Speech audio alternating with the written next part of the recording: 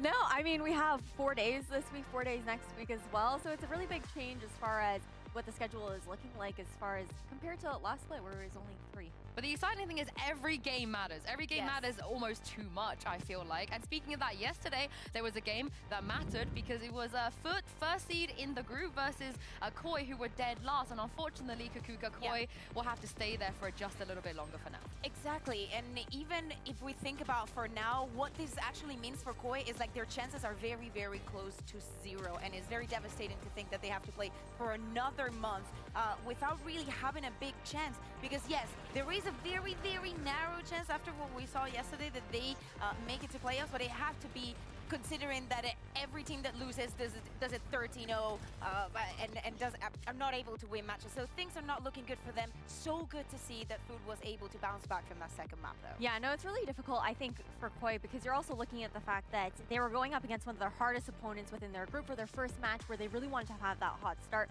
And we talked about those stonks yesterday, and unfortunately it doesn't look like they will be going up like we had hoped. But we got to focus in now on today's matches. And today things are looking crazy. Like so many people is excited to see BBL versus Fnatic, but afterwards seeing Heretics, Navi also, they were so close to making it to Shanghai after the season that they had, and they stayed home. I just can't believe the Heretics have to, Berlin. Yeah, they have to do everything that they did in Shanghai, play that many games to come back, and then face NAVI in week and 1. get no points in the process. It's absolutely crazy. It's crazy. But let's talk about the thing that every player cares about. You know, we speak about stats a lot on this show. We talk about ACS, ADR assists, so on and so on. But there is one stat I feel like matters the most, the one that means the most to everybody, especially to our pro players. And that is, of course, headshot percentage. We love a good old headshot percentage. It tells us so much about that game. But all jokes aside, we're going to bring back a blind ranking. I'm going to give you guys 5 different players. This always ends up. And I want you to tell me where they will go. A blind ranking. I do. 1, 2, 3, 4, 5, where you think they will go in terms of their career headshot percentage. Career. Career. Yes, okay. career. And we're going to start with an easy going. one. We're just going to start, get the ball rolling at a player who is known for his aim for a very long time. And it is the Turkish god, one of the Turkish gods, CNED himself, Professor Charles Neddington. He played yesterday. He had a great game. Yeah, but he played a lot of off. That's what I'm thinking, too. I feel like CNED has to be... I want to put him like third. Yeah, let's do third. I feel like down the middle? Yeah. Okay, I don't know. Are we just doing EMEA? Yes, just EMEA. Just EMEA. The best region. Yeah, obviously. I think third, just because I'm gonna of even the off. fourth. Okay. Okay. Choose third or Yeah, fourth. we don't know who else is on Third. Just a third. Okay, I'm going to put you third, and I'm actually going to tell you what headshot percentage he is, if this lets me. And he actually has a career headshot percentage of 25%. There we go. That is average. Third is a nice place to start. Let's go next, because we can't talk about headshot percentage without the headshot machine himself, Scream. He also, so we're talking career, because there was also a time where he picked the op. Missed those days. Damn. I wasn't here for the Scream era, so I'm leaning on you a little bit more for this one. Oh, you missed out. You missed out. I'm gonna give him second. He's called the headshot machine. I'm gonna give him I just second, wanna yes. say. All right, Scream. Come on, I've been here for a very long time. Headshot machine goes over there, and it is a whooping 32%. You're doing well. Career high. Yeah, wait until you see the last two. She always leaves the last two. They know him for his one-taps for a reason. And the third one, which is a player who's currently in our league, and of course a lot of these players are going to be Turkish because they do have the best aim, and that is Elite from BBL. So I know what you're doing this.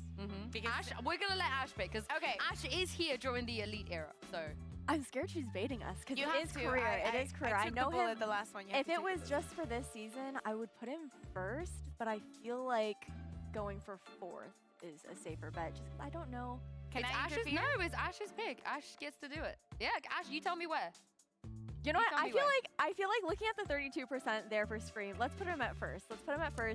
Because when you're looking at Elite, realistically, I expect consistency out of him. I want to know the number. It would make sense. Do you remember the number? Yes, I remember. You have to wiggle it a bit. Yeah, here we go. It is 34.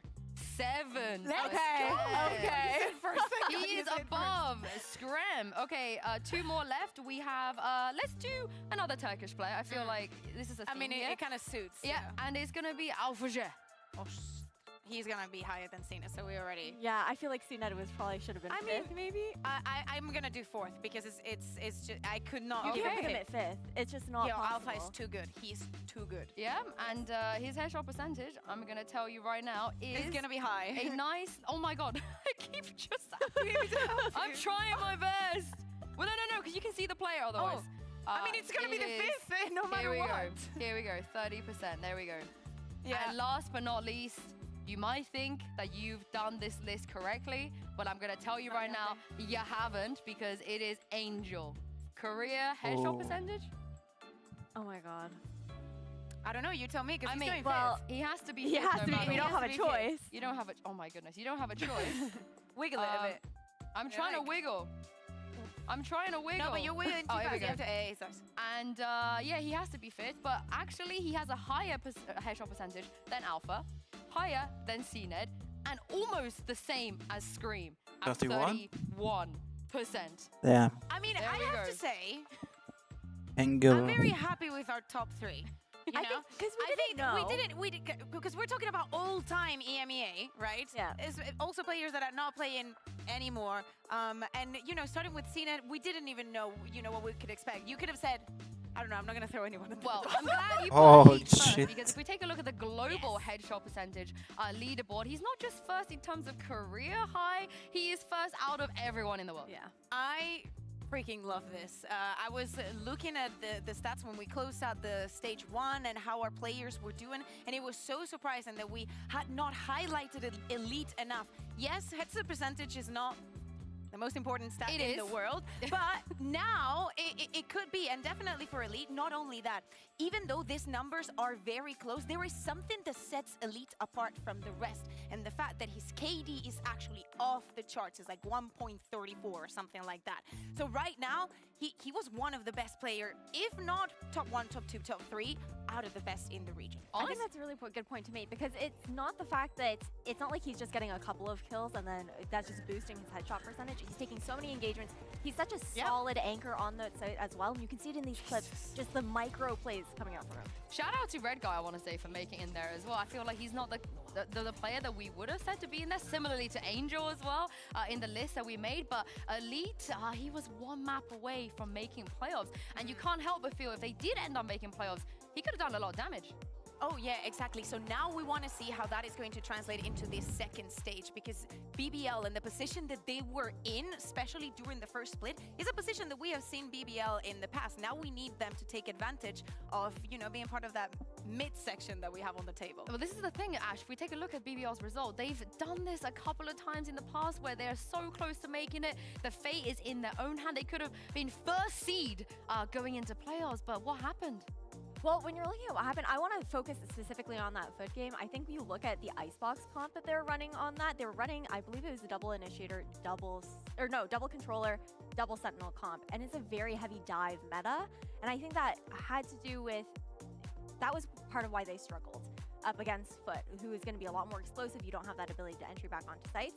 But BBL is also this very emotional team, and we saw the highs when they were winning earlier on in the season, but we saw also the frustrations mounting. And when they don't get the ball rolling early on in a series, which when they're starting off without a map win in either of those, it makes it very difficult for them to come back mentally. And speaking of frustrations, I don't think a team could be more frustrated than Fnatic right now. They went to another international event, but Kukuka, the results were just not there.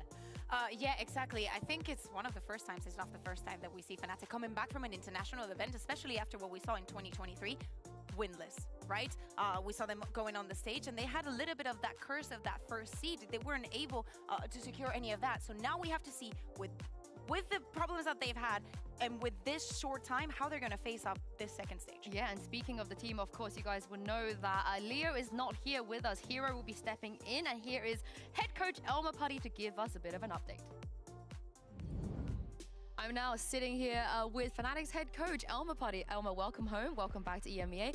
It has been a pretty tough year, I think, for you and your boys. I think especially with the scheduling, there's been a lot of illnesses, and I think you guys have had kind of ups and downs. So I just wanted to ask you, how is everyone? And also, how's Leo doing?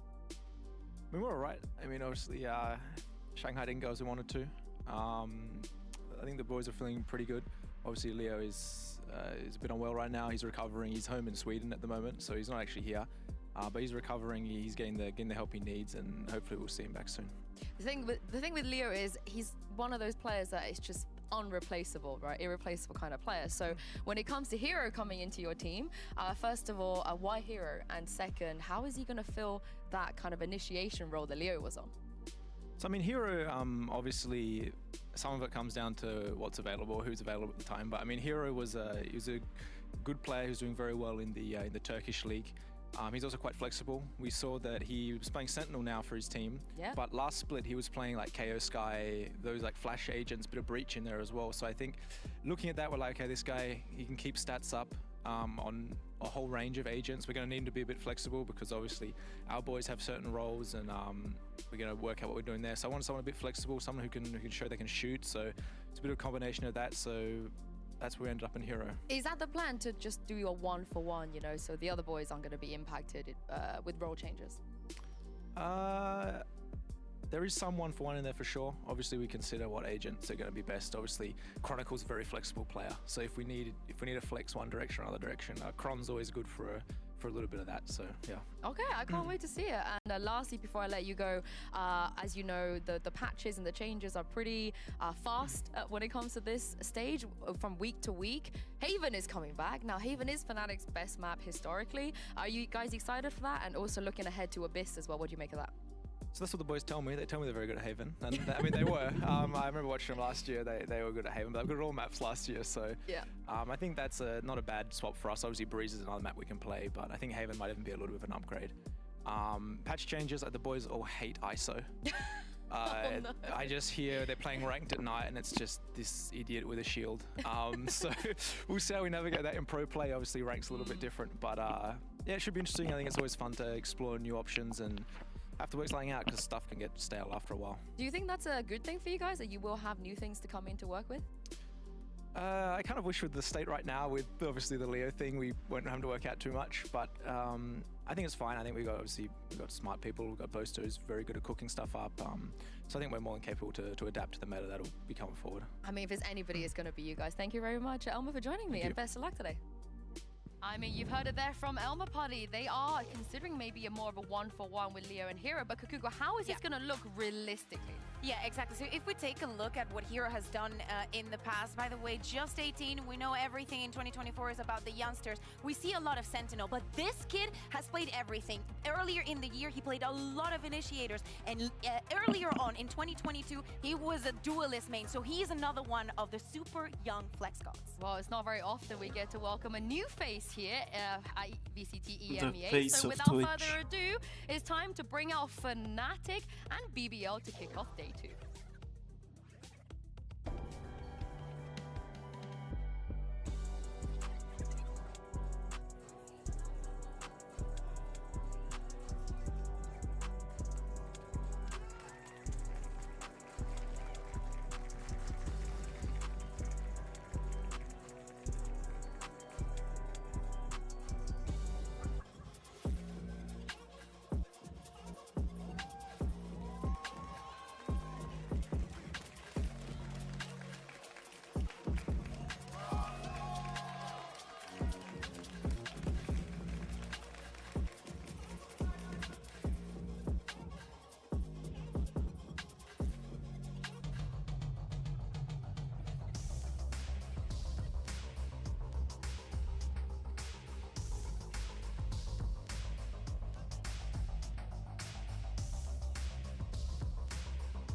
Of course, the Hero isn't just the only new face we have on stage here today. BBL, they changed up their coaching staff as well in the break between Shanghai and now. But this is the question.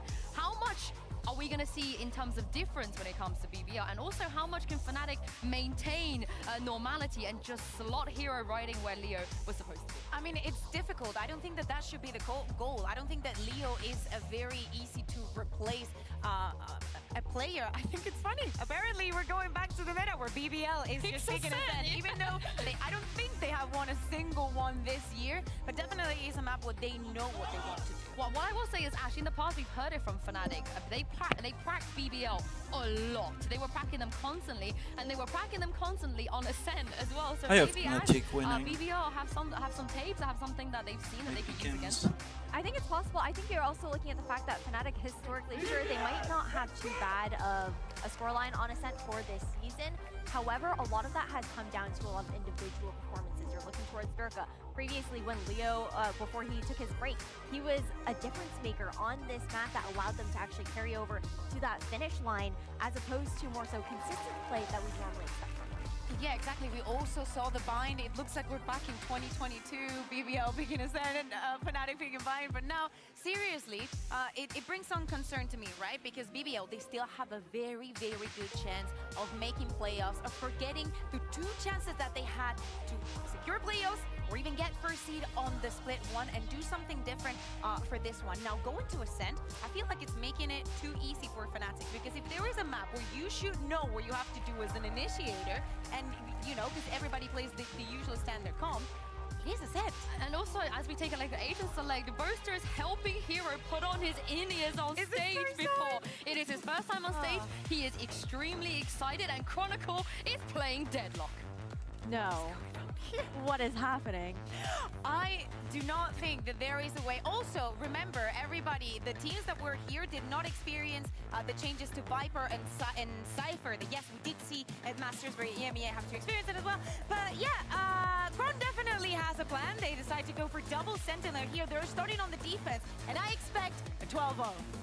You expect the 12-0 to start things I off? want an explanation to this.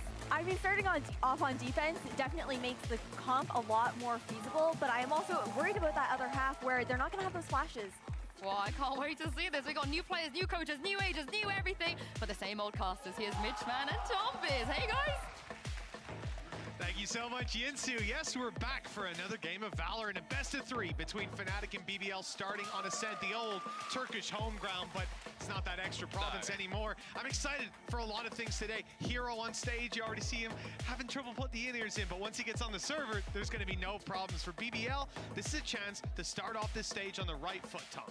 Yeah, it's always nice when one of Fnatic's heroes needs a break, and then you have another hero that can just step right into his shoes. Like that. That's the one day I'm going to use that joke, and never again.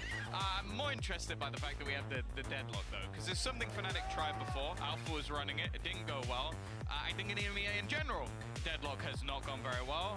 Only Loud, I think Sadax had a few successful runs out with that deadlock, but yeah, it's not been the prettiest of picture. I do think on Ascent, though, there's a lot of interesting things that can be run, especially on that defense.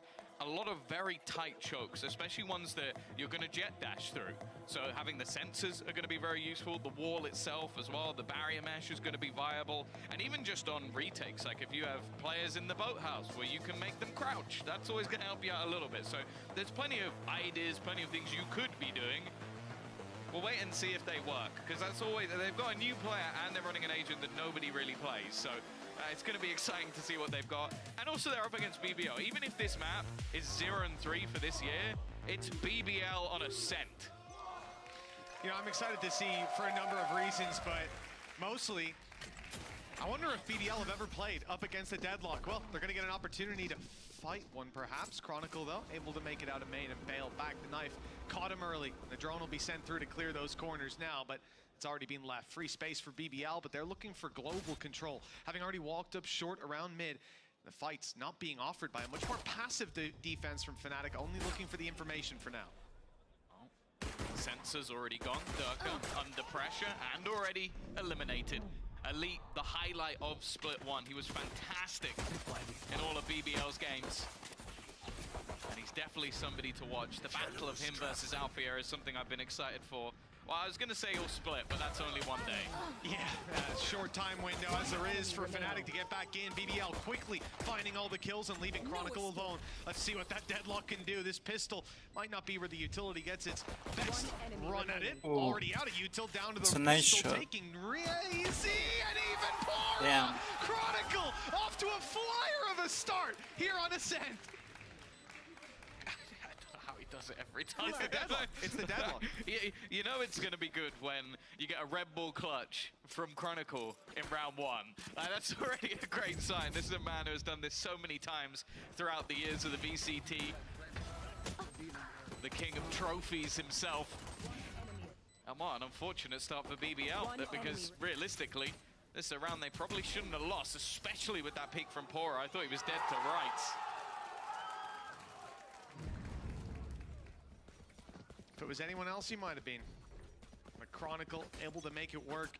3 kills on the board. Flyer of a start for the Deadlock player. And I think BBL did a great job at dealing with a lot of the utility. They go up in B, they avoid the trap of the player pushed up close. They go on short, see players, they don't immediately burst through. Again, aware of that utility potentially lurking. Destroyed the sound sensor, the sonic sensor. And from that point, they had the sight and only lose off individual duels. Not a bad start to this attacking side realistically, but now they're left down to pistols. And the second round should be a pretty dominant one for Fnatic. Yeah, you'd expect it to be. A couple of sheriffs to play with, and as said, I think when you've got Kushner and Elite, there's always going to be a little bit of danger. In fact, Dirk's not going to be able to find too much with his initial peak other than some damage. But I do wonder if maybe that rifle will be switched into another player's hands. But of course, you do want to farm up any ultimate orbs. Although saying that, the closest is Chronicle for the Annihilation. Getting ever closer.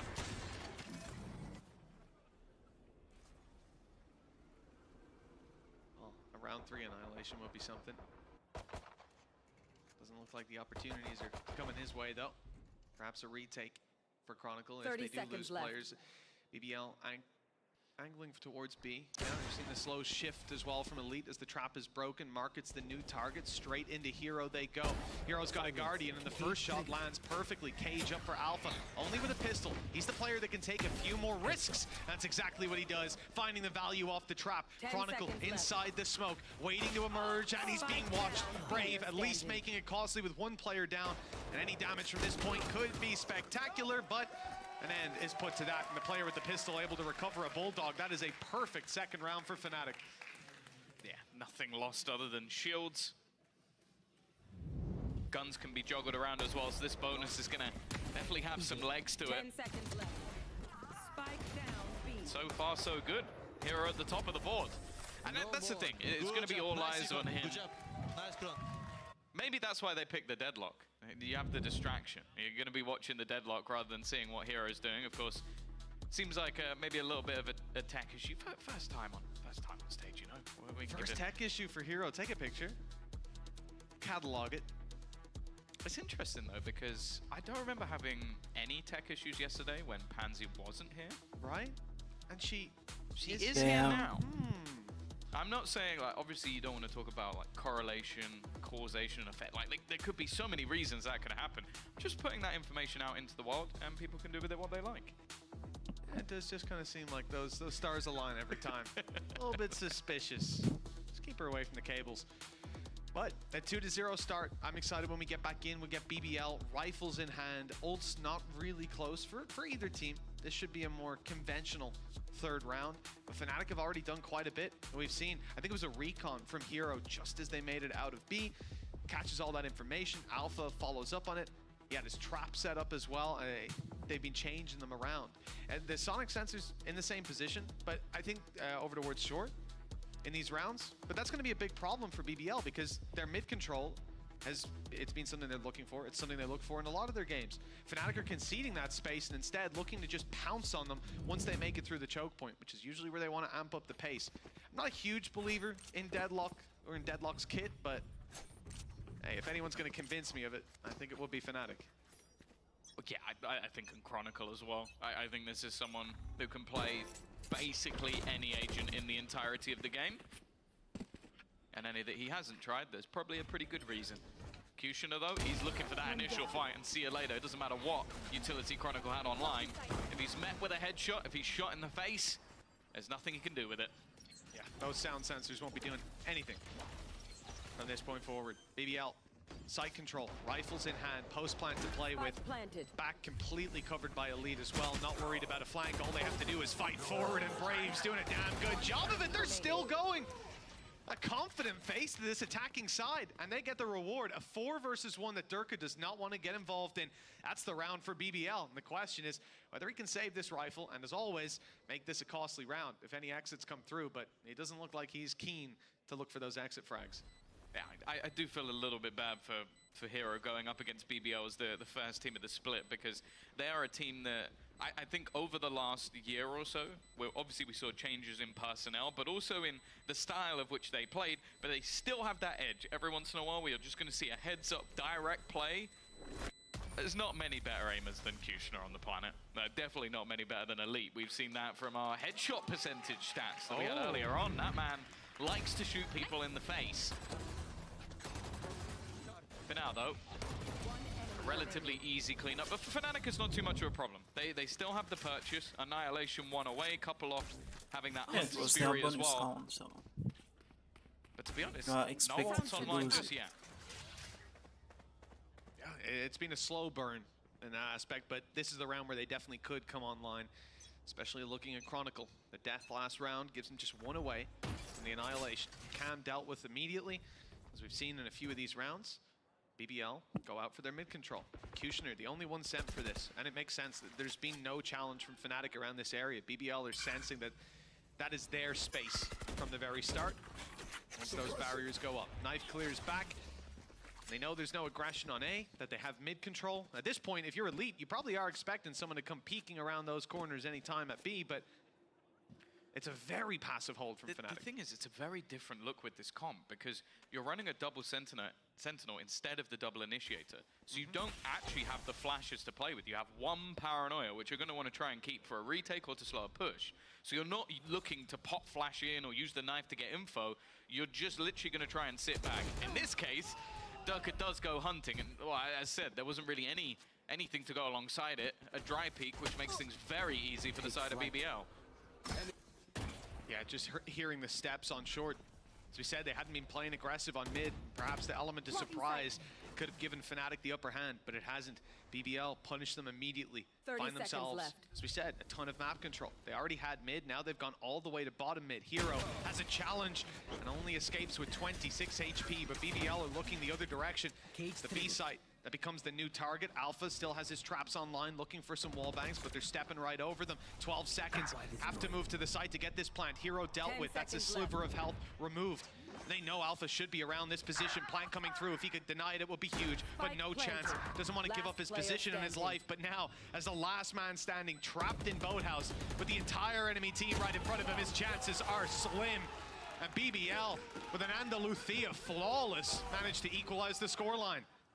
Yeah, I think we're already seeing the slight gaps in what the composition of Fnatic allows. Like, if you don't have those flashes to go for those aggressive plays, it's going to be very, very difficult for you to win fights if your opposing team is waiting for you. That's definitely a little bit of a mistake. We didn't need to highlight that. Come on, first game in VCT and you're showing that. But yeah, I'm interested to see how this works for Fnatic, because on a passive front, you're able to delay, you're able to deny control. On a proactive front, it's a lot more risky. And that's where I want to see, because especially on the defensive side of this map, there is normally a lot of battles for A, battles for B. That's an uncomfortable fight. It was an interesting fight. I don't think I've seen many people dash into that angle before. Yeah, but it's the confidence that Kushner's playing with, especially up against a weaker buy. Yeah. It is a roll of the dice. There's the aggression finally for Elite, but he got a little uneasy. He's looking for a cam for any players trying to grab the information, but instead it was the aggression catching him. Advantage now sits with the team that really doesn't have a lot to play with, just the pistols.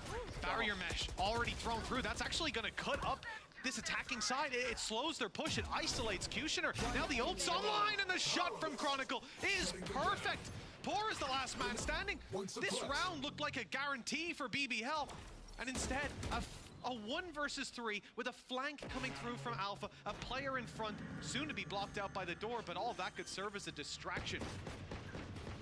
35 seconds, and still no real comfort ground to plant that spike, and it looks like he definitely suspects the flank. And he will land the first few shots. Alpha down, and another Pora going blow for blow, and now it's only Hero with 70 HP and a Sheriff. You could see Pora going hunting.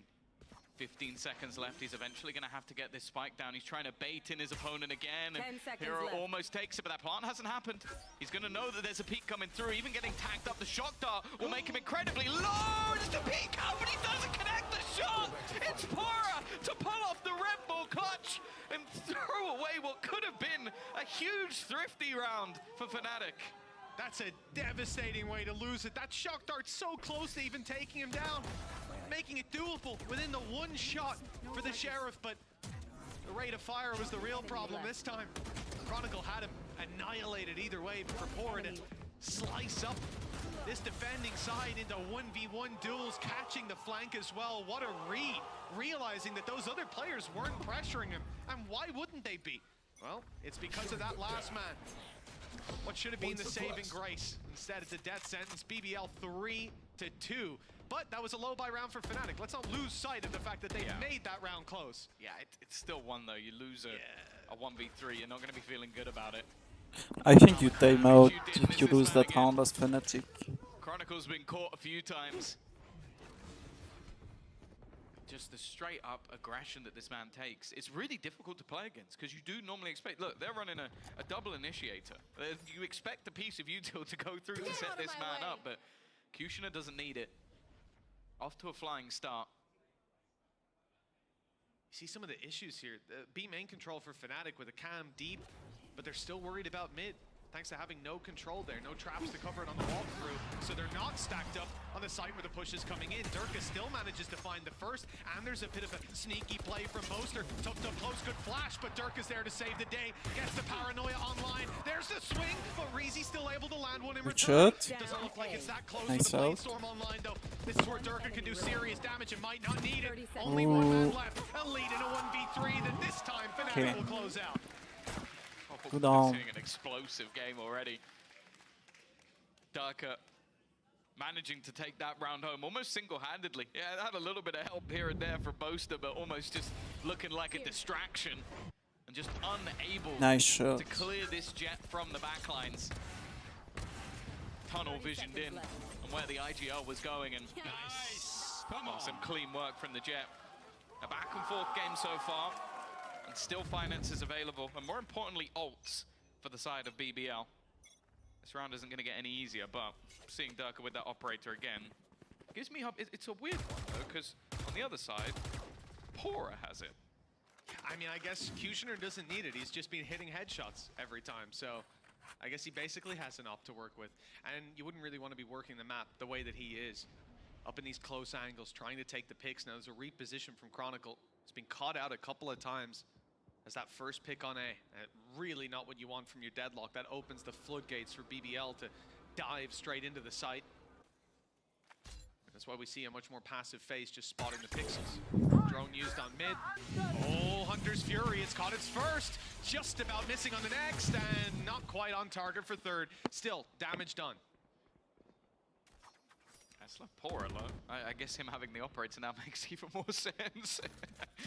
Allows him to still have that one-shot capability. Again, you can see that BBL are consistently looking for that aggression, but the only aggressor anywhere on the map has been Durka. Other than that, there's nobody with a get-out-jail-free card, so just gonna have to try and sit back on this one. The mesh holding them at least for a little longer, but instead they're gonna look to try and move into the den of Hero and Alpha. And with 20 seconds left, this backside hold might be difficult. Chronicle down, but his util wasn't here. They'll still need to watch out for Alpha's traps as they make their way through. There's one. 10 seconds left. The timer ticking away as Hero steps up for his double. The Odin on backside combining. They dropped Alpha. They weren't ready for the second man. 4-3 now in the lead in Fnatic's lap. Yeah, I think Boaster in the middle of that also TP'd his way back into the site. So it was a three-man stack by the time the push actually went in. And I do think that BBL are in a bit of a weird spot on the attack side because they know that they're waiting to see if their opponents go aggressive, as you normally do on this map. They're waiting patiently. The problem is with how passive Fnatic are being, with how dense their defensive utility is, you can't be going in with 20 seconds left. It worked the first time out with a little bit of luck, but I don't think that's going to work consistently. Well, BBL have called the timeout. 40 seconds to touch base with their coaching staff.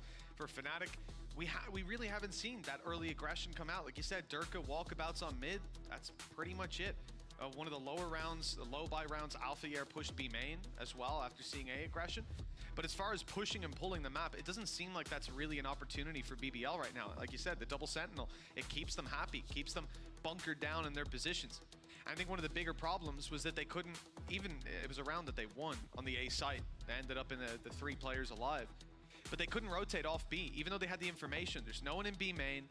They didn't have a trap for mid. This time they do. And so it meant that 2 players still had to sit on that B site, hold down the fort. If they can keep that, just a little bit of proactive control around the bottom of middle, I think this game gets a lot easier for Fnatic to have numbers ahead of those pushes whenever BBL are going for it. Well, in this round, I do think we might be seeing a bit of a pace change from both sides. Immediately, space taken. Flash already giving them that control. Durka, there isn't really a way out, but it doesn't look like they're looking to try and leave. Nice shot from Reezy, though.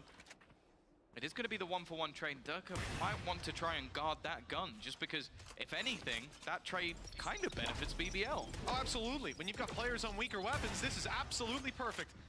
And the shot through the smoke, not going to land. Rifle is retrieved. Now BBL thinned out the defense and have better armed themselves for the late stage battles that are soon to come. Even picking up an orb on Pora, now just 1 away from grabbing his ultimate. But it doesn't look like they're shifting back to B to grab it. Instead, looking forward. Boaster I know exactly up close, has the support of Durka. That's helped him out in the past, and he will back off. Durka's abilities cancelled. It's when they decide to break through this cage, or break through whatever's there. It should be off the back of the smoke, but instead it's Kushner walking through short to grab the double. The rifle in his hands is deadly. And now he's even got the operator upgraded too. Alpha Air's 1 versus 3. Well, he does seem to be going for it. They've got the credits to risk it. Spike planted. He needs something quick. Kushner's going to give him that fight. He doesn't miss the shot, though. He's been fantastic so far today. And that was the problem with this round. The initial pick that actually went through for Fnatic was Brave. So they had no smokes to enter into the A side, which it should be nigh on impossible. So I believe what they did instead was they used the Hunter's Fury to push players out of position and then have Kushner run in on the entry. And when you got this guy on the entry, sometimes that's going to work out anyway. Yeah, absolutely gorgeous round. I was expecting to see the first point of contact being a flash from Pora and then Kushner swinging in, but he just doesn't need that support. The guy is winning heads-up duels again and again. Putting it to 4-4, equalizing the scoreline. Still rifles in hand for both squads. Ultis for Fnatic, not great from the shadows for both squads, but it's Pora finding that last ult orb that puts the null command online. A big entry ability for this squad, and well, it'll be a fresh change to not see Kushner as the first man in, if even. Look how much utility there is currently around Durka. It's like he's just surrounded by a million different traps. And then they've put the other players on the other side of the map. So almost just going for a gamble that he can then fall back if he needs to. The problem is that mid control, though. They don't have a lot in this direction. A couple of players looking to try and face in that direction instead. But as we've seen throughout so far, BBL are happy to have these faster pace rounds and then slow back down and just play off the information they have. I like that knife. A lot of the dangerous close corners are cleared out by it, so that's a lot of information, and then the ult used, presumably, to cancel out the utility to catch Alpha or Chronicle, but neither are caught by it. This setup is perfect from Fnatic. It's whether BBL will fall for the trap, will step into these danger zones, and they've already removed one of the players who could do any damage to them. Durka's left blinded, and even as the trap catches one, he's in! Spike down. The blind fades, and just like that, the round is theirs! That is unbelievable from Durka! I thought he was too late to capitalize on the trap. That's on prime I Durka. was incorrect. Yeah, I think they had 2 lots of traps down that corner. So it not only had the reveal that lets him know there's somebody there, Sonic sense. but then they get stunned as well, and so they can't move. So they're all just stuck in the mud as they go to swing. It's disgusting. Like, that is a really nasty setup from Fnatic, and that's always the thing when running up against a composition like this. A team like Fnatic is always going to have ideas that you're not quite ready for, and I think that was definitely one of them. That was absolutely gorgeous. Poor result, the big brain play last round. This time, Boaster getting aggressive with Chronicle. They find their pick, they get out of there. Maybe not. Brave is behind them, committed the teleport. Even with a classic, he's the only player without a rifle. And he's gone in, a man behind enemy lines, but severely under armed. I mean, what's the position here? Do they clear Chronicle? They know that that's a gap in their information, and the Cloudburst goes down so they can isolate the fight. Well handled. Still need to link up with Brave and Boasters between them. It's gotta be such a confusing way to play. They managed to clear him out. An almost full rotation, but leaving Alpha behind. There is still time for BBL to play with. The problem is a man down and weaponry still in hand. The thing is, this is almost being played as a bit of a bonus. Like they have themselves a bit of extra cash to play with for the next. So although damage probably wouldn't be what they're hoping for, if they lose this round, they should still be able to buy. left. Taking it right towards that Cypher setup. Traps further back though. They go down lane. It's only going to be Alpha that can stop them. Reveal up top. The smoke is perfectly timed to counter that out. 12 seconds though. That Spike needs to make its way to sight, and as they try, Hero picks them apart. 8 seconds. They can win this just with the bodies they've got left on the field. And Kushner can't get near that Spike. There's no way for BBL to recover. The question is if he can save this weapon. They're hunting him down, and Durka will be the one to find the kill. 6-4, a 2-round lead now. We're finally seeing these teams separated by something, but like you say, Tom, it's not the end for BBL. They're right back into their buying ways. They've definitely had their struggles on this map this year. 2 losses to NAVI, I'll say are forgivable. That's ridiculous. A loss to Gentlemates as well. And yet to get a win on the board. This pick may have even just been based off the fact that Fnatic really struggled against their Turkish brothers afoot, but they may have had a game plan for what was on the table before. Unfortunately, Fnatic changed that quite drastically. Yeah, even the roster as well, right? Hero impressed me last round. What a read. He puts up his recon, sees the smoke bloom, realizes if they're not being revealed, and there were players shooting at me a second ago, they have to be in that smoke. It's the easiest wall bang of his life, and he gets 2 out of it. Completely neutering that push, and with so little time, that's the difference. I mean, it also dropped the Spike, right? So the player on site hadn't even got a chance, even if they were left entirely alone. 1 minute on the clock. Right here. BBL, Right a little here. slower, working that mid control. As I said, they've sensed that this space is being left mostly open for them. If Hero spots them, there could be some dangerous wall bangs coming in, but for now, they're just about avoiding giving that info away. There it is, though. And they've got to be careful. Again, a bit quicker this time. That's been the major problem with going into this site, is they have been running out of time on that clock. Alpha is going to be under a bit more pressure, but already seeing... It seemed like Boaster was going to try and rotate, but he got denied. Had to fall back. And now Hero needs to try and get something through this smoke. Has the support of Chronicle. But the advantage is going to stick. And finally, we're going to see an afterplant on B. Over there. At long last. Annihilation online on the way back through. Fnatic have Boaster making his way in mid. He's being caught, checking the wrong way. Chronicle only good for 1. The number's thinning. And Fnatic locked out by a smoke. An Operator and an Odin to work with. Credits pretty healthy for the next round. Yeah. They don't need to go saving. It's a very strange look to see them backing off like that, but they found another pick for their trouble. Time now, though, a huge issue. The Spike's already ticking far too fast for them to root out these final players. So it's going to be Hero sent to try to make it costly, drop some weapons, while Dirk is saving that off for the next. I think we finally saw the adaptation I wanted from BBL. I think this composition is so difficult to play against because normally you're expecting aggression. The way you play Ascent is you're ready for people to try and take A main, take B main, and although that's been here and there for Fnatic, the majority have been anchoring themselves right at the back of the site with a few set plays. And this round definitely seemed like more of an adaptation to that. Like, okay, we know they're going to be more passive, so let's wait initially, move a little bit quicker into these rounds, and well, not allow Alpha to sit at the back of site with 15 seconds left. That was the main thing they needed to beat. That's always going to be an issue. Annihilation was used last round, not too much success. Haven't seen it land so far. only being the 2. And even then, one of them crowd control the kill out of it. Durka, Blade Storm active. It's a last resort, and he's caught by the reveal. Damn. Kushner clean on the follow-through. And not clean on the dodging. Couldn't get out of Hero's ultimate. So a 4v4, a trade that Fnatic have managed to Jets pluck out are of that gone. situation. Yeah, and it's a pretty good trade by him. Kushner has been one of the most important factors. Chronicle's position as well. This crossfire has been created in a bit of a peculiar way. Timing, though, might not be with him. Oh. He's going to go swinging. Poster. Well, he's got the information. He's found where I think 3 he's players from BBL are. The problem is it's cost him his life. Yeah, Boaster they as well. expect This is him. a risky position to be in. They've seen him. They know he's there. All these aggressive spots from Fnatic have failed miserably. And now Hero, well, that's what they need. First goes his way. Needs a little bit more. Gets a second as well. An ace on the cards. A player or two have done that in their Yes, debut, but good this might be the utility best for them. too. Spike planted. Drone will give him the information onto Pora.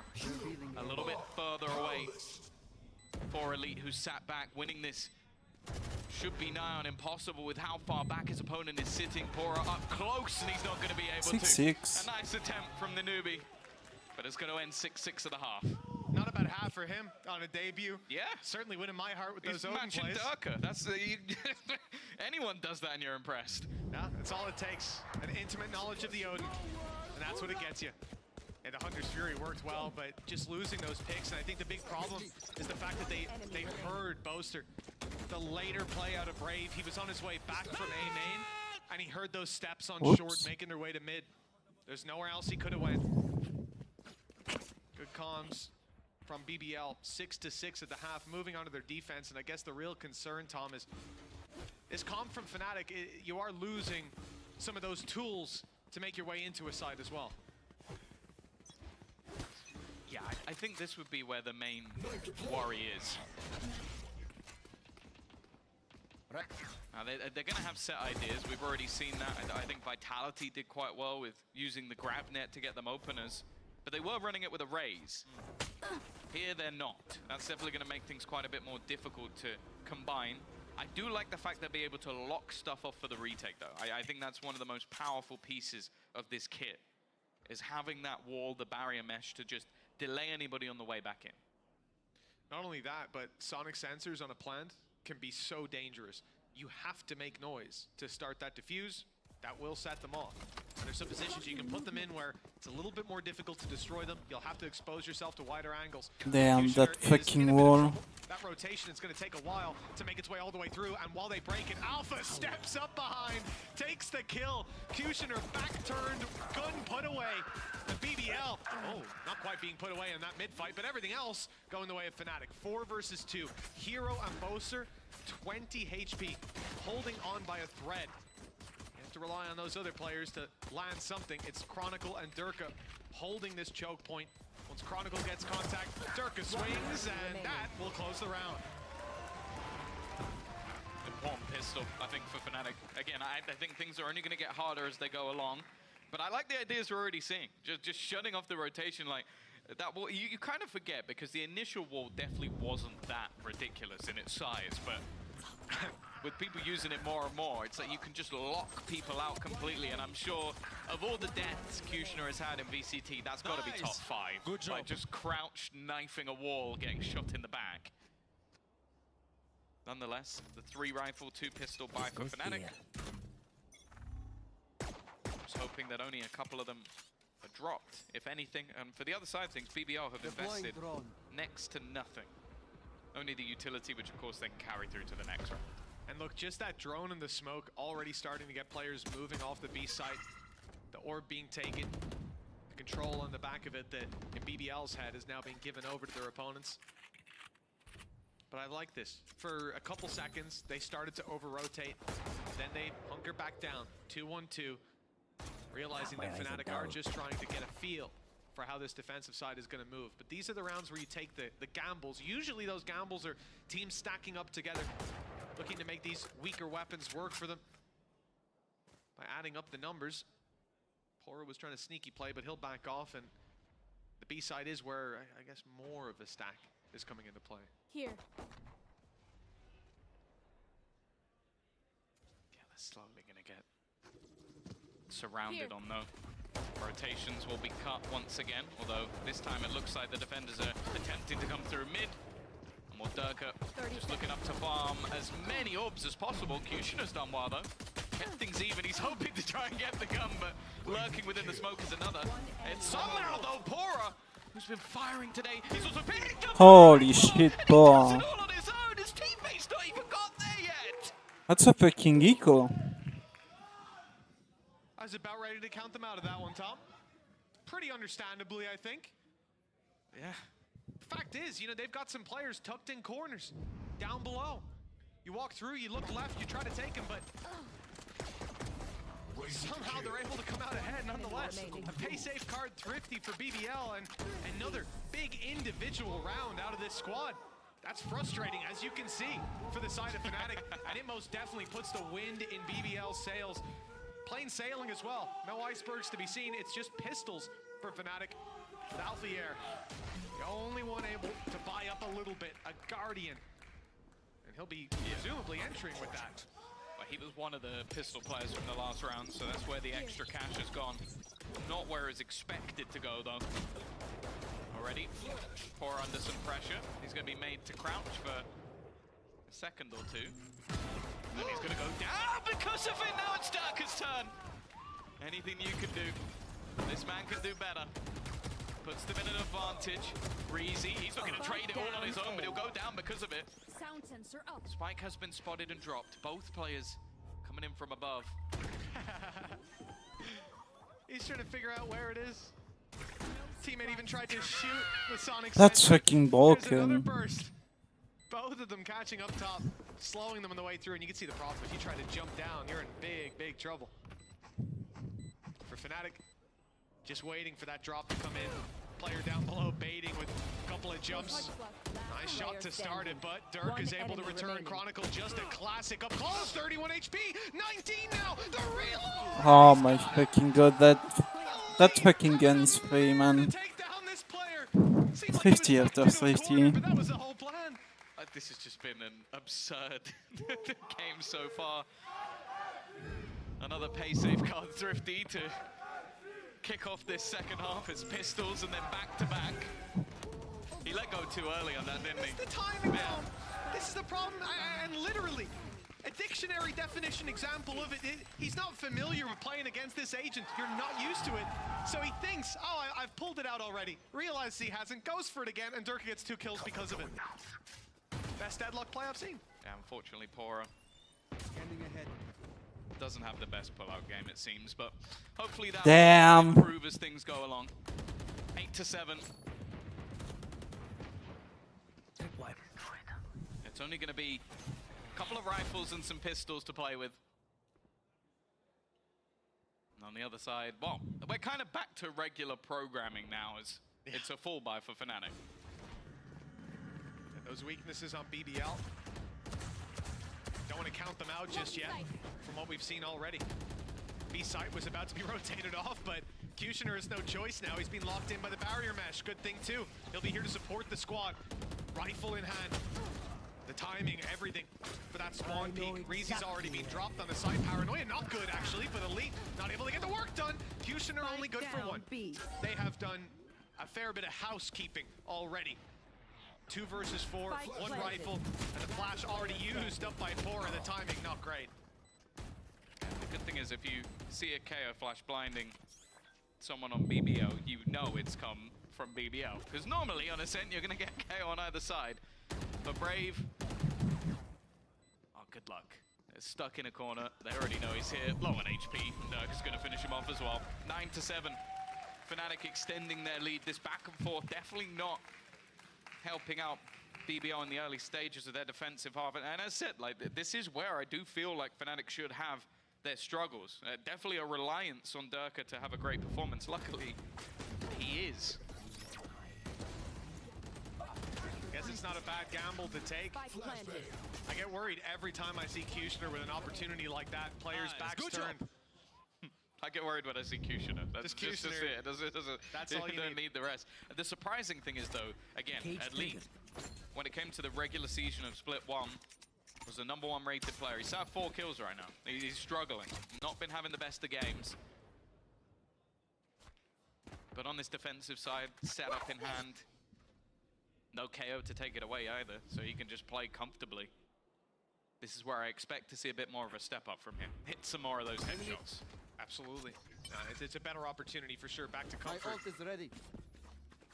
And running into that deadlock is very different than having deadlock run into you. 9-7. 2-round gap. Momentum in Fnatic's hands. BBL have got the rifles back out. Reezy and Elite are the ones to take this challenge on B. You can see the rotation from BBL. Look at where Kushner is. He's already moved his way back to the A side. They weren't expecting another commitment into this side. Hunter's Fury caught them both. It's almost a guaranteed kill with them stuck in such a narrow angle. That makes it easier for Durka to take them down after. One blade already dispensed. Kushner's made it here to help. Found his first and backing up those players on site. Fnatic might think twice about going for this still. They need a pick on the way in, and it looks like they're committing. Maybe unaware of how many players are waiting, beckoning them in on the other side. Although they shouldn't. They caught 2 with the Hunter's Fury. They've seen Kushner here, but confident to follow up off that damage. Now they have to go because the spike is down, and as they make their way towards it, wall bangs. What a defense by BBL. Put an end to this one. Great reaction from BBL. Remember, that was like a 5v2 on site at one point with the closest player up in A heaven. And they managed to get Kushner there in time. Yeah, I think the other issue as well is normally if you're going to try and disengage, you have 2 options. Well, 3. You could run through their spawn, which is insane. You can go back through your own, which takes a long time. Or you can try and go through the market. Unfortunately, they walled the market, so they couldn't do that anymore. So I think there was a moment where Fnatic maybe considered going back, because actually, we're either going to have to try and run through them, or we won't have time. So it definitely can create some issues of their own. 9-8. There'd be no surprise for me here if BBL were able to turn this on the defense either. Especially if that operator comes into play a little bit later on. We know the defensive side is where it can thrive, and for now, this almost reminds me of like an old school Gambit style, leading Durka to try and find that entry in mid, like almost have him hunting with the rest of the team lurking and waiting for aggression. Nice opening. My ult is ready. Said Dirk has been firing on all cylinders. He's cooled down in this round. Big kill for Reezy. 4 ults online for BBL as well. The safety nets multiplying. Fnatic Listening. shifting their approach. Sonic sensor on A in case anyone tries to get aggressive. For a moment, until that sonic sensor was thrown, believed it was going to be an A hit. Seems BBL still have that belief with 3 players stacked up on that side. Perhaps another opportunity for Fnatic to isolate these B players. Reezy playing off-site is going to be a problem. Elite still has his traps on the way in. Hunter's Fury will be online. Reveal will be back up soon as well. Cam's already spotted them. The information is there to play with for BBL. They've put 2 and 2 together. The rotates are underway. 14 seconds, very low on time. And Elite has his cage up, spots one on the way in. Now he's caught crouching, but they still need to push into him. Do a good job of it. 6 seconds as the plant comes in. This is Fury. A chance to give them something back into the site, but it hasn't happened. Pora, however, has all 3 grouped up together. Here. Alpha, I think, has been spotted at the back, so Hero's the only unknown quantity. Trying his best to reposition, make a play, and he's going to get the chance to fight.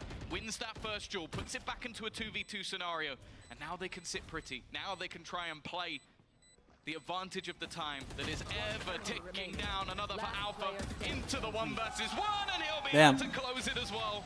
A close but no cigar for BBL as Fnatic get to 10. An ambitious play to dash on him in that situation. I think perfect read by Alpha on the swing. It's got to be another upsetting round. Look at this fight in towards the spawn. Boaster slowing down the rotations, buying that little bit of precious time for these players on site to set up and get that plant through. It's 10-8. Fnatic have just won the round. They've won 3 out of the last 4 times, but they've decided to call a pause, a timeout now, so they can level themselves coming into the home stretch. This is a very big round coming up. I actually love this timing of the timeout because BBL are putting all their credits into it. They haven't got those ultis to fall back on because they used a lot of them in the previous round. And for Fnatic, a win here could well be a 12-8. 4 chances to close it out. It's the best time to get Almaputty's opinions. I think also just winning a round with such high energy as well. It might just be a leveling out process, making sure players don't get ahead of themselves. Saying that though, to have Hero up the top right alongside Durka, it's definitely been a standout debut for him in a position that must have been difficult. We've heard that the team had days of practice with him rather than what you'd hope for quite a bit more. Obviously, even Shanghai only finished 10 days ago itself. So there can't have been a mass turnaround, but it's definitely looking better than expected. For BBL, hey, this is probably the best opportunity to face off against them, but financially, not in the best spot. Triggered. Their defensive side, not quite working out in the way they will have hoped, and they may just try and turn that here. And the Knife's got them a little bit of information on the BBL side. Kushner's on the way to A. There's only one weakness for BBL. Healthy buy, Sensor up. excluding the shield. Ultimate ready.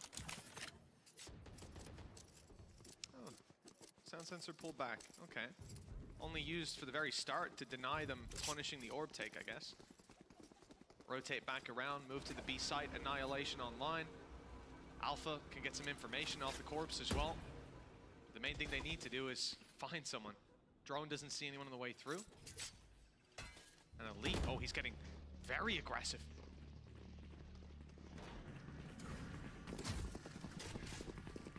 Oh, 40 seconds left. The Fnatic to make their move. 3 players here. Annihilation being used in the setup of the fight has already happened.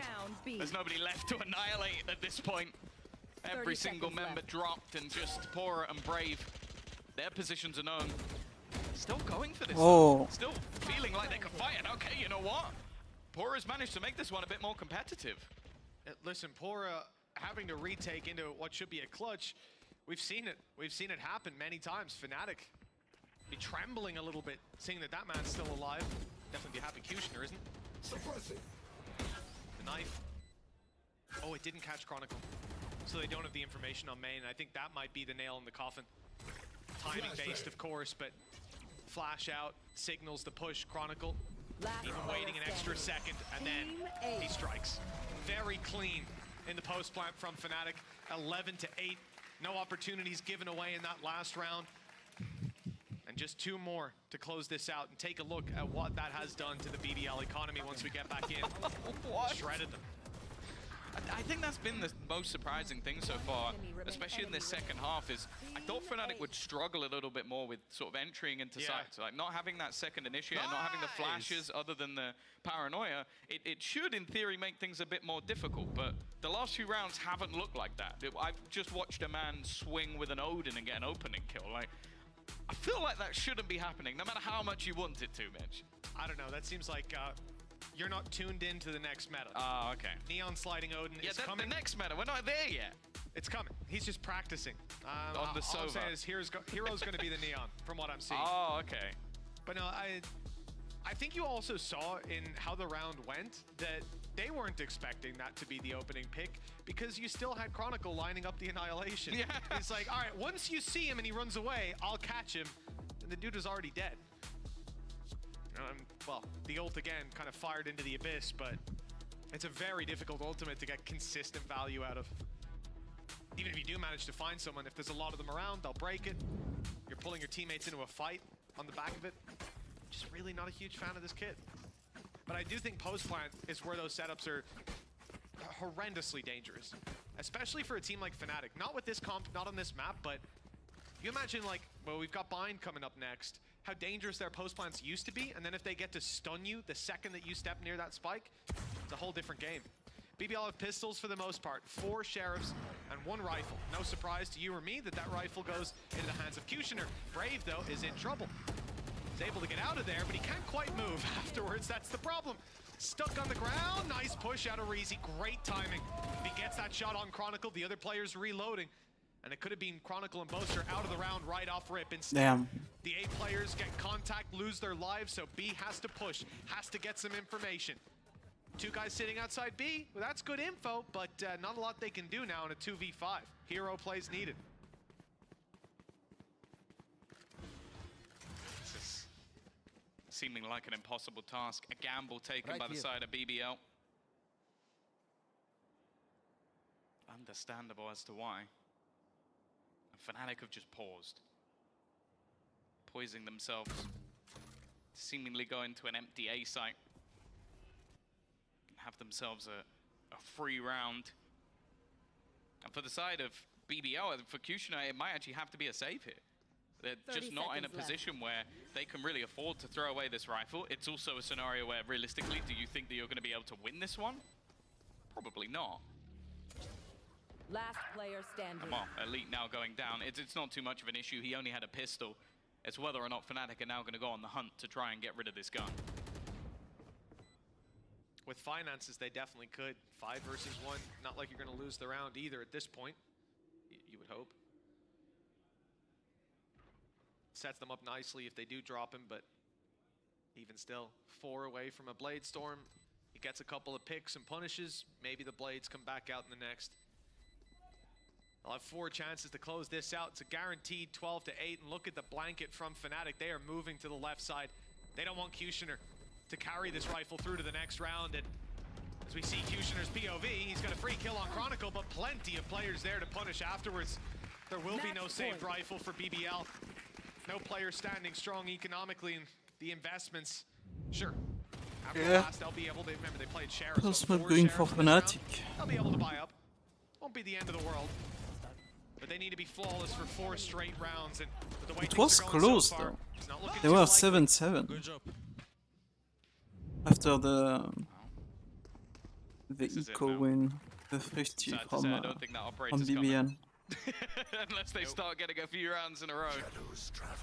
Not part of the game plan, but Kushner's still been there. It's some quieter performances elsewhere that seem to have gone amiss. Fnatic, with a new comp, a new player, still looking as devastating as ever.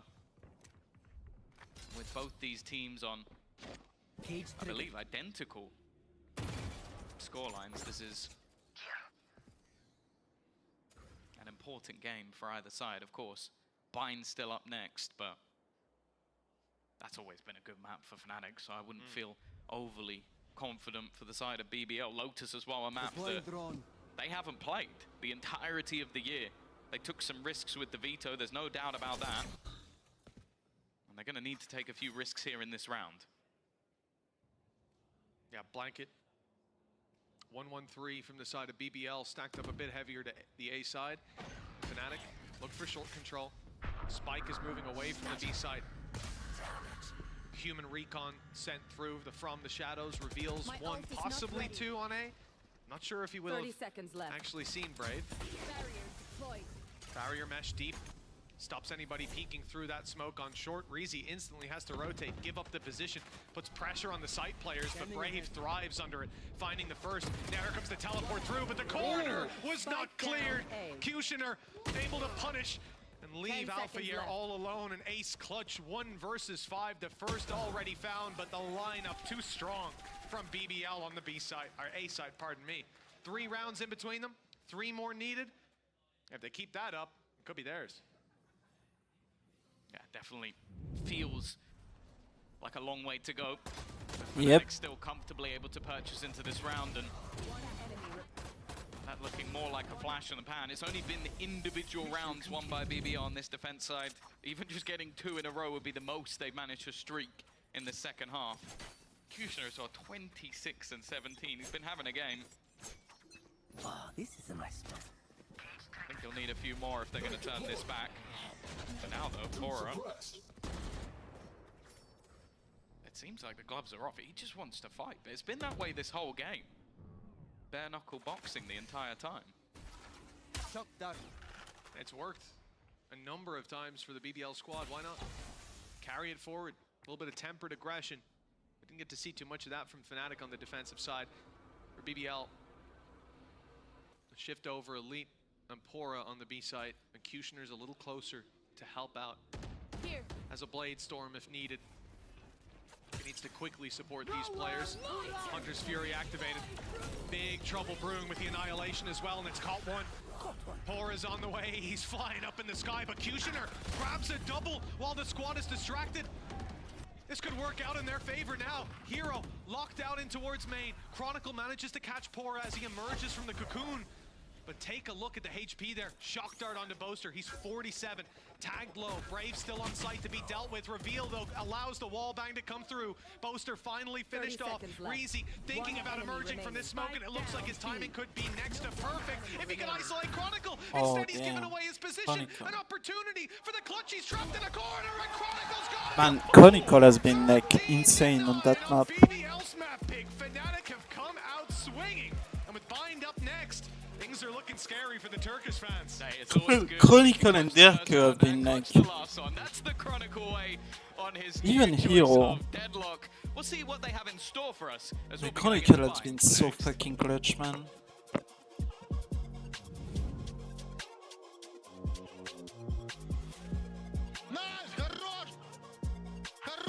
Nice, Kron! Nice round, Kron. Nice! Nice, Kron! Good job, Kron. Nice clutch.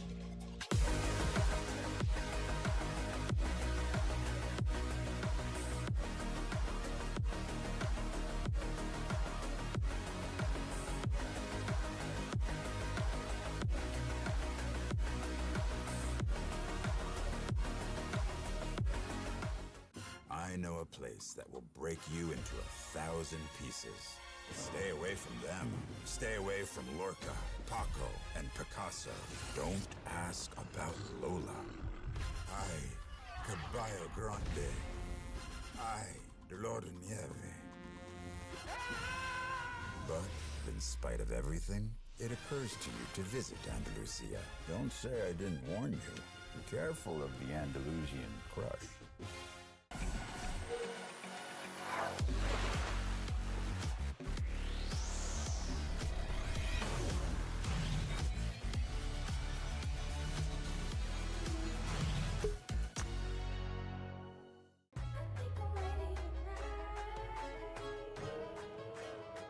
Hey guys, it's Jimmy Lin.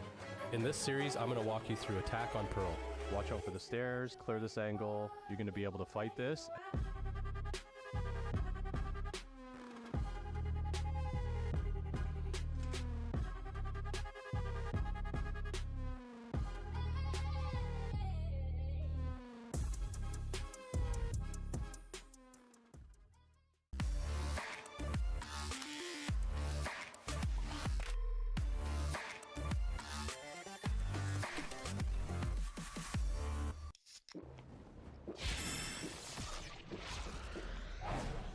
Red Bull gives you wings.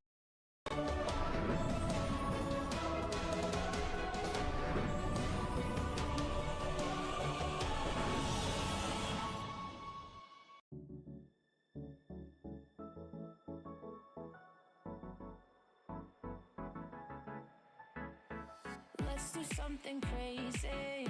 Get a bit wild today. Cause we don't do this every day and we deserve it. Life is so amazing. Nothing is in our way.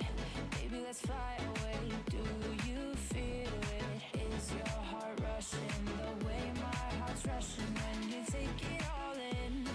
Baby, this is where we come alive. Do you feel it? Take the world by storm. Just you and I can't believe it took so long to realize what makes us come alive. Oh, what makes us come alive? Let's break some rules.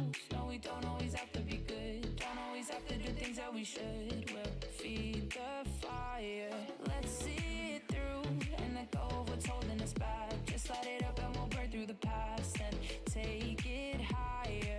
Is your heart rushing the way my heart's rushing when you take it all in?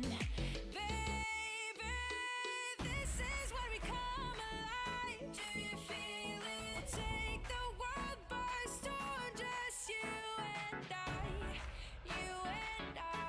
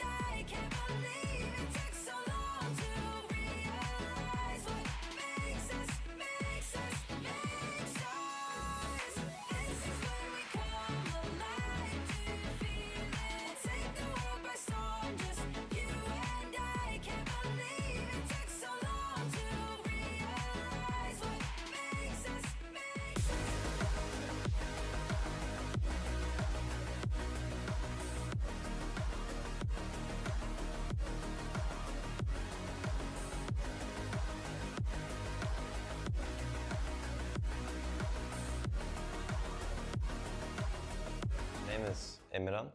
I'm 18 years old. I'm from the Netherlands, but both my parents are Turkish. The role I play in the game is like a little bit like mixed. I play like initiator, recon as well, like sentinel, and also like duelist. My favorite agent would probably be like the new Neon. I like going in ranked sometimes and just locking in Neon and just like going everywhere, like killing everyone. I mean, like hobbies outside of Valorant would probably be like, I mean, I like playing football a little bit.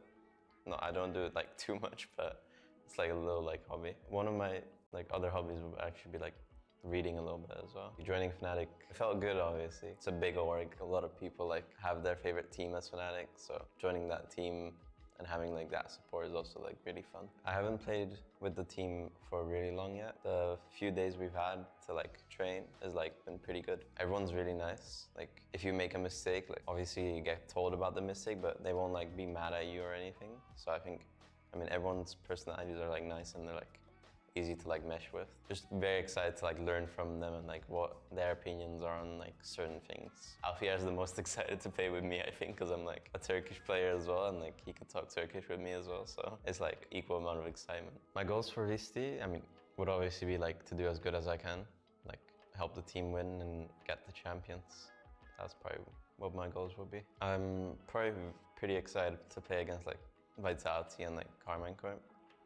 I mean, Vitality, because like, usually when I like practice against them, I do really good against them, so it's like, I think it would be pretty fun to go against them in an official match as well. And then Carmine Corp, because it's like a very important game of ours as well. Obviously, the person I'm like filling in for is like one of the best, so I'll try my best to like be as good as him. Oh, who would have thought another Turkish wonder kid would improve one of our teams here in VCT EMEA? But of course, you're looking at Chronicle here in the AIM Labs warm-up. What do we think about that deadlock comp, ladies? I mean, I have my thoughts on the composition. I saw what the intention was. What I did not like is that Kong was dying a lot of times, isolated, people not being able to trade him and actually get the best out of his utility, because it was maybe, even if you don't see it in the first kill, maybe if it was a 5v4 situation, he would go down and I'd be like, man, I really wanted to see it, because when we saw it, it was brilliant the way that it was comboing with the Cypher. Yeah, it was really nice because you look over towards Deadlock, and I feel like where we haven't seen her used as much and where she's going to really shine going into the new patch as well is being that kind of anti-dive agent with that utility, looking at her traps and whatnot, with how we were seeing just like even on those rounds where we saw like them trying to anti. Oh, such a sweet shot. I love like the energy that they have, like welcoming. Yeah, it was posted earlier, and now Alpha's like, they've all just turned into dads all of a sudden. Like they're so like helpful and nice towards it. But let's move on to the next one, because we know Hero is flexible. We know he could fill in for Leo, but he's never played Gecko before. So why did they pick Bind, you think? I mean, there are many things that can be done, but as you're saying, out of all of the agents that he's played, the Sentinels, the Initiators, the whole year as a duelist, he's never tried the Gecko. And especially one of the things that we loved about Fnatic's Bind was that Gecko and the way that Leo used it. Are we expecting something new? I mean, I would like him to go full for it, right? Like, it's your first time here on the stage. Maybe it's your first time. Also, you know, use the Gecko. You're a Fnatic. Enjoy it. No, for sure. I mean, we even see it like in these shots with the team, right? Previously, how they're looking to just support him, make him feel as comfortable as possible. But so there is that toss-up where we could maybe see the composition change just for a comfort pick for him. But I think that you also have to look at to see what might be most comfortable with the team with this swap coming in so soon in this split. Yeah, this is the thing. They do have options still. Oh, Alpha. Alpha is like only 19-year-old himself. Actually, he had his birthday the other day, so happy belated birthday to Alpha, but there must be a reason as to why they picked this Bind. But in terms of preparation of BBL, there is no way in any scenario they could have prepared for that deadlock stuff. You saw them get caught off guard a few times. Is it wise, you think, for Fnatic to change things up again on Bind so it will catch BBL off guard again? I mean, think about Fnatic's situation, right? They come back from Shanghai. They invested that time in going there, but they go back home without anything. They come here, they find out that there's more patches, and now Leo's not going to be playing because he's facing issues himself. And now they have to find a replacement, and they need to be ready for everything. I'm actually very surprised that they had the nerve to do what they did on Ascent. It wasn't clean, but hear me out.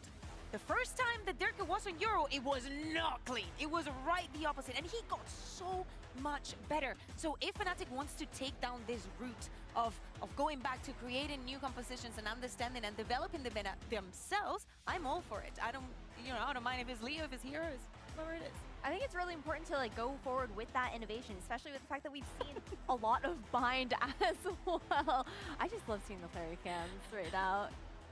Oh, sorry. Alpha's just, I think he's like, come on, mate. Like, just turn it around. Yeah. Turn it around. Sorry, Ash, as you were saying.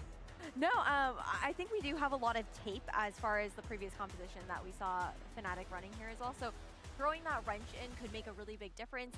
But again, it is also difficult because they are coming off the back of coming back from Masters and everything like that. They have this new player coming in, but won't be too long until we see. Well, let's take a look at Agent Select now and see if we will get any changes. And Hero's just going to play the Gecko, but so is Pora. Yeah.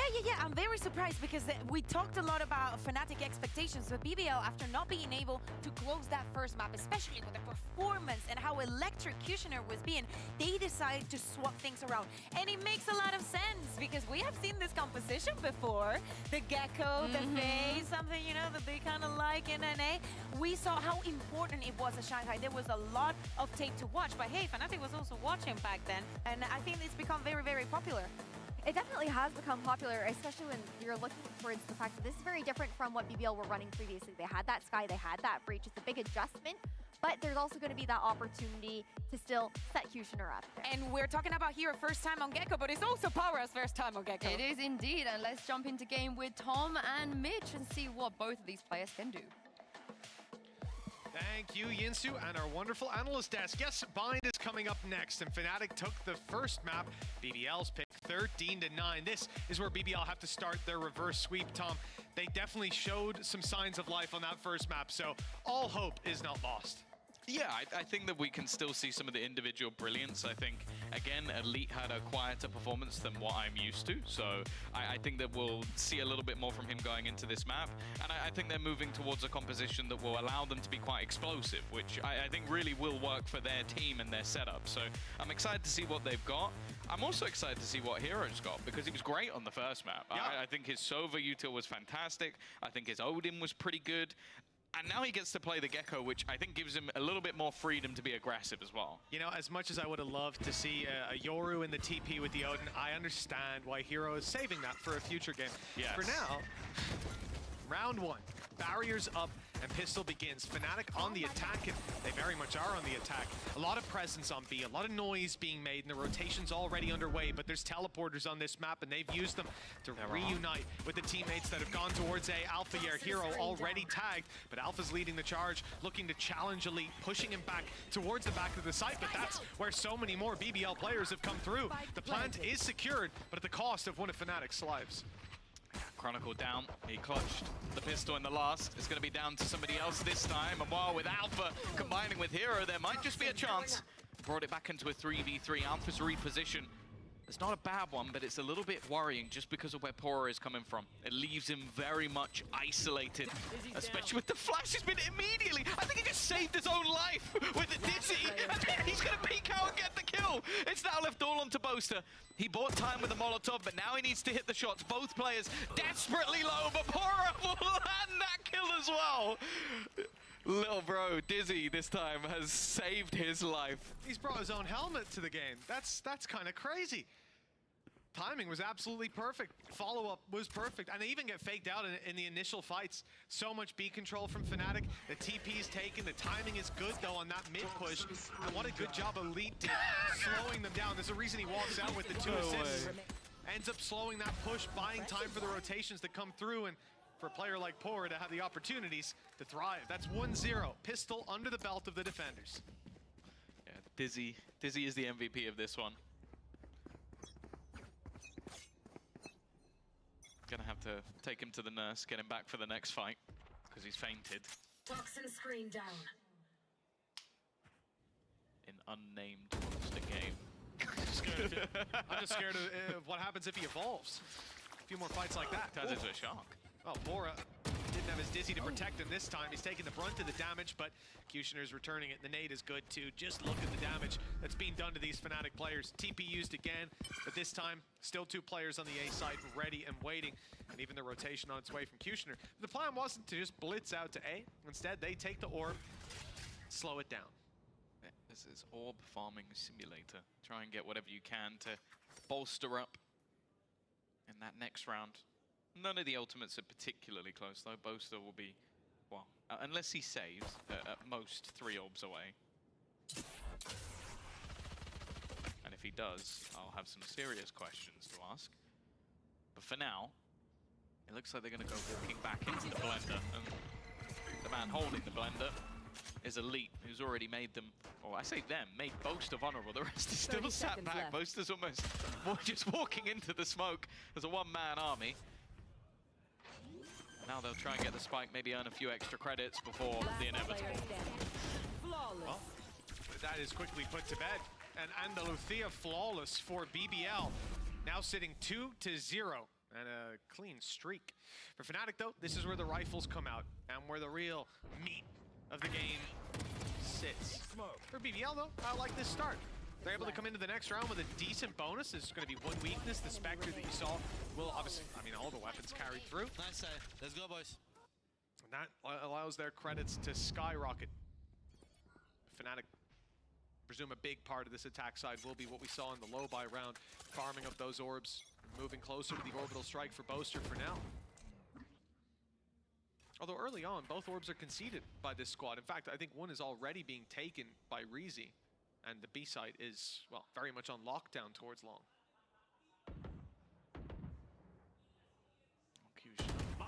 Looking like the first point of contact, but that Molotov will be used as a deterrent. Keep them back a little bit more as Durka looks to take that initial fight. Still have the nade and Boombot available if they want to try and slow them down a little bit more, but the same can be said for the opposing side. But this is all bait. Everything is trying to pull them in to fighting up against Kushner, the one man in the last map you didn't want to face against. For Fnatic though, this is all about just keeping players in place. As they do now look to head back into what will be a slightly weaker A site.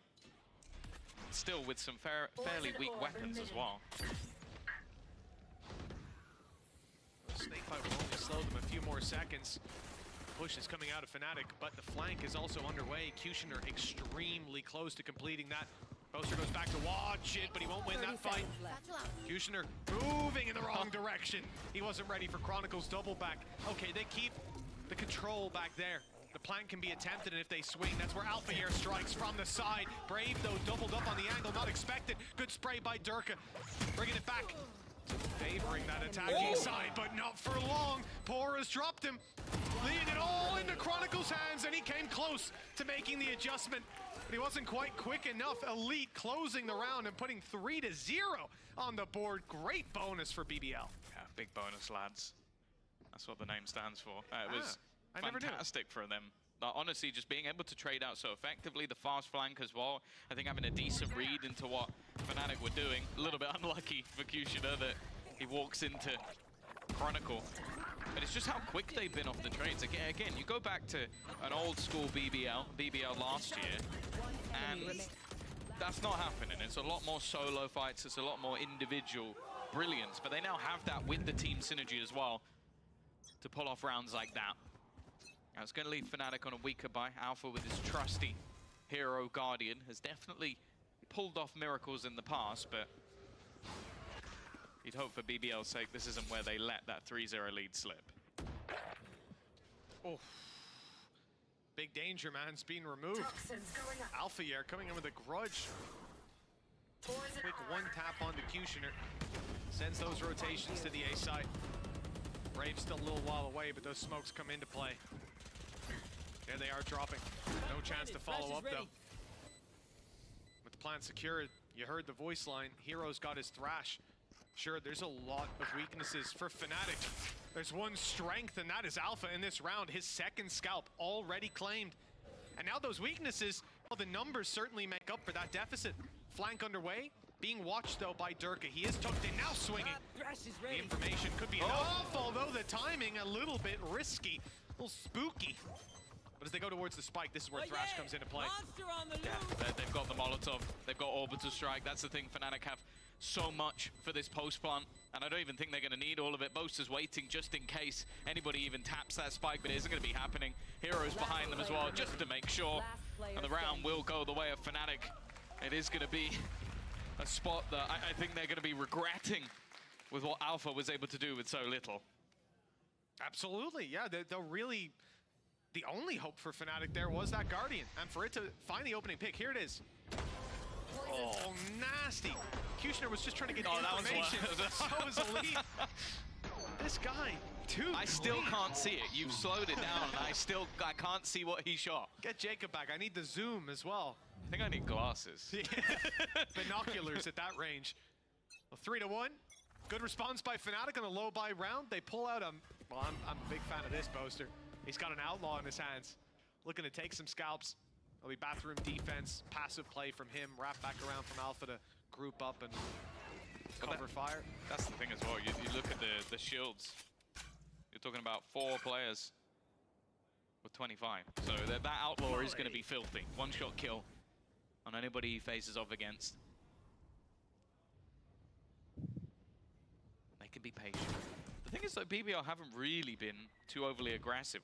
We've seen a push or two, late flanks, but yeah, they've been a lot more tempered in their aggression, and because of that, Fnatic have to play a lot of these rounds incredibly slow just to make sure they don't give anything up. Yeah, but what we're seeing out of Pora is what we've seen. Whenever there's presence on one side of the map, they push, or when the clock runs down too far, they push. Now, Pora's got an unbelievable position because the wrap back from Chronicle is going to come through any moment now. If they're not planning a TP strat to link back up with him. But the needle has been threaded. And if someone's watching their back here, I would be 30 shocked. seconds left.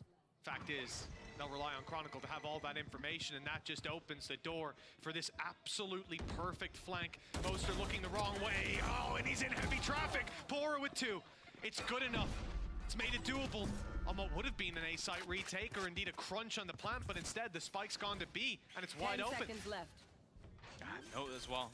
There was a temptation from BBL to go through the TP, but they don't want to take that risk. Chronicle's going for the one shot. He's going to try and take someone down and then fall back, but not quite quick enough. And with the showstopper leading the way, they're going to be able to clear quite a bit of ground quite quickly. Fnatic are scrambling to try and get back into post-plant positions. He gets turned Damn. around as well.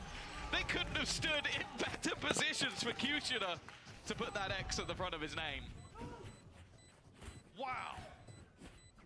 Complete blind fire. He heard steps running away from Elbow. It's about the only piece of information he had to work with, but the dice being rolled, and my goodness, couldn't have went much better.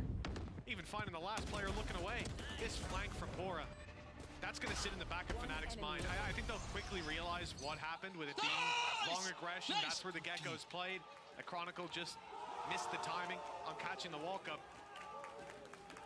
But it's a big gap to see in that attacking side of Fnatic very early on. It's happened a couple of times now. And this is the thing, like, it's not the most common to run a Sentinel on Bind, so it's something that when playing this map you should be well aware of. There's going to be pushes, there's going to be flanks, but I think BBL have just been excellent at hitting the right timing. Because as I said, the first like 30-40 seconds of the round, they're not just running it down and then taking that control. It's cleverly done each time. Well, the best example, I feel, is the round we just saw, because up until now, they've only been doing it when the executes come in. This time, they get ahead of it. Breezy, good to catch Alpha on the walk through. That completely erases the Viper wall that's in play. Just one of the main things you could hope for on a low buy to get up close. Thrash is going to be sent out through the TP on B, and it's found the last player. Durka, not a chance here, unfortunately. He's being stalked. And the kill actually given to Kushner in the end. I love that. Pora just used his ulti. Why not farm up that showstopper? Given or taken? I don't know. I feel like he calmed it a bit. Like, no, you take it, you take it. I want to believe it was a friendly gesture. Not some thievery. Well, Fnatic are going to be taking themselves a timeout. Now, when we talk about buying for Fnatic, a lot of what they've had success on is that attack. You talk about the wins last season versus Foot. I think it was 7-0 attack, maybe? I think 9 on the attack when they play versus KC. So they've proven that that's where they thrive. Well, the best they can get right now is 7, and it's not looking like a great sign for them. I mean, the rounds that the round they won as well was off individual brilliance. It was Alpha getting a double entry with a Guardian. So other than that, for BBL, things have looked quite clean. And in what was in the last map, mostly just Kushner having a few good rounds here and there, there's now a lot more. Like Pora's up there, Reezy's back, Elite now 5-2. As I said, I think the last game, I don't know if it was his worst performance, but it's definitely got to be up there. Like Elite doesn't perform badly for the team even when they lose. So for sure, the fact that he's now back on the board and looking a lot better, it's a good sign. I guess that's what happens when you go for a pick of a map that you haven't been doing great on. There's going to be something that goes wrong. Well, in between the maps, I was out speaking with Karahan, one of our Turkish casters here. You might recognize him from doing some of the stage hosting in the Coliseum last year. Lovely man. Very lovely man. And he was letting me know that he said, look, I'm bind. I really think we can win it, right? The Turkish guys always go with BBL or Foot, of course. He said that in the first map, it seemed like BBL made a lot of mistakes. They lost the game themselves. And Fnatic weren't playing maybe their A game. He said, I'm bind. He feels like there's a very good chance. And so far, he's got to be feeling pretty good about that prediction. Yeah. It's been a clean start. And the big sign for BBL is Kushner last map. He was unbelievable. And he's just not the kind of guy to cool down between series, between maps, just ever. A highlight that might be there on the other side then is Durka. Because Durka in the last map was unstoppable. He's definitely had a quieter start. Now it's a different role, a different map, a different game altogether, but well, the facts are the facts. Pora, he likes to play a risky game. Just sat, pushed up in the smoke. It looks like he's going to try and go straight through it, but I like the fact that he throws the flash and when there's a couple of bullets shot, he goes, okay, I like to take a gamble, but those odds aren't great. Yeah, I mean, if it connected onto someone, so they're the corner's clear. The corner is clear. They're checking their back because they got flanked a few rounds ago, just to make sure. So good to see the adaptations. Exactly, yeah. You know, bit by bit, conditioning. That's what it's all about. 30 seconds left. The Fnatic have got 4 ultimates, so no struggle with entering into a site. Once they get there, Viper's Pit will be available. Showstopper for the way through. A site is their target. TP used, but again, Pora is on the flank. He got away with this a few rounds ago. Surely not again. This time, a late play out of Boaster making his way back around, but there's a double flank. Brave is here as well. Boaster's caught him. He hasn't spotted the second player though, but Chronicle trades it out quickly. That round is locked down by Fnatic, unless Reezy has a big clutch up his sleeve. He's already found one, but quickly the final shot is connected. The Fnatic are back on the board. Yeah, I think you can see Boaster there was more than ready for anybody to try and make that move again. I don't think he necessarily knew the Pora was there, so it definitely could have got a little bit wrong, and especially with how close that was on the timer, I think BBL might be a little bit frustrated though. I think they ended up using the Nightfall. We didn't need a replay of that. Like, you guys are mean. Oh no, it's not safe. It's not safe. You make that split-second judgment. But did he misplace it? No. No, it was all a bait. 5-2. Viper's Pit already in hand for Elite, and indeed he plans to use it at the very start of the round. That's a lot of control locked down, and with an op on the other side of the map, it funnels Fnatic right in to Pora. That's the guy who's been flanking you every single round. So to expect him to have an op in this one, you'd have to be mad. Especially with Kushner most of the time sticking to a rifle already. Solid open up, Durka down. Makes things a lot more difficult on the space taking, which I think has been one of the bigger issues for Fnatic. Like, getting into the sites has been frustrating. When they've had post plants, that's where this team always seems to look good. Rotation to back up the pit as well, and it seems like Fnatic are, again, it's been early pressure towards B, and then a swipe back towards that A site. The reads here from BBL are perfect. The literal second that the Gecko Flash came into Hookah, rotation. Running to the A side, because they realize Fnatic have liked to pressure one side and push the other. Viper's Pit online will get them out on the side even against these numbers, but getting the plant is a different story altogether. Reezy's up close. Kushner becomes the target, but Reezy can strike for one. Now his position is known though. Fighting inside the pit, the spams from all around, too strong. And with Boaster picking up Elite, it seems like this site is on lockdown. You have to fight back through the pit, back through the utility. They still have a mosh pit, they still have a molly, they still have a snake bite. Good luck getting back into this one. Yeah, operator dropped. Not going to want to try and play through. And there is some of the utility being thrown out. Boaster now going to buy even more time. This is where Fnatic, back in the day, the Rat Kings, as they just sat back spamming utility. Boaster's brought it to this team as well. There's nothing you can do. They're going to try and throw in the wingman as a last-ditch effort, but the fact is the round is already over. And I believe that maybe Brave was looking to see if he could find the operator. And in fact, they have. Economic recovery for BBL, but a recovery in the half for Fnatic now.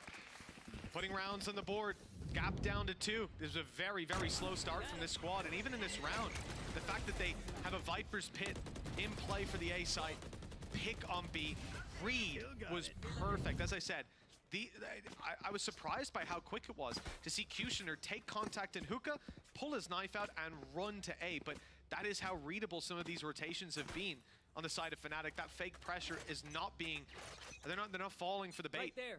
And it looks like we're going to get a very aggressive stance out of Pora. Immediately into the angle with the op, and he's out of there, even past the spams. Yeah, I do want to see how Fnatic deal with this round, because the 2 rounds they've won, a lot of post-plant utility. Like a lot in terms of ultimates as well. A round prior to last, they had the Showstopper, Seekers to take control. That is such a bold peek from Chronicle. Maybe they don't need it. I mean, you get revealed and your thought process is, I'll swing him. He'll never see this. I mean, he literally does see it coming. But it doesn't matter. A little bit too quick. Fnatic with the advantage. This is where you do expect to see them group up and go together. There's a fight about to go down on A. Oh, just about missed. It was Alfier sneaking his way back. He put his orb up in time to bail, rejoin his team, but that has signaled to BBL that it is going to be a B play. All the presence is towards this side of the map. They conceded A control. So once again, I was going to say once again, BBL have the read, but take a look. Players have started to rotate out just as Thrash comes through. Still leaves. They've caught 2, and their 3rd player's gone down. There's nobody left to even defend them. That Thrash was absolutely perfect. And this time, Hero will take the kill himself. You couldn't have asked for more than that. Fnatic, after what has been a 5-1 deficit, take a pause, the old Fnatic pause, and it seems to work for them again. Elite scurrying away on the other side of the map. Saving the weapon is the best he can hope for. There's a lot of economic weakness there after losing a few rounds in a row. Every little is going to help for the next. But Fnatic know that. And with credits still in their back pocket, they're going out to try and hunt it down. Nice shot from Elite to at least secure the first. TP comes through. Player on A site and a player in the other direction. There's no avenue open for him to get out of here. Has to fight his way through. And Chronicle meets him. 5-4. The gap is now down to 1, and after a very slow start on this map, on Fnatic's map pick, they've started to gain the momentum. They've started the course correct, winning those opening duels. Cases before the other team can even get their weapon out. Much better look. So cursed. Pora just walks out of the smoke and immediately stuck in place. BBL now with a chance to turn it themselves. They got off to a flyer of a start, but I feel like every single ultimate Fnatic has used has been such high impact. Like I'm thinking the Showstopper, the round next, they had themselves the Viper's Pit to just basically get them into the rattiest post-plant of all time. And then in the last round, well, dare I say it, the Thrash was pretty good. It caught 2 players as they tried to rotate back in. Go around before the Showstopper, Orbital Strike as well. I think the Showstopper was strike with the same round. Same round, it could have been, yeah. But yeah, either way, every single ultimate they've used has been pretty much perfect. I think in that same round they also used the Seekers, but Chronicle's got enough kills to have that back online again. And since then, BBL haven't been able to do too much. As said, Fnatic normally have their stronger sides over on that attack.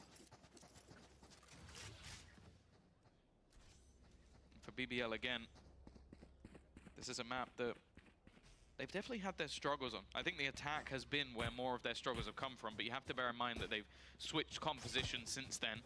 One with that more aggressive double initiator. So I'd say there's more opportunities for them there, but I thought the same on the last map and was completely wrong, so who knows? Yeah. That's the beauty of Valorant. Never know until those barriers go up. For BBL, 2 rifles and a few pistols, 1 classic in the hands of Brave. He's the one baiting to try and pull them into Pora's crosshair. Pora's had a fantastic time. In heads-up duels, he's been good. His flanks are unbelievable. 3 times so far, you can point to a round that, if not one, there was a massive disruption because of that man.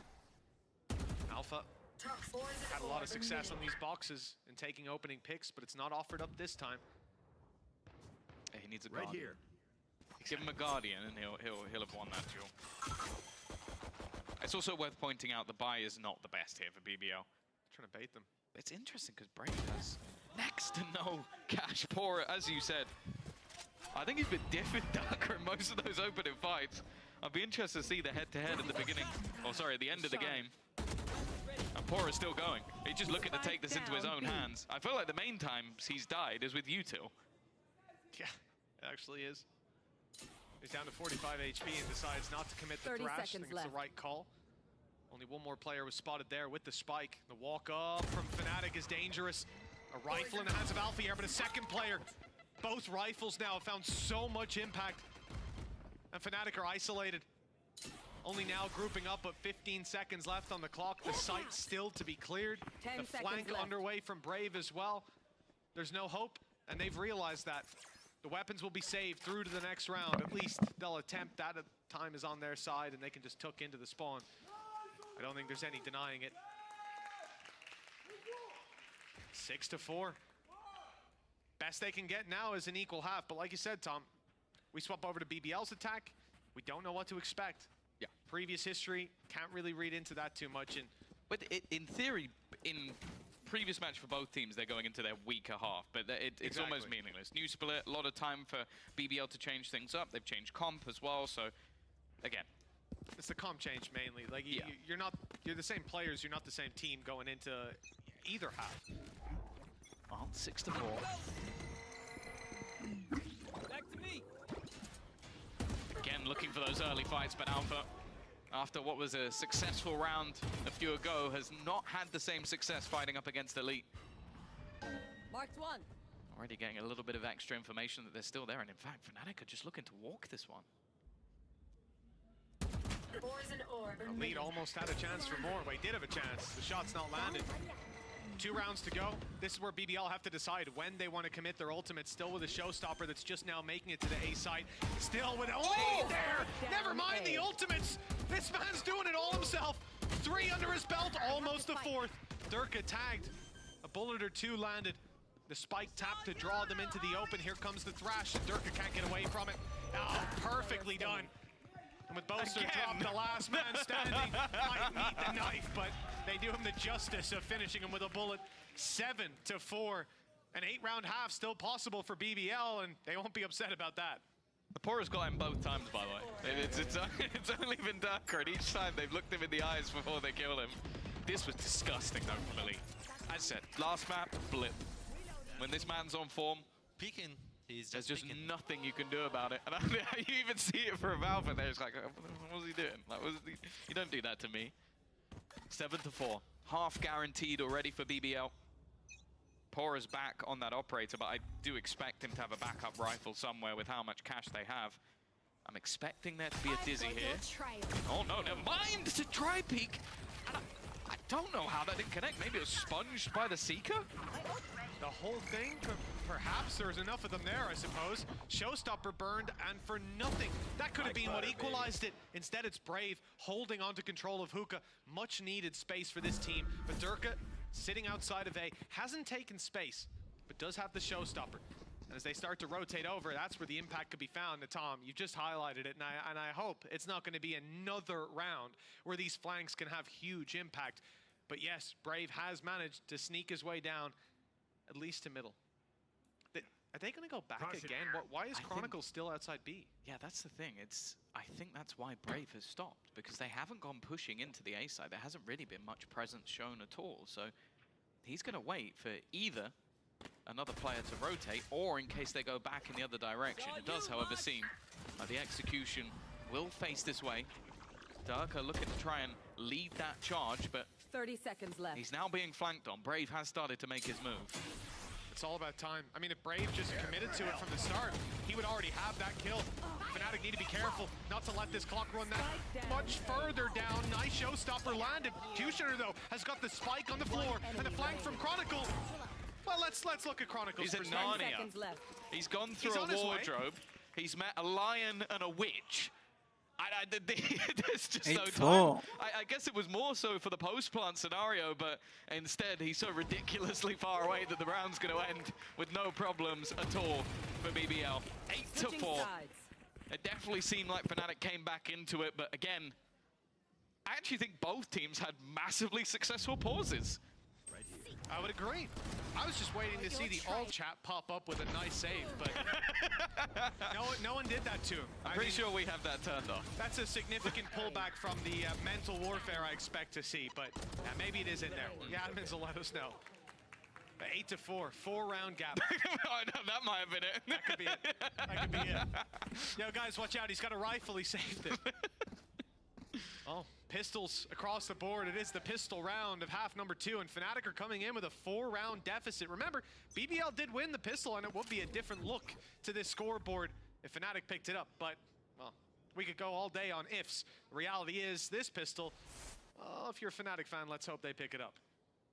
A 4-man stack of the A site.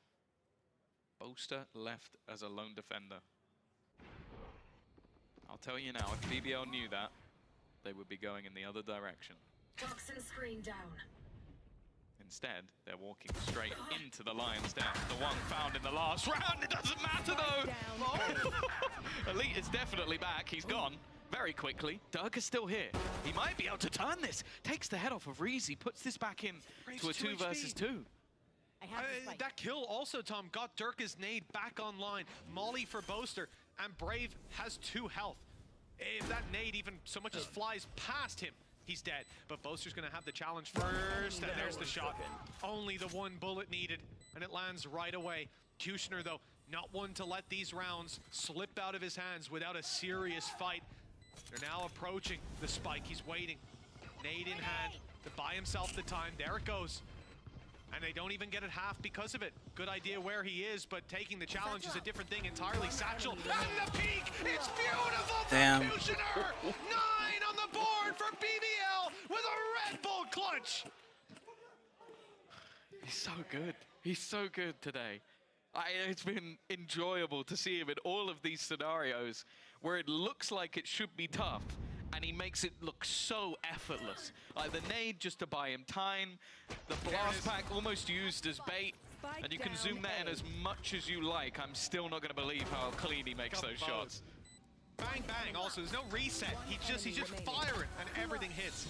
Thank you again, Jacob, for that zoom. I still remember the day we debuted that for the first time, Tom. I got chills. 9-4. Pistol round for BBL. Like I said, if you're a Fnatic fan, you wanted to see them pick it up. But you probably wanted to see them pick up every round, I guess, if you're a Fnatic fan. But the point is, this is a very big uphill battle, a steep ascent to take bind. And this round is not where they're going to do it. They have, well, normally, they have classics.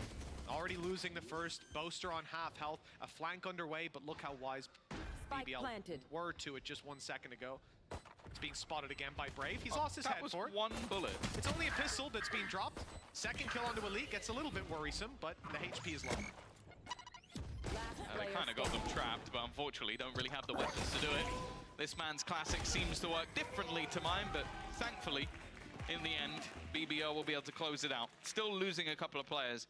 And I will say, I disagree with one thing that you said that round, and that is that Fnatic fans want their team to win every round. Because I believe that the Fnatic fans are the ones that they enjoy the struggle a little bit. You wouldn't be a Fnatic fan if you didn't enjoy pain just a little bit. I guess if Fnatic were winning dominantly, Devard would just fall asleep. Like, you need that heart rate. What about rate. all those like skeleton memes he has and all the like he saved so many. I don't think he has anything for dominant wins. There's no need. No. Why bother? Why bother prepping it? It'd be a waste of time.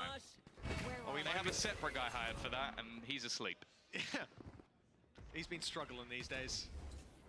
But for Fnatic, being pushed on immediately. This is a rifle round, not when you want to see them concede this much space in, but when the fights come down, they win the first. Good nade to land it. Hero wrapping back, I thought, to fight back sight alongside Boaster, but they're pumping the brakes on this defensive side with the advantage. They'll keep control by spamming through these smokes and just stopping BBL from getting the spike on the ground. Well, as well, just look, there's still 2 players over onto the B side, so Fnatic are fully prepared if they're to go through the TP or try and take a rotation. Also, it seems like BBL are checking their flanks quite heavily. I guess if you're continuously flanking an opponent, you're aware of the flanks. They're actually going to go wrapping all the way back around to the showers. Now, there'll start to be a little bit of doubt in Fnatic's mind as to whether or not they're even going in this direction. Now, we've still got 2 players there, but eventually they're going to have to go looking. And well, Bosa finds the kill. Yeah, the wingman spots him out. 30 seconds left. BBL now left down to just a bathroom push, and they've been seen. Durka in the corner, and it causes a big distraction. In fact, their eyes are so drawn towards Lamps that there was no chance. A quick double spray down, and the confidence to swing in for his 4th of the round. Durka's back online. Fnatic are back on the board, 10-5. But this was a round that we expect to see them win, and they manage it. Oh, I didn't even realize it was as he was running in. Mosh pit on the floor, Viper orb up as well. But with Durka's wind in the sails, he's got a showstopper to work with. Yeah, that's it. He had a quieter start to this game, but has definitely looked to get himself right back up the board. Still, though, 5 rounds the difference. We've seen crazy comebacks from Fnatic in the past on this map, but as said, a lot of the expectations come on their attack side. That's where they've been better, so I'm intrigued to see if they can pull it off on the defense. Chronicle already under pressure in a position. Wow, that gives me flashbacks. Never forget that moment versus Crew. It was a little bit of a surprise to me, I'll say, Tom. Like one of the first big plays, I was counting them out from the start. Destroyed. Made that a habit over the years. A 5-round gap. I've learned not to count Fnatic out of any game, as their fans have. And BBL know that too. Yeah, Crash to work with. Slow, very slow approach to this attack. 50 seconds, Tom, and they're still in defaults, only now starting to shift towards that B side. The funny thing is, if this was Gambit, them having 5 rounds on the defense would be perfect. They'd be done. Run away with it. They're going to win on the defense, if anything. Cushion, though, patient, waiting for both players. He's going to hit both shots. He has not been missing today. And now leading the way will be Thrash to just clear out all the remaining ground. The rest of Fnatic are full sprint, trying to make their way back in to try and contest this one. It will have to be a risk. The flash is solid, but it's only going to be the 1-for-1 trade. Make that a 1-for-2 trade as Elite takes down Durka as well. Hero. Spike planted. And a 1v4. It would definitely be the most impressed I've been today, but they already know where he is. Still gunning for you. And they have a Thrash. Thankfully, it only catches Durka. Yeah, Hero safe from it, but not safe in the round. 36 HP, 1v3, time against him. He's made the realization it's not a round he's likely to win. Getting out of there to carry this through to the next round. At least that rifle won't have to be reinvested with Chronicle low on credits. Could be a godsend. For BBL, 11-5. The gap is 6. Only 2 needed to close it out, and they certainly have the momentum in their favor. Much better face here on Fnatic's pick than what we saw over on Ascent. And even still, 13-9 against a comp you're not used to playing against, and a couple of mistakes made that cost them key rounds. This could be their series in another world.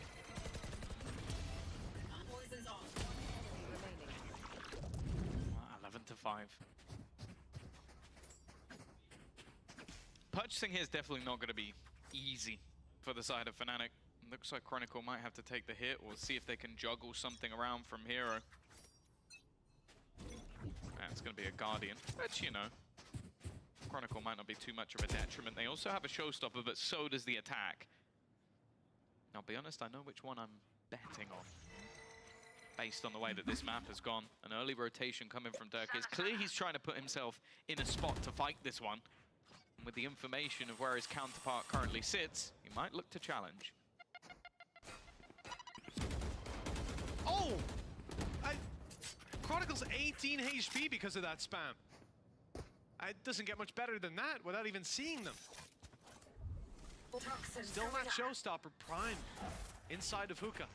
And the rest of BBL shifting their way towards this side of the map.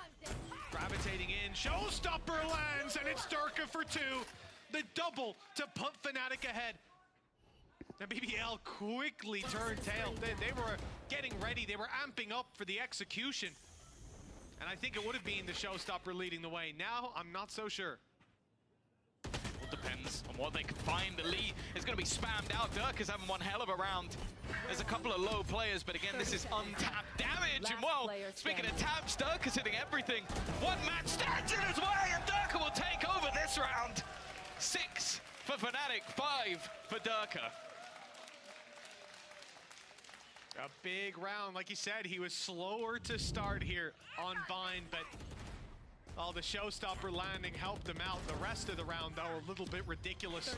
Taking all of these fights, catching Kushner off guard, not allowing Reezy to retreat. Good job, bro. Gap down to 5. Some weaknesses for BBL, but they did, with the death of Elite, get a Viper's Pit. They didn't use their showstopper last round either, and they only need 2 rounds. This could be the one where they dump in their ultis to take control. Yeah, that's the thing. If Fnatic can survive this one, it almost sets the path for them to get towards 8. And then the difference really doesn't seem that far, but that's a lot easier said than done, as you said. A couple of ults. Brave almost has his as well. They've been so good at finding these entries. They can't rely on Durka to just close everything out with a showstopper, and already looking like they might pick up the pace a bit here. It's clean. Yeah, he might have been hit by the dog, but the blast pack already landed, sent him flying. Elite is dropped in the chaos. The TP from Boaster working well, giving them an angle to fight back from, and they've done that in elbow as well. Double peak. Alpha and Hero both with frags under their belt. But it's Pora and Kushner, the 2 players who have pulled out these massive rounds on the previous map and here. Pora off to a good start. Flash catches nothing. Kushner spotted in the corner, trying to isolate a duel. Blast packs, everything being thrown at him. It's all Pora. 8, 7 bullets, in fact, and it's a right click from Hero to close the round for Fnatic. 7 on the board now. They will slowly creep their way up. Free fucking gun, by the way. I think Boaster's positioning there is everything. You can see how much of a troublesome position that it left Kushner in as his teammates go down towards the elbow. And well, the swings coming out from Hero alongside Alpha put this round to bed. Nice! It leaves the finances of BBL in the bin. Hero. Just going to leave them with pistols. Sure, they've still got a Viper's Pit, and it seems like they're actually going to give a Hero rifle over to Kushner. I can understand it, having the faith in him to pull off a round like this, but it does leave Pora with some pretty awkward finances for the next round. A gamble that's worth taking this time. I would be surprised if it's Pora that ends up with the weakness. I'd say he'll be dropped and someone else will be slumming it out, but 4-round gap. Big ults online. Viper's pick could turn the tide in a round like this. 1 pick. And BBL will be spurring forward. The A site's definitely where their targets are set. Waiting for the aggression of Fnatic. Watching for the flanks, no surprise. The orb is taken and BBL shift direction.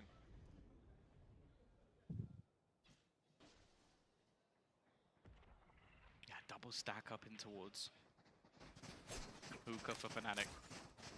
It leaves long open, but if they can hold on to that control, especially with the ultimates they have for a retake, it would make things impossible for BBL. Like, there'd be no way they can take this round home. The snakebite expended. Oh, try and slow them down. I think Chronicle may have been hurt there, although Brave hasn't reacted just yet. Oh, that is a misclick and a half. There's no way that was part of the plan. It doesn't matter though, because Alpha's just Holy shit. off. What is that 3rd kill? And what I said about holding on to hookah control, Alpha's done that. Oh my freaking god. One away from the ace. Alpha here's hunting him down, and there's the swing. Let's go. What a round from Alpha here. Put that one in the books. I thought it was done when Chronicle gets dropped. Alpha's isolated. They use the TP play, and that was gorgeous. But the fact that he spins on a dime to get the 3rd kill, wall bangs someone as well. Whoa, that is a once-in-a-lifetime round from this man. Maybe a few times in a lifetime. It's out for you. It's out for you. He's doing it against Kushner. When Kushner has you with your back turned, But if you didn't make and you have to sound, kill a you are teammate not gonna before die. killing him. Nice. Wow. Do you want to know the craziest thing? Good bait for So me. they Come. have 4 Good rounds bait of the for me. defense. 50% of them are aces. That's just absurd. Fnatic right now are in full bullshit mode. That's the only way that I feel like BBL will lose this game, is if you're just going to have rounds like that. There's nothing you can do about it. And while Durka, he doesn't like the fact that someone's matched him on aces. He's looking to try and take this round into his own hands. Poster, he's got to be careful. I think he's dead. Yep. Just caught out by the Viper screen. It's brought this back into contention, but you've got to be feeling nervous if you're BBL. There. Without a doubt, 3-round gap even now, just a 1-man advantage, but Thrash and Viper's Pit to work with. Viper's Pit not quite in position just yet, and in fact, okay, there it is. I thought for a second they were going to go into Lamps, but Elite has used it on site. This is the best play. Blocking off that retake angle. It does leave Lamps open a little bit. Would have liked to see it slightly more passive.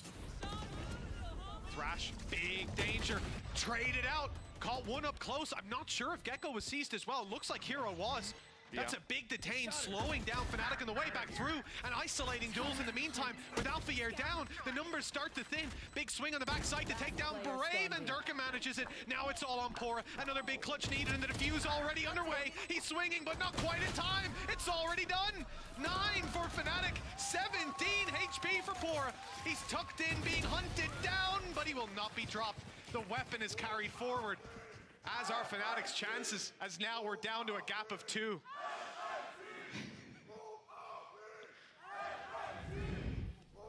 Did that sign say buff ISO? ISO more. I'm too weak. No. Just don't do it. Luckily, we're in a patch where he's useless, so I guess more than what is here now, sure. More than what's coming soon. Maybe no. Maybe no. The comeback continues. It doesn't matter the sign, the day, even the players. Fnatic are still always deadly in the comeback. 2 aces to their name already, and Pora on the edge. Wow. That might be a little bit too ambitious. I mean, he's been inside smokes a lot. We've seen him use his Dizzy to try to scout out players. But right here, Tom, that's one of the more aggressive spots I've seen him in. And at 11-9 on a bye round, that is a big risk to take. You do that when you got like a Frenzy or a Sheriff, I'm like, okay, I see what you're doing. But when you're one of the initiators, someone who's been high impact as well in the late round, the player who's normally planting the spike, maybe not the right idea. And with 45 seconds, they're still shut out by the pit, and you can see that Fnatic going, okay, we got the pit. We've got Boaster to defend and delay. This means we can 3-man stack up over on this B site. That's where they're going to be pushing. They're walking right into it. Hero has a chance. He's left. seen the barrel. Oh, but Damn. Brave's a bit too quick. Nice shot. Now making their way towards the site. Chronicle in a bit of danger. There's a showstopper on its way. Oh, it's on Durka catching Kushner. Was that in the air? I don't think it even landed on the floor behind. 3 versus 3. Shot on Boaster. Puts the numbers in BBL's favor. They need to plant. They need to get this in now. Spam actually lands. 34 HP on Reezy. Barely holding on, but he gets the plant through. Durka caught up close as well. They know where both these players are, and they've taken them down And just 12. in time. BBL guarantee themselves an overtime on Bind. Oh, And BBL. have 3 chances to take it all the way to Lotus. Yeah, I'd like to see it go there. I'd like to see BBL play that map for the first time this year. It's not somewhere they've been willing to go, and it's somewhere Fnatic have maybe played more than anyone. They've got an absurd amount of reps on that map. That kill from Brave, though, was the big one. Just being able to... Yeah, it was mid-air. Oh. Normally you expect that fight. It's an anime Jet fight. No, not Jet this time. But a big round from Reezy as well. The pieces of the puzzle still there for BBL. But now, it's what Fnatic have in response. Have the hero plays run out. No pun intended. Face your fear! Already. Oh, a couple of them trapped. There's a good molly to actually shut them in while they're hit by the Nightfall. Escaping that will cost some damage, but it doesn't seem to matter. They're winning all the fights. Yeah, sneaky play from Boaster inside the orb. Uses the decay and the lack of vision to drop a player. Dog went past. I'm not sure that it saw Brave. I don't know if they turned just in time to catch that bit of information. But either way, Chronicle won't be rotating. Nor will Alpha. They stay in position in case the TP is used, but now What a it's nice clear it won't be. shot. Plan secured. BBL 3 versus 4, trying to isolate one on Chronicle. They heard It's the over TP, but for they're not BBL. able to drop him. Another angle opened up, and Fnatic about to swing this a little ahead of the pack is Boaster. In fact, one by one they swing, but they win their duels in the end. 12 to 10. One of those 3 chances that BBL won't be able to convert. 2 more to go. They're still not in a bad spot to invest back into this round, but the pressure has to be there. Especially versus a team like Fnatic more than anyone else, because they've been here so many times before. With 5 of the last 6 rounds going in their favor. You have to bear in mind, this was a, what, 11-5, 10-4 scoreline. This was looking all but done, and now the difference is down to just 2.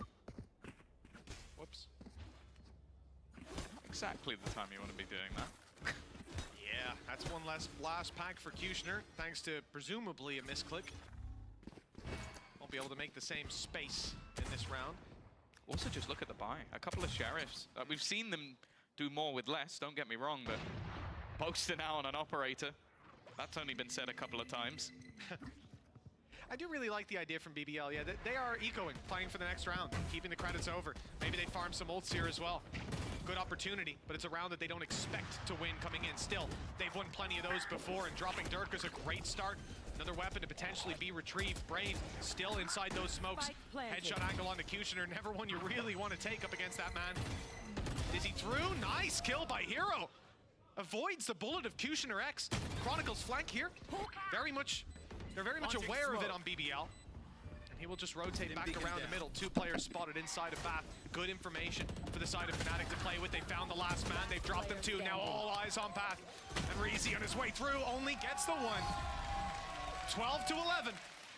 That was a weak buy from BBL though, Tom, and they made it look pretty good even with those weaknesses. Oh, it may not matter though. It's got to be the thought in your head at this stage. We've had our chances, plenty of them.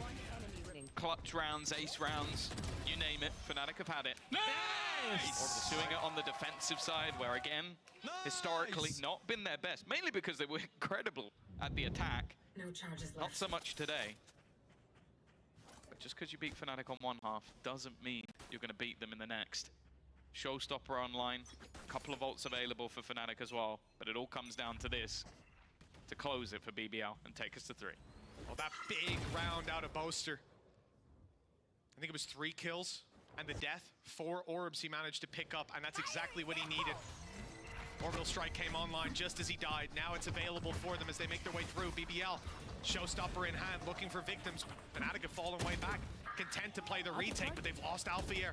Previously, when this site's taken, they always have control over Hookah, but now a much more 2-dimensional approach. In goes Thrash and catches 1 Orbital Strike, used by BBL, and it's caught Hero. He was stuck in the mud. And now Fnatic with a huge disadvantage. They fought all the way back to 12-11, but it looks like a stop will be put to them here. BBL have done it. Damn. 13-11. They bought a map 3 in this series. It looks like we were going to go there for quite a while, but as always, Fnatic bleed but don't fall for a long, long time. Luckily, we're going to be going to that 3rd map, and I think it's going to be an enjoyable one. Join us on Lotus.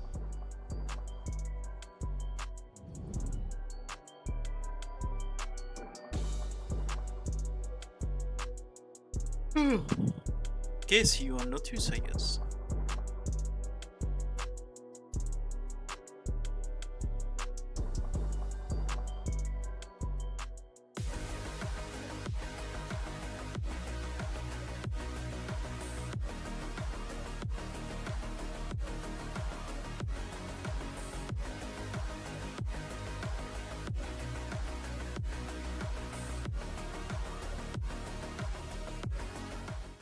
I know a place that will break you into 1,000 pieces. Stay away from them. Stay away from Lorca, Paco, and Picasso. Don't ask about Lola. I, Caballo Grande. I, Lord Nieve.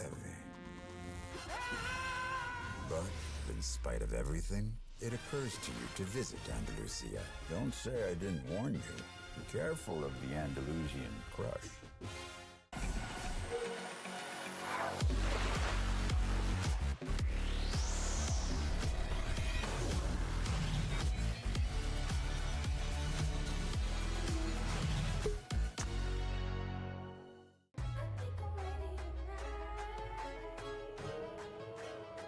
Hey guys, it's Jimmy Lin. In this series, I'm going to walk you through attack on Pearl. Watch out for the stairs, clear this angle. You're going to be able to fight this.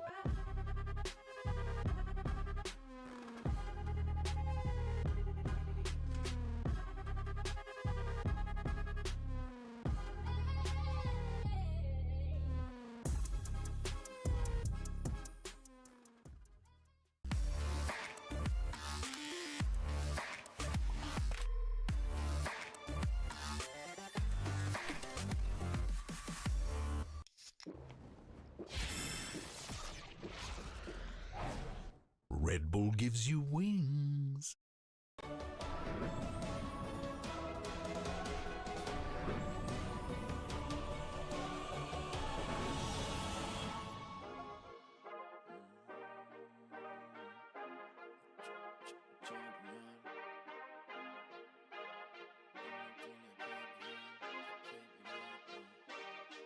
feel like a champion. A champion. Ain't nothing that can't be done. Oh yeah. I put it all on the line. Definition of divine. Yeah, I feel like a champion. Ain't nothing that can't be done. They told me I wouldn't be nothing. Came on now, second to none. I need me a trophy, I need me a ring. I'm not with the bull, but keep it a beam. You know what it is, you know what I mean? Shit, all I do is win, win, win, win. Haters wanna hate, they ain't made top 10. Double, triple team, what they need to defend. I do left and I'm gone with the win. I'm gone with it. I feel like a champion. A champion. Ain't nothing that can't be done. Oh yeah. I put it all on the line. Definition of divine. I feel like a champion. A champion. Ain't nothing that can't be done. Oh yeah. I put it all on the line. Definition of divine. Feel like a champ, MVP status. Yeah, the win been guaranteed. So let's see about it. If you gon' speak about it, then be about it. If you don't bring that energy, no, I can't be around it. Nah, I'ma shoot my shot. I'ma stick it, watch. At the tippy top, I cannot take no loss. 2 seconds on the clock, they gotta give me the rock. I got a game on wet, yeah, I got a game on lock. I feel like a champion. A champion. Ain't nothing that can't be done. Oh yeah. I put it all on the line. Definition of divine. I feel like a champion. A champion. Ain't nothing that can't be done. Oh yeah. I put it all on the line. Definition of divine.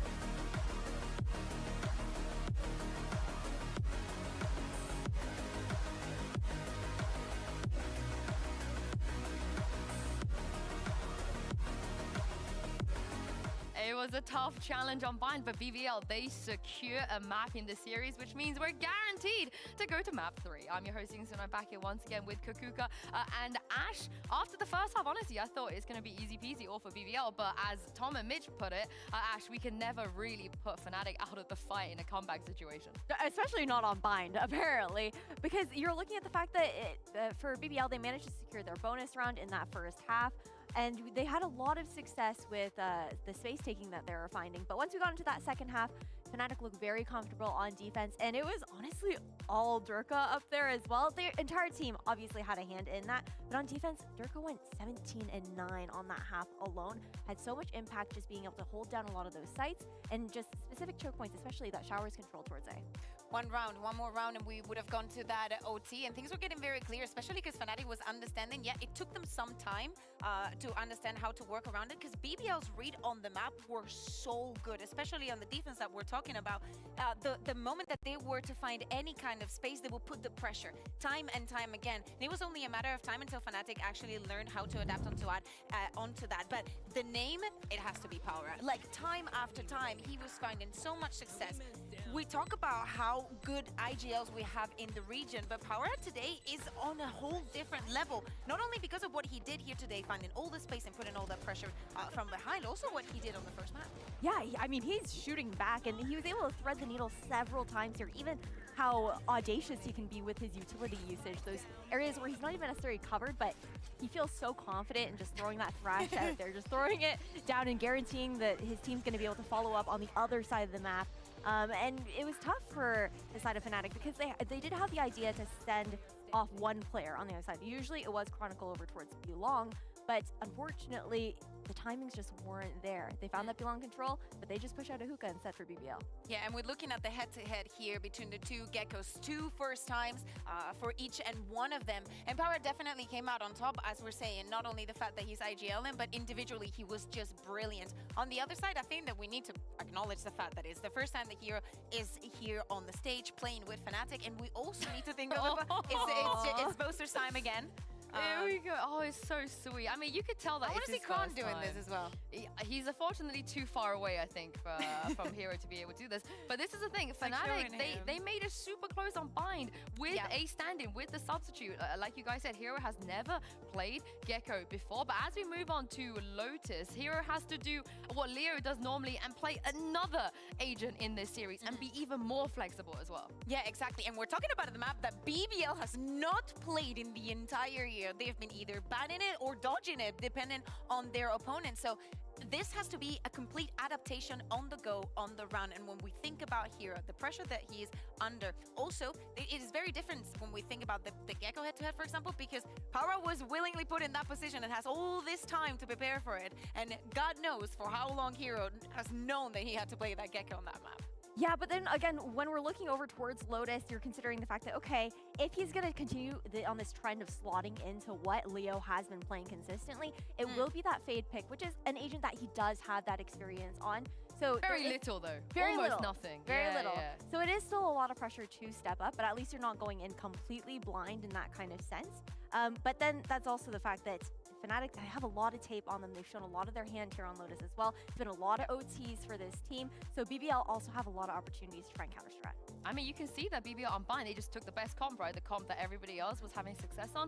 Do they take this Fnatic comp here? Because that's still currently the best comp. Yeah, exactly. And think about the following. Next week, things are going to change. Do not forget, BBL is playing twice this week. So I assume that they have a plan for both of these scenarios, but I don't think it will be crazy for the first time that they're playing this map to run in the Neo, to see how Kushner is going to feel, if it's something that he wants to keep exploring.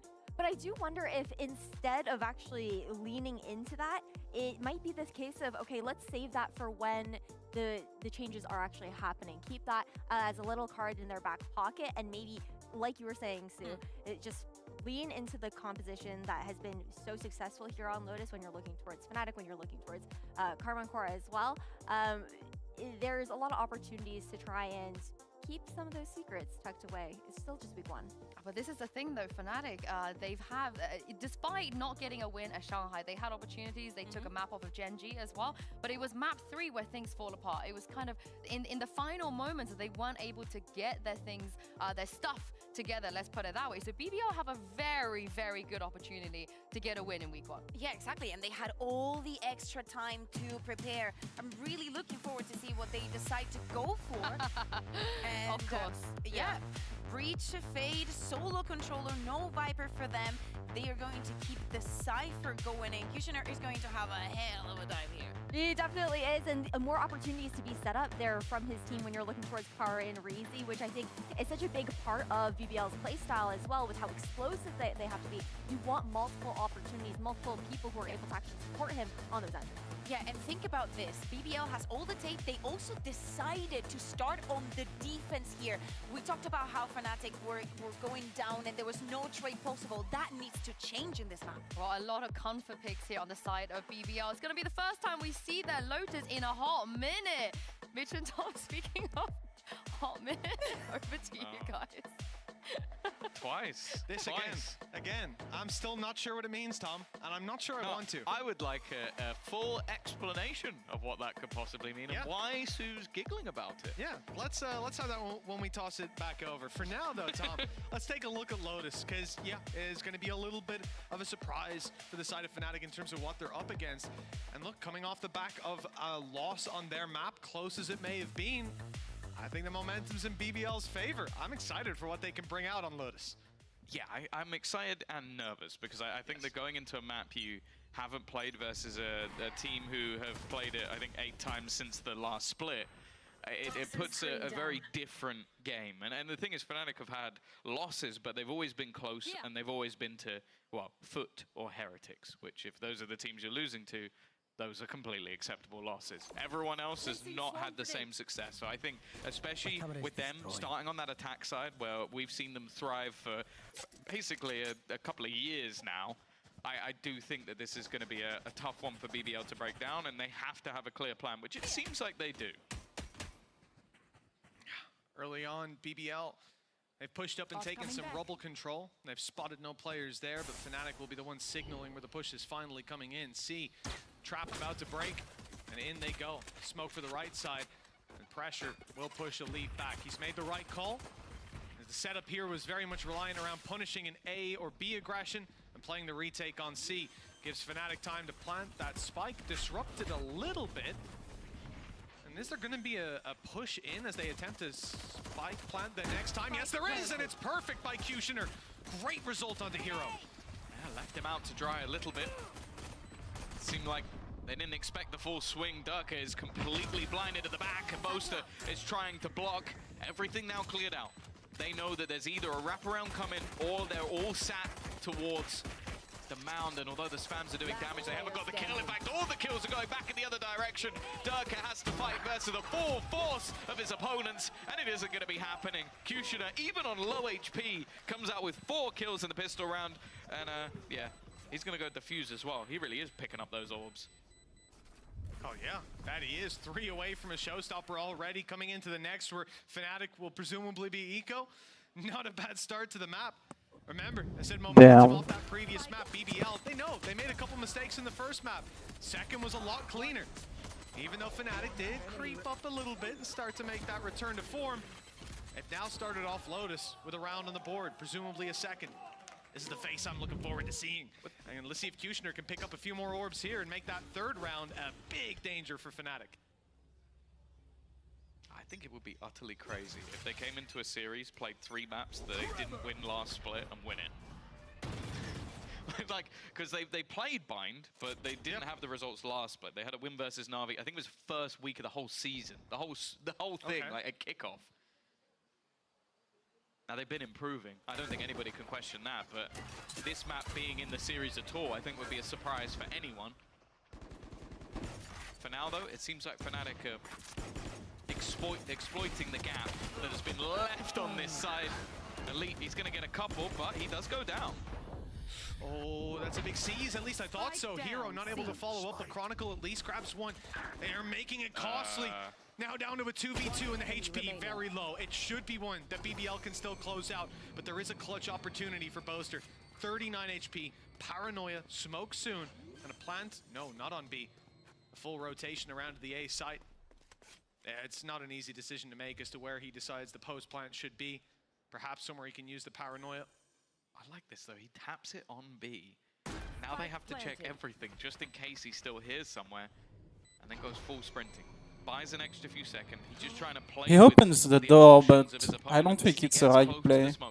Because you just give them exactly where you are. You have to press the button yourself. I really don't like that play by Bolster. In a million years. And they're watching, and as he hears the steps, they're wrapping back around. Now he's still low on HP, but he gets that first kill. Reezy gone. Paranoia will be straight onto Brave, but it doesn't quite connect. He's going to be able to close out the round, but for what was that wasn't even a pistol or anything. That was all rifles and SMGs. They lose basically everything. I started to bring up cost at one point because I didn't think they had a chance at closing this round, but Boaster, what an attempt. The misdirection with the door open, the reposition after, the paranoia pixels away from connecting. He expected it to be a deeper push, that that player would tap the spike and try to wrap around on him a bit more aggressively. If it goes in the other direction, just a bit to the right, I've no doubt that round is won. 2-0 though for BBL. Look at that follow-up. All of their other bonuses. Lost the last round? Yeah, their bonuses have been clean every single time they've come in with lots of rifles, bulldogs, pistols. Now though, 1 rifle and 4 pistols to back it up. A technical pause called, and a moment for BBL to sit and stew in the round that's about to unfold. But as I've said, and as we've seen, just because there's a few pistols in the hands of BBL, it doesn't mean that you can count the round out. Hell, we just saw that for Fnatic. Yeah, I think even more so, it's the fact that Kushner has a rifle that actually is more intriguing, because this man has taken over rounds. Well, he got 4 kills in a pistol round. You don't even have to have a crazy long memory to know how many rounds he's been over to take over, and in both maps he's had unbelievable statistics, even in the map that they lost. So I think it'd be silly to imagine that he's going to slow down. Then you put the Sheriff in Elite's hands, Pora's hands, Brave, Reezy, any of them. They're all able to step up when it matters. So Fnatic are going to have to be careful about this one, even though it's definitely one of the weaker bonuses we've seen. And as said, for Fnatic, we've always had faith or had confidence in the attack side of this map. So if BBL can get off to a good start, as said, their composition does seem like it has a lot of delay, a lot of opportunities for site anchors. Damn, is that a new sign? I've not seen it before. Well, I see the red disappear from the stage, and I'll see the barriers disappear from the map as we're about to get off into round number 3. And it's a quick fight that Kushner's going to have in his hands. TP out from Brave, an aggressive spot that Boaster doesn't see coming, and it's the Ghost picking up the first 2. The pistols are doing damage. The rifle comes out. Oh my god! Fired, and Dirk is right into it. Alpha, the last man. Just jump in the fucking rocket, man. What a response from BBL. They lost a lot of players in the last round, but holy shit. forgetting that. Show me that showstopper again. He fully predicted where he was going to go, because he sees him and then hears a blast bang and goes, he's going to go this way. And pinpoint accuracy. Also, just absurd stuff from Brave to be able to get 2 with a Ghost. Look at it. He sees him. It's dead on. Dead on. That's disgusting. Nice. Absolute filth. And I love we give the caveat. Good fucking shit, man. Honestly, like, I had Fnatic winning, but if BBL wins, I'm happy too. They have been playing very well. Hang on right down. There's aggression on the other side, trying to take Rubble control in the meantime. That ain't working out, because Brave's got a rifle this time. He was good with the Ghost, he's even better with this one. And now it's 2 versus 5. There were weaknesses here for Fnatic, let's not forget that. But BBL, they have come out swinging in the first few rounds of Lotus. It's going to be a big challenge for Fnatic to find that momentum again. Because it seems like, I'm thinking back on the rest of this series, once BBL are confident, that's when the rounds start to come in droves. Alright. That was a small buy for Fnatic. A nice way to end it. Yeah, this We're gonna see a big rifle versus rifle now. When they get rolling, they're very, very difficult to stop. And that's the thing, like we've hyped up the likes of Pora, Kushner especially. If you're getting Brave as an addition as well, with some of these like just stylish starts to the round. Yeah, that was 2 kills, by the way.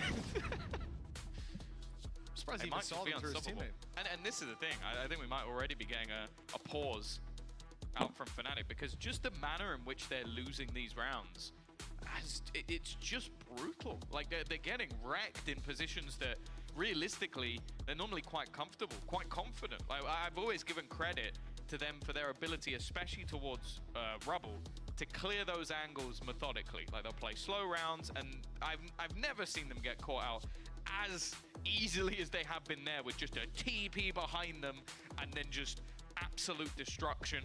And then the same aggression in the next round. Brave given 2 1v1s. He wins them both. That's not the most Fnatic look for how this attack side has started. Yeah, with the utility keeping them back towards main as well, it just allows, in that 2 rounds ago, right, Brave to isolate fights. The Viper wall almost works against Fnatic, blocking the players out from seeing that guy being so close. And 4-0 up. What a start this has been. 2 clean rounds as well. Big money makers for the defensive side. As we're going to see these barriers go up yet again for round 5. Fnatic better hope that they've found the solution, because these last few rounds, they've looked dominant for BBL. Yeah, another purchase for Fnatic though. As we've said before, they seem like a team that always finds value from their pauses. Got to be careful though. Brave, he's trying to TP out of there. He takes a lot of damage. It was a risk taken. Nade out. It's going to do some damage onto Pora, but they still don't know about the snake in the grass. The thing is, the cage might even reveal his position. Never mind, because the player goes down, it might actually help out a little bit. Although with smokes going down to delay, I'm sure Fnatic are not going to fall for this trap in the corner. We just think back to Bind. Fnatic are not the kind of team that take an opening pick and get tunnel visioned into a push. If that happened here, no doubt Elite has a big upper hand with a player still on site distracting. But instead, Fnatic have taken it back in the other direction, sending one to lurk behind on C, breaking what would have been a haunt that saw Rubble was wide open. Caution Instead, here. they have to remain with 2 players on C. Gradual shift to 30 A, though. seconds left. BBL having to take a 2-2 setup with Trap still clearing out B. Unfortunately, Fnatic have bypassed it. Alpha. Taken down by Elite. A battle I was excited for. And we've seen stuff from both. Reezy aware as well. They've got a couple of low players that they have to be careful of, but right now a lot of the battles are going in their favor. Another for Elite. He boasts his face there, looks a little confused.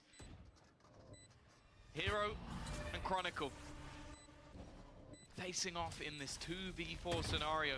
The Cam already going to give one of the positions away. Needing a little bit of help to fight, but now he has to try and do it all, and Elite is there once again. This train of BBL is not stopping. Even a pause from Fnatic won't do the trick. Of course, I ran into Karahan again. And what did he say to me? First thing, what did I tell you, bro? Of course, he's impressed with that previous map. I can't wait to hear his opinion after this one. A 5-0 start. Fnatic are the kind of team that we've seen again and again make those comebacks. I'll be holding on hope for that, but this was the round that could have kick-started it, and instead, it's extended that lead. No brakes on this train. When we come back into the round, there's even going to be an upgrade, a change to BBL's defensive stature, an operator in the hands of Kushner X. We didn't get to see too much of that on Ascent, but now, a big chance for him. He's already been seen, and well, Alpha Air is 5 HP. This is why you don't challenge Kushner when he has an up. The start they were looking for. Brave as well. They have not really been able to push him back. And it seems like he's getting bored of just sitting there. Showstopper. It's actually just a trade. Pora was quick enough, didn't panic. Manages to keep things even. Pora has the been rotation, but with how far so fucking good, man. Brave is, it almost doesn't matter. They can hold the players on B. They know there's no one on A, and I think Chronicle did not expect it to be this far forward, but that's just a mistake you can't make. 4 versus 3, Alpha 5 health. You don't want to see Brave. He saw the weapon They don't trade. know how low Alpha is, of course. But even still, with those numbers, advantage. The paranoia didn't hit, but somehow Brave still does. 7 bullets, I think, left in that magazine. Kushner's rotated in to cover the cross, and with the up in hand, there's no stopping him. Only Alpha. 5 health, 30 seconds, and a player holding his walk through. A headshot. The hello health didn't even matter. 6-0. Half halfway through the first half, and BBL have yet to really stumble, and certainly yet to fall. Oh, last bullet before he was taken out. I think Fnatic are going to have to really focus on getting rid of Brave early, or at least forcing him back. Like, the amount of control he's able to hold on his own is starting to be a little bit silly, and it's like you have those prowlers, you have utility that should be able to force him back. Obviously, only a singular snake bite now, so clearing that not quite as easy. But he's going there again and again. A stun already thrown up, and it just holds them in place for Kushner. He doesn't want to stop. Supportive utility already thrown out by Reezy, and this round already looking rough. At least it's a lower buy where this happens to Fnatic, losing Chronicle at the very start of the round. Big piece of utility taken out. That A wall is supposed to do so much when they push them back from Rumble, but well, they haven't done that so far. Nice adjustment by Durka. It's a nice shot. We've seen how quick he is in previous dish out vengeance against him. For trading that showstopper. BBL have left C open. Bit of space to be taken by Fnatic, but they're understandably cautious on the way through.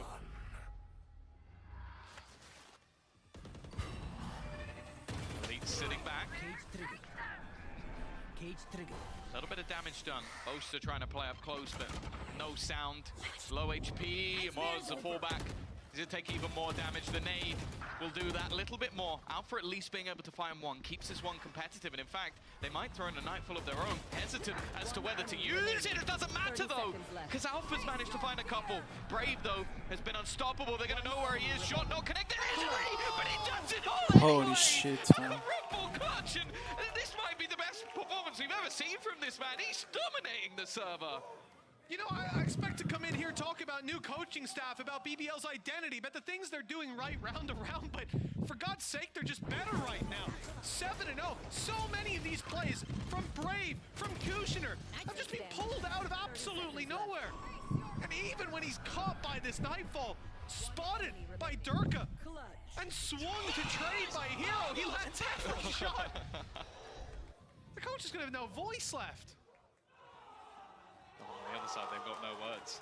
They're going to need to find some, because it's the second tactical pause for Fnatic already in this map. Throwing out both of them, but you understand why.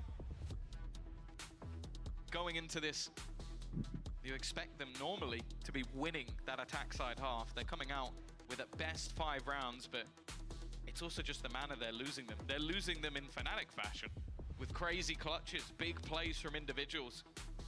Brave, Kushner have been truly sublime, and in spots as well where the expectation is, okay, maybe they have 10 kills, but they should have 8 deaths to go with it, not 2. Brave has been the aggressive A-site hold on his own and has died twice. At this point, it's only going to get better. Every time they see Omen opposite them, I think their hands are going to start to jitter. Harder and harder to hit those shots. It just looks too easy for Brave. Leave the Dream Seer to me. 7-0. And the barriers go up once more for round 8. Wallbang successfully landing. Damage done to Reezy off rip, and some denial of the space that so far has been taken easily by BBL. But there's been a change. No longer is Brave holding on the A site, where his job has been to have late round impact and hold Rubble. On the few occasions they go there instead, Brave is now on the C site. He's been pushed back by some utility, by shrouded steps out of the other side, angles multiplying that he can be peeked from, and instead he will fall back. But this plays as a bait. It should be Elite taking first contact, even showing himself on the site, allowing Brave to catch some from the side. He's been good in heads-up duels. If they go in facing the other way, the round's already over. That could change things. Oh, where's he going? They expect it. They expect it. With how many cheeky plays there have been, they make sure that nobody's going to be playing within that smoke. Fnatic denying the aggression of this side. One will be caught, but I think catching him will be almost impossible. This Rolling Thunder, though, could be filthy. Gonna catch them from behind and use the showstopper, but it's killed Reezy. It's 2 kills, but definitely not one that they wanted. 30 seconds left. He was low, caught in the crossfire. Collateral damage in this round. Fnatic have made their way to the C site, but the spike is yet to cross, and now there's 3 players holding. But a man behind enemy lines, perhaps Alphayer, can have some impact with the surprise element, but no. Durka picks up one, 12 seconds left. The spike is in his hands, making its way to site, but Bora catches him on the off angle. And even if if he didn't, Elite was waiting for another kill. 8-0. Fnatic still to get on the board, and the credits aren't looking great. Look at the smiles on the side of BBL. They can't believe how easy these rounds are falling into their hand at times. They're having to take themselves out to make it close. I have to say as well, Pora's utility in this round One was enemy gorgeous. remaining. Like the rolling thunder from the back, it forces them back into the showstopper. Sure, it's only one kill, but it's more so just how disruptive it is. He then rotates back around and puts an aftershock through the wall and buys another 5 seconds because they can't push. Durka, though, finally is going to shut down some of this aggressive push. There's still one man they have to deal with, though. And they have, finally. It takes all of that to get rid of Brave. This time, fortune didn't favor him. They've made the right call. They don't know it, but if they commit to A, I think Pora wins this round. I was just waiting for it. Sitting inside tree, that position shouldn't be expected with such aggressive A positions in the early round, but they have avoided him. They've gone to B. Spike is planted. Double the numbers. Viper's Pit is a safety. Durka one from Showstopper. This should be it. At long last, Fnatic seem to have gotten around to the board. If Pora wins this one, I might just leave the building. Would be truly ridiculous, and he will be shut down. Fnatic with a round on the board. It's not too late yet, certainly not by Fnatic's metrics. Coming into round 10, let's hope they can string them together. It still took a lot. Like, I'm loving the way that the utility is being used by BBL just to make these fights so awkward. Like having an instant deeper seize, then you have the stun to stop them being able to get out. Durka basically had to style over the top of all of that utility just to find those kills. And it seems like BBL are not going to be shying away from it. The stun still looks like it's being set up with the same utility as before. It seems like, again, Durka's going to get past, but he is caught. In fact, it's a different stun a little bit later. It certainly caught them off guard, and look at the results. Chronicle pulls it back into a doable position. Durka firing from afar, but Pora's got enough time to dodge the rocket. So, Don't you dare! Don't you dare! Oh, and he's down! What a shot from Pora! It's all on Chronicle, but he's got a pit. Something to work with. Going for the plant first. Keeping it safe. Oh, and a nice shot to Pora for his third of the round. Viper's Pit.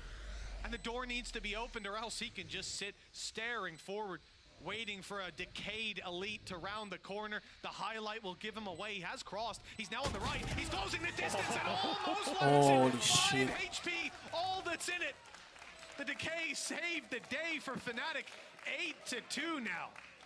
It takes another Red Bull clutch to put them onto the board. Definitely too close for comfort, especially again, the start to this round, it was dicey. I love the switch up of stun later to go deeper to try and catch the players off guard, and it's Chronicle all the way that does the work. Being able to find both kills in this 1v2 and the 2 that brought the round back in the first place. Pora though, that pre-fire through the wall to catch a player is just disgusting. Like, this guy is on another level.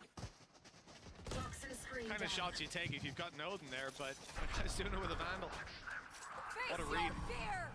Nightfall used. Shrouded step onto C. Lots of information. Players push back. No sound to work with. Paranoia in case they pushed up close. And the plant can be secured. They're waiting for that utility. They've seen it before. They know that's what Fnatic like to do, or what BBL like to do. Fnatic making the read. And now look to execute on the back of it, find a few kills. Pora's stuck in the corner, very low in HP. But his teammates are primed and ready to blitz back in. Fnatic step back. They wait for it with a firing squad. A great adjustment, and with the kill on Cushioner X, a great round win. Pora's only 26 HP. Surely he doesn't even go for that, but hey, you know, you gotta go for it sometimes. Roll the dice. I guess they've rolled it a few times and it's come up 6s, so maybe wanted to try it again, but I think that time maybe holding onto the gun would have had a little bit more value. Fnatic finally finding their footing. And a lot of it just seems to be in the middle of a lot of these plays, just waiting for whatever disruptive, aggressive interjection is going to be there from BBL.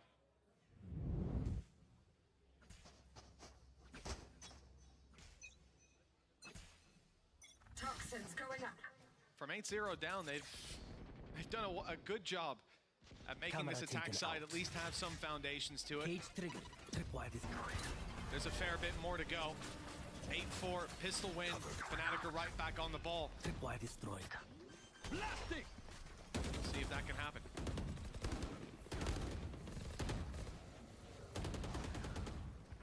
Elite. Yeah. Waiting around the smoke. They get the information that there's players close, but it's only going to be the trade.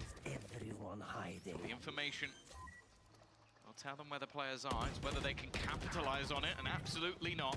Fnatic instead, Hero giving them a further advantage. Boaster with another. Fnatic looking like a different beast in these last 4 rounds of the half as Kushner. Well, he's got to go for this one. They finally figured it out here on the attack. There were definitely a couple bumps in the road, but not ones you could see coming. I can understand it. BBL's early aggression was crazy. Now their late round aggression needs to be 1 versus 4. If there's any man to do it, it is this one, but look at Fnatic. They are, well, not offering individual fights. They're all grouped up. Showstopper's good. Boaster's down. I'm starting to get worried. He's only 43 HP. Nade close is very good. It's going to force them back, give a 1v1. But this one, he doesn't win. Hero finally puts an end to a stressful close of the half. 8-4. It is doable. Yeah, it always seems to be doable. Crowd definitely still believing that there's opportunities here for Fnatic, especially with a pistol win. We've seen them flip the script many times before, and with BBL, it seemed like they had them dead to rights, but a 4-round streak to end the half gives them that a little bit of wiggle room, a little bit of hope.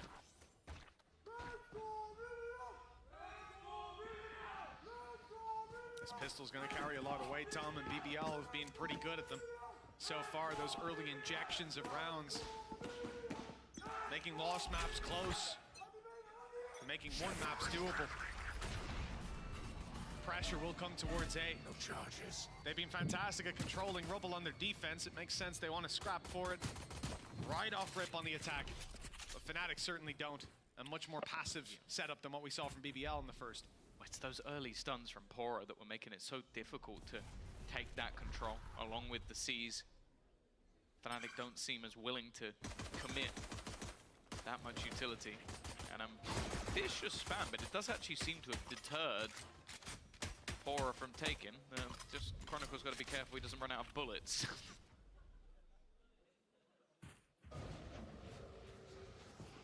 Prowler through to B. Turret still waiting. Boaster's rotated in up top, but it's the push out of Durka that might not be expected. This box has to be cleared. They've spammed it a few times. They're suspicious, but not suspicious enough. Durka nade online, and it's found its way right onto the side, pushing them back, and he'll catch them on the way out. The bullets don't land, but the info is there, and Chronicle strikes on the back of it. Strikes out for the second kill, but Braves in a 1 versus 4. An ace clutch. They've been good in pistols. This man's been spectacular all series long, but this, it has to be too big an ask. Okay, that's good for Fnatic. You needed that pistol. Durka's sneaky spot. Speaking of players who've been fantastic all the way through, he's definitely looking back to form.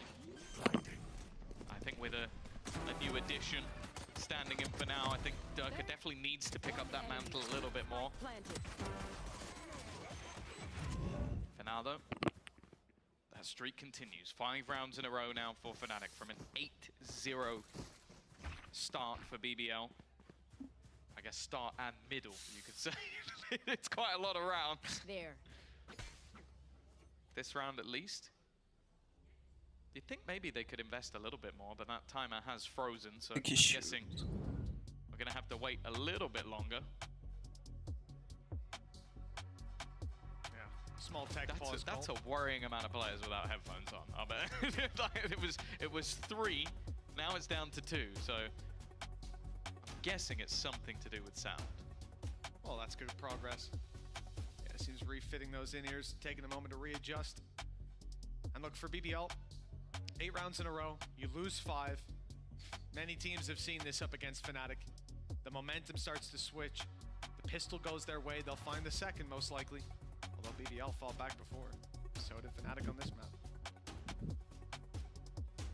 But for this squad, I don't feel like it's time to worry just yet. It's the first bye round. Round 15. That's where we're going to get a real litmus test of how the second half is going to go. And again, a lot of that early success from BBL, aside from the rounds where Brave just decimated them, it was an issue of Fnatic not being able to control Rubble. Even in the rounds that they didn't go to Rubble, one player pushes up, Brave, it was always him, holding that information, and they would be ready to stack up and quickly rotate as soon as sound and presence was spotted on the other side of the map. Here on their attack, they'll have to rely on something else to be their success, and Fnatic no longer have to run headfirst into a meat grinder. It is definitely where the shoe could swap to the other foot. But I do think that even if Fnatic win every round from this point forward, they will struggle to have the same form of showmanship as BBL did in those first 8 rounds. They were truly ridiculous. I don't know, you say that. Do you remember what happened in the last map? 2 aces? 2 aces. 2 aces and a half? Was it back-to-back or was it a round separated? No, I think there was 1 or 2 rounds separating. So it would have been unbelievable. Oh, would have. It still is. It wasn't. The 2 wasn't good enough. 2 aces, if they're not back-to-back, what's even the point? Didn't even win the map, who cares? But yeah, I think we know that. I think everyone will know that there's always going to be points where Fnatic can turn this tide, and for BBL, it's basically quelling that as soon as possible. Now, to talk about what's happening as of right now, financially, maybe they can invest a few pistols. It's not going to be anything too much, mainly because they want to make sure the buys have been better. I think that is where we've seen a lot of the best sort of play so far from the side of BBL. Also for Fnatic, it's one of those rounds where realistically you're just trying to keep things as clean as humanly possible, not lose too much of what you've invested. And with how the last few have gone, it definitely seems like they're getting back into the groove. The problem is though, if things do go wrong again, they don't have a pause anymore. They've already used both of them in the last half after losing 7 in a row, I believe it was, and then I think they lost 1 more and then started winning. So took a little bit of time for the pause to kick in. We'll also have to see if that's another effect, because well, we saw, I feel like a vast improvement in that when Mini came back, and he's now not here with them again because it's Kojo sat in the seat. So he retired from his duties of keeping Elmer Putty company. I'm sure he had some great analytical stuff as well. What are you trying to say? Oh, the game's started. Oh, going back into the round. Oh, I see. Okay, moving swiftly on. It must be. Well, for BBL, I think we said they lose out the previous. This isn't where we expect to see them go blow for blow. Instead, they have pistols. We look for damage. Making a costly reinvestment, but it's tough up against a side like Fnatic. They play with 2 pistols a lot of the time in these rounds. They've done it again.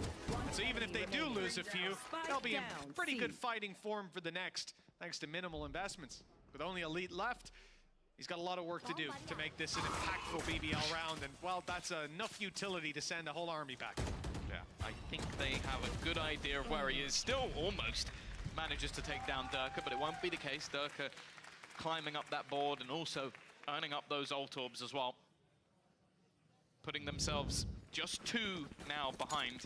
And of course, with not losing the players that had those rifles, the remaining couple are going to buy back up, and this is going to be a very good second round, or third round buy even, for the side of Fnatic.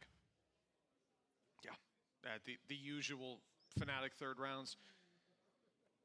And the eye definitely drawn to BBL. 6 in a row now for Fnatic. Attack side on a map where comfort levels are unknown.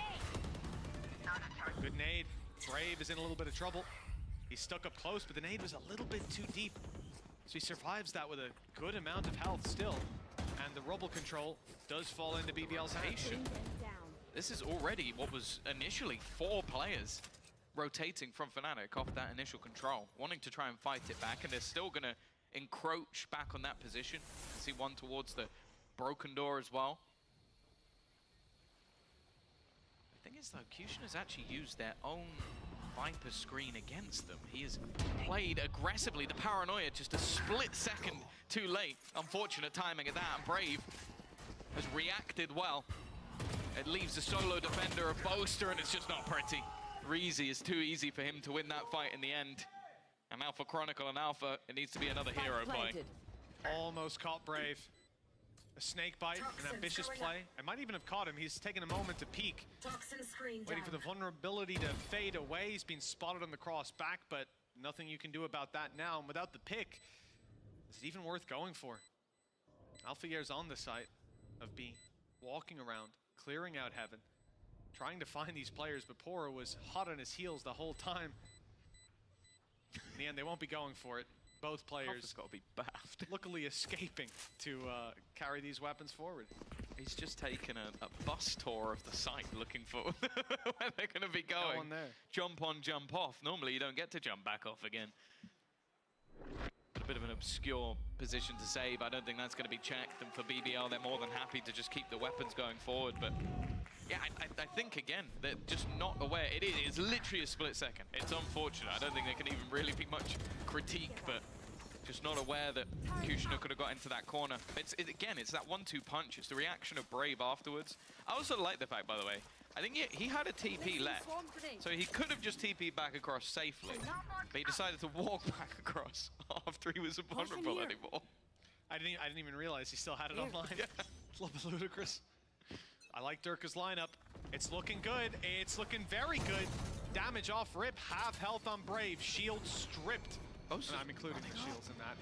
Brave around the side. They don't expect him to be here, and that's a huge oversight in this round of all for Brave to get that opportunity, even a third on a platter. The hero does manage to take him down with 30 HP. He ain't getting out of there. 2 versus 4. Wild spams for Chronicle, one of the best chances they have to get back into this, and none of them connect. Now the A site will be taken, a seize nade back, or a haunt nade, excuse me, backside, and a plant to come through.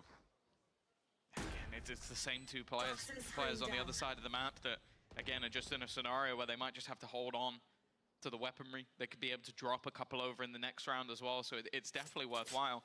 But this round is almost just purely off a massive oversight. Like, you're looking at Brave. Bear in mind the guy who spent the entirety of last round in that position and has a TP, and one of the most common things you can do at the beginning of the rounds is try and TP across. And it's just like, because they didn't see it, I don't know, because they had the pre-fire, just blindly assumed that he wasn't there, and he gets both kills for it. Like, that is not something I expect to see at the top level. And I think Fnatic, it'll be one of those rounds you watch back and go, yeah, it's obvious where the mistake was, but it's cost them a round. It's one of those rounds where you're going to be sat there tapping the pause button afterwards, but it's disconnected. Yeah, it ain't working anymore. You've already used your timeouts. At that point, they should just make it a, you have already used all of your pauses. If you would like more pauses, please subscribe. No, oh, God. For $5.99, you can have 1 extra pause. I think it needs to be a bit more expensive than that. Placing swamp grenade. $6.99, you can have 1 extra. Well, 10-6, 4-round gap. Fnatic saved the weapons. It was the right call again, just to give them a better shot. 2v4 or 5v5 with a couple extra weapons. Boaster has gone for a judge, playing up close on B. Nasty carry on.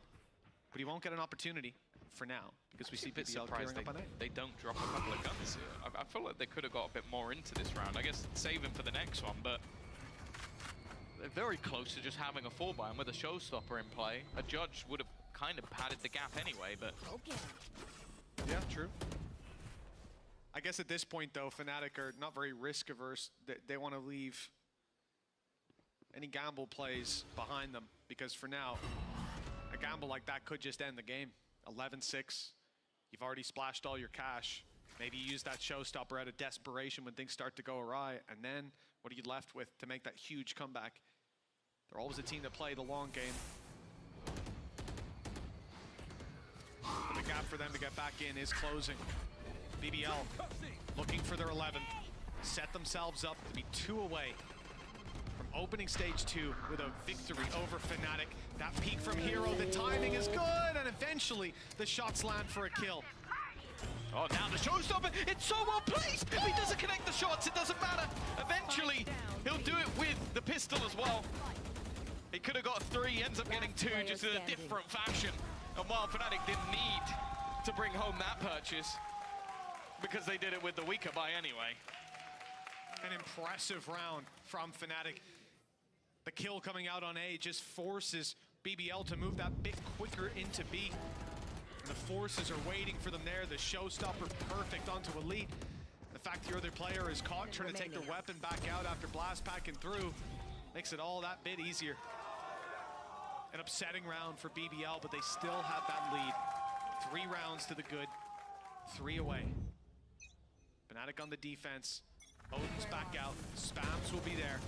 But this time, BBL are not looking for rubble control. A change in their pace as the C site is their new target. Well, at least the C orb. We'll see if they shift back. They've definitely shown a lot of presence towards that A side of the map. You can see that Fnatic are being a lot more careful. Here goes the showstopper. It's going to be a quick retreat, but is it quick enough? Just no. What? What? What? Does that box not exist? Spike drop. I did not think that was going to land. Me neither. I think I'm definitely going to need to watch that one back. But now Fnatic have got to play from an even footing. That definitely looked peculiar. I'm not sure what's happened there. Nonetheless, back in they go. Durka is going to rectify things for a second, but Kushner already dropping another. It's starting to fall apart, but even still, they've kept it even. The spam's out. Now it's left all onto one. Chronicle in the clutch. Facing off against a lead, and the timing from Elite is sublime. It's going to be another round onto the board for BBL as they'll break back versus Fnatic. 2 more rounds. This is where every little mistake, every little victory is felt so much more. That's got to be frustrating. That's got to be so frustrating for Alpha. I don't think I've seen a showstopper land there before, I guess. At least not with players close. But now I have. Lesson learned. Yeah.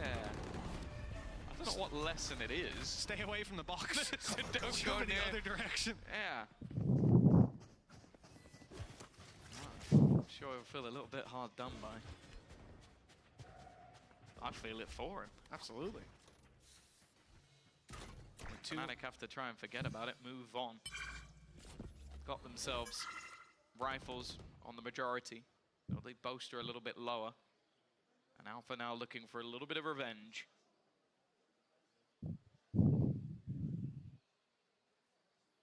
One weakness on Boaster, another on Durka. But they still spur forward. Oh my goodness, the utility's what gets it done. Brave again finds himself down low, but he has crossed, and they have absolutely no idea that he could be here by the looks of things. Alpha's position up top, back turned. It's going to be free. At least one. Brave now got 2 up on offer. This could be easy. Oh, he swifted on the first. Alpha turned and spotted him, but still able to recover. A player wrapping, though. It's Hero to stop this before it got out of hand. 11-8. Fnatic not letting BBL run away with it just yet. And that round win for Fnatic puts BBL down to a low buy. Credits out of the game. That's rough. Oh, there's a couple of things in this round that look really rough. He jumps up and then walks back. Oh, that's unfortunate. Nice! A couple of blips, and actually BBL gonna take a pause of their own. We saw things slip in the last map and eventually close it out. This time things start a little bit closer. What was it, 10-4 last time around? 3 the difference. And Fnatic have a couple of ultimates online. I'm looking at the current purchases, and there's one on the board that if it stays, interesting. We'll see if it's still there when the pause fades away. I don't want to give any spoilers. But this is a huge moment. For both teams, they're in the middle of the pack when it comes to that fight for playoffs. Obviously for Fnatic managing to win the last stage, they're doing a little bit better in terms of the champions points, which always have to be mentioned. It definitely can be confusing at times, but they're in a good spot there. But in the table for playoffs, they're a little bit lower down. Expectations for them are definitely to make it. Top 6 go through, but with that middle of the pack, 5 teams being 3-3, it really can go any way. And for the teams that did well last split, for the likes of Foot, they might feel just that little bit safer. Well, it seems Fnatic are quite aware somebody could be rubbled this time. Sees nade fired out, Haunt as well, just to be sure. You see Kushner up close. If they expect this, I will be perplexed and impressed. Dirk has got one with a boom bot. Kushner, low HP, gets the nade out, but before it even emerges from the smoke, the shot's fired back. A very good round for the side of Fnatic, shutting this down before the dangers that were lurking can find anything in the way of success. 19 HP Pora, this is not even going to catch them by surprise. They're watching this exact angle, waiting for him, and now finding him. Last second, the bait and switch. Yeah, any damage they can do here would be nice. Last player standing. But it's not going to be from Brave. And as said, they knew exactly where Pora was coming from. He's going to try and just jump peek the angle, but it's an Andaluthia flawless. Fnatic still continuing that road back. Always down, never out. Ult's in a great spot, although some building up and online for the other side as well. The question is, do BBL have the stones to do this twice? Because as I said, last map was similar. Fnatic started to come back, they closed it right at the last second. This time, well, they're not even at 12 yet. Fnatic come in with 4 ults up against 3, but BBL's only really the Rolling Thunder that will change the course of a round for Fnatic. Most of theirs can be high impact. Sees nade again, Brave in trouble, and he's caught trying to retreat. The nade would have gotten him either way. Good punish by Fnatic. We saw that setup last round, but it didn't land because no one was there. This time BBL go walking straight into it, and now they move back to the C site, where previously they lost half their team to utility on the way through. This 1-2 punch of a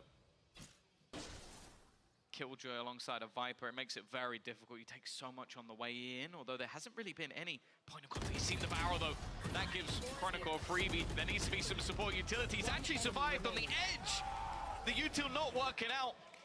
And while Alpha, it seems like that showstopper kill has almost angered him a little bit ever since he's been unstoppable. Elite 1v5. Camera taken out. You'd need an ISO shield to get through this one. Then I might believe, actually, yeah. I would, oh my God, can you imagine BBL with that ISO? There's so many teams I'm terrified of, but Heretics has to be number 1. Miniboo, Woot, ISO Neon, it's over, just surrender. If I was on the other side, I would. This match is far from over though. 11 to 10, a few rounds left to play for in regulation. I feel an overtime brewing.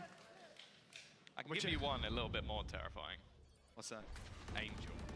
Oh, the return. The return of Angel. We thought the clone was going to be scary, but yeah. Give that man the ability to run in, be shot in the face, and not die. You're done for. Oh yeah. I will find you. There'll be that Vitality bind all over again. Well, it's a sea of ultimates for Fnatic. It was looking good previously, but now they've added a showstopper to their arsenal. Everything to work with, and not much that they're up against. A rifle for Kushner X could very well win the round. Brave left to a stinger.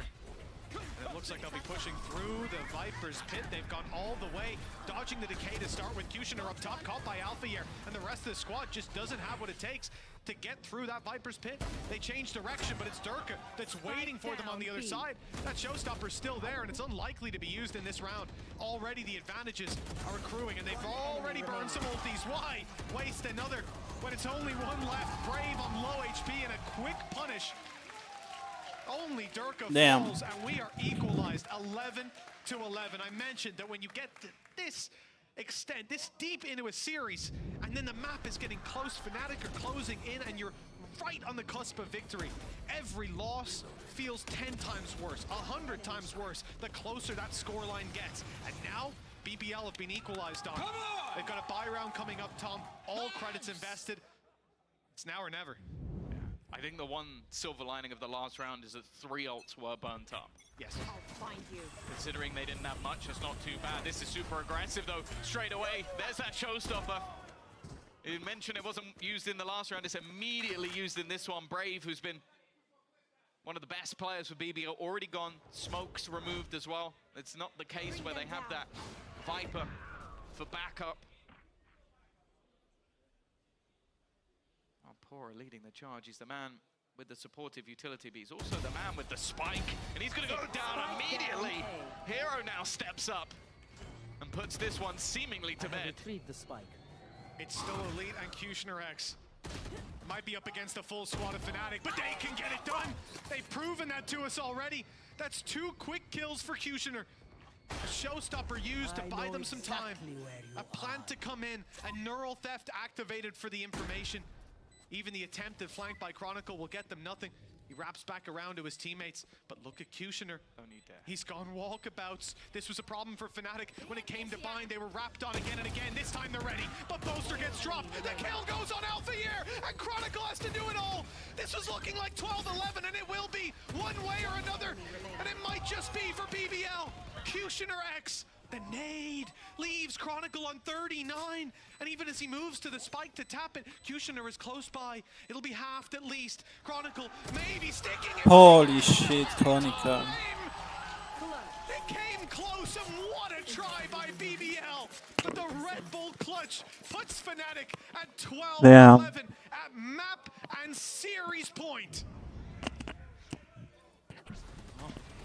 It's another Red Bull clutch. I didn't think it would be going Fnatic's way with the way that round just slipped away from them. It seemed like Kushner and Elite did everything, but the one man they didn't kill was the clutch king himself. He's the first one that needs to die if you're going to pull off any form of clutch situation. 5 rounds in a row for Fnatic. Multiple times this series they've looked down. But as always, with the current champions of EMEA, you need to double tap. You need to finish them off. You need to make sure that they're not going to come back to life. Durka already roaming with that operator. But there is still a buy here for BBL. They've still got a chance to take this to OT. They do, and they've got the Rolling Thunder backing it up. It hasn't been used in a number of rounds, and this time it has to be, surely, before they even enter that site. You can see how quickly these players are able to fall back, though. Durka creating a little bit more space. He's up top on site, but still with 2 blast packs. In fact, moving around now, he's in a bit more of a vulnerable position if they do deploy the Rolling Thunder. He wants the kill. Wants to blast pack out, I presume, pick up the rifle that he's positioned for himself. There's the shot! It's Pora with the Rolling Thunder, with the breach, who's the first man into the angle. A big mistake for BBL. Although they might get back into it. The Paranoia's even caught Alpha here, and Kushner's able to kill him. The nade was forcing him out of position. The advantage falls back to the attackers. I'm looking at Chronicle still standing. He's coming in for a flank. It's definitely being watched.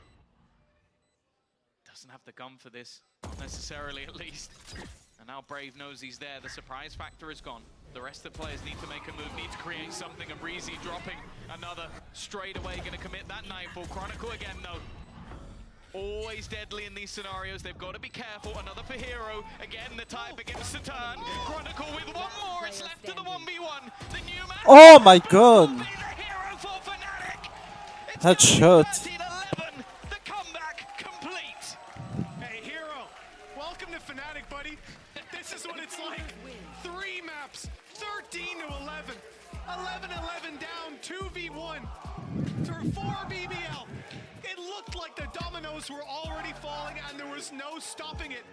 But Chronicle and Hero pull those last 2 rounds out. What an introduction to this stage for that young gun and to this team. Fnatic back to their old winning ways. I honestly am starting to wonder if when Fnatic look at picking up players, they just sort by clutch percentage. Because it's just ridiculous how this team is able to do this. The highest pressure situation Hero's ever been in his life. A chance to end a game, end a series, take your first win in Split 2. And that's exactly what he does. A smile on his face, no doubt, and for Fnatic a victory that was, well, hard fought for. And the problem for BBL is it's again another game where you go, you could have had that. They missed out on the playoffs last split by 1 map victory, nothing else. It wasn't points, it wasn't even round difference. They would have beaten the team above them, Liquid, and it came down to maps.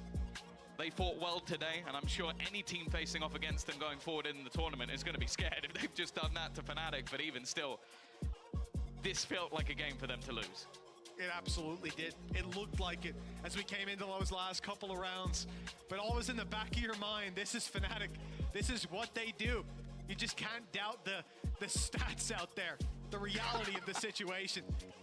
But even with a new player in, it is phenomenal to see this level from Fnatic. Also to confirm that BBL still a top contender. Look, they pushed them all the way. The teams are going to be scared to face off against that squad, even on Lotus, a map that wasn't exactly the top of their map pool. Pretty impressive stuff. But for Fnatic, the victory is claimed. And now, well, off to, I guess, a predictable start to this stage. I gotta say, Uri's having a tough run of it. He was with Koi yesterday, and today he told me BBL are gonna take it. He was close. He's very, very close each time. That seems to be the case with Uri and his predictions, as well as a lot of these rounds. I'm still thinking about Chronicle clutches.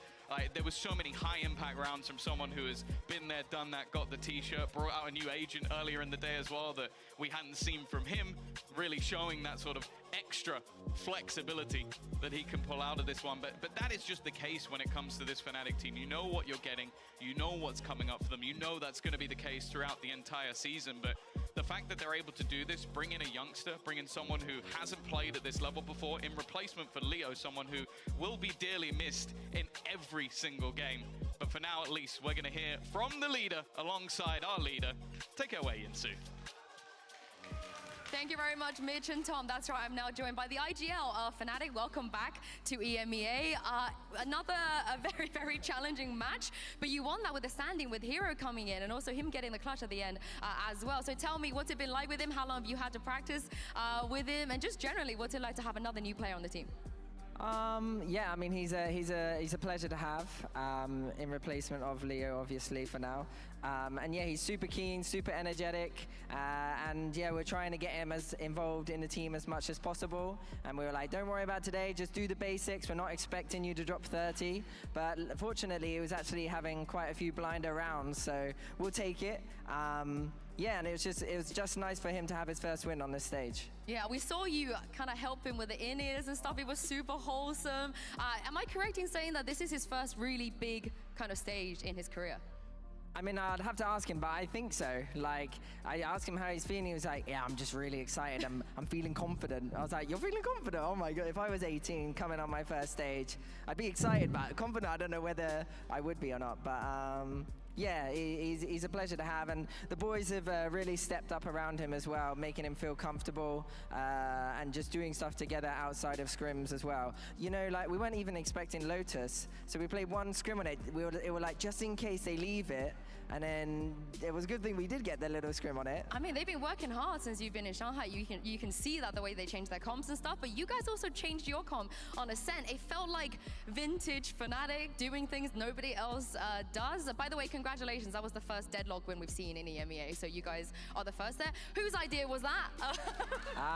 Whose idea was it? You know, who made all of the setups and so on? It's hard to say whose idea. I think right now I'd say me.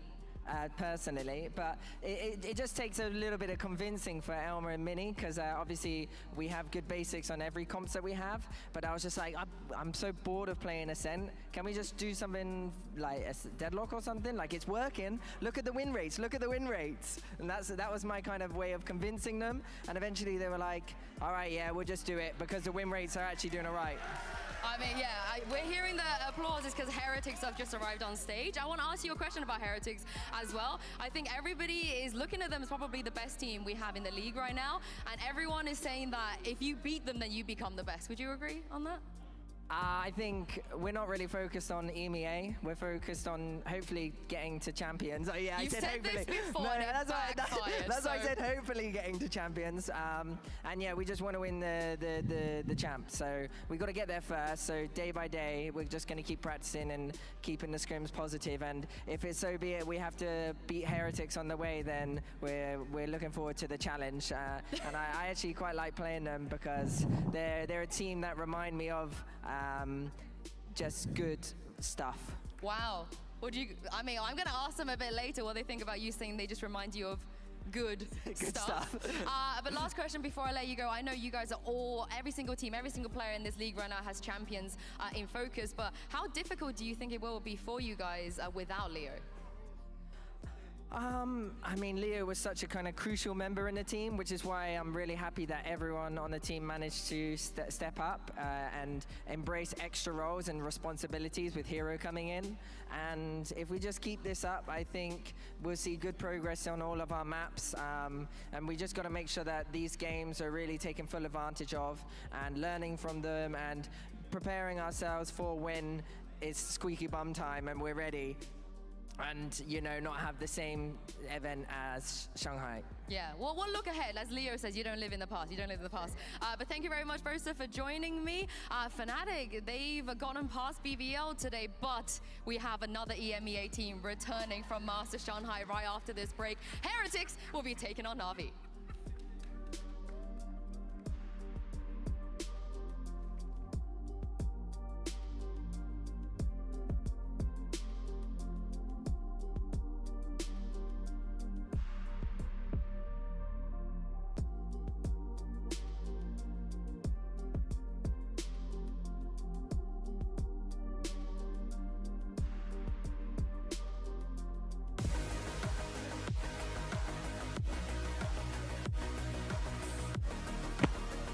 Okay, I'm gonna take a quick break.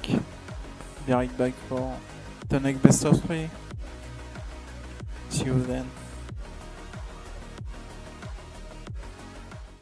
I know a place that will break you into 1,000 pieces. Stay away from them. Stay away from Lorca, Paco, and Picasso. Don't ask about Lola. Ay, Caballo Grande. Ay, Dolor de Nieve. But in spite of everything, it occurs to you to visit Andalusia. Don't say I didn't warn you. Be careful of the Andalusian crush.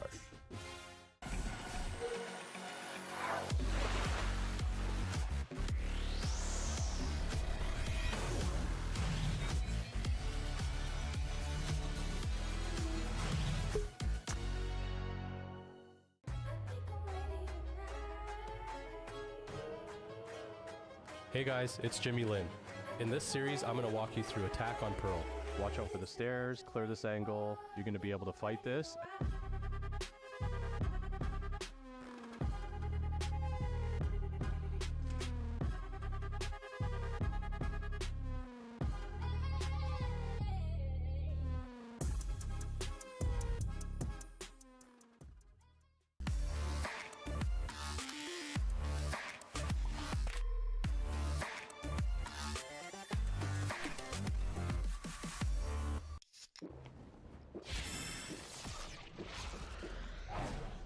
Red Bull gives you wings.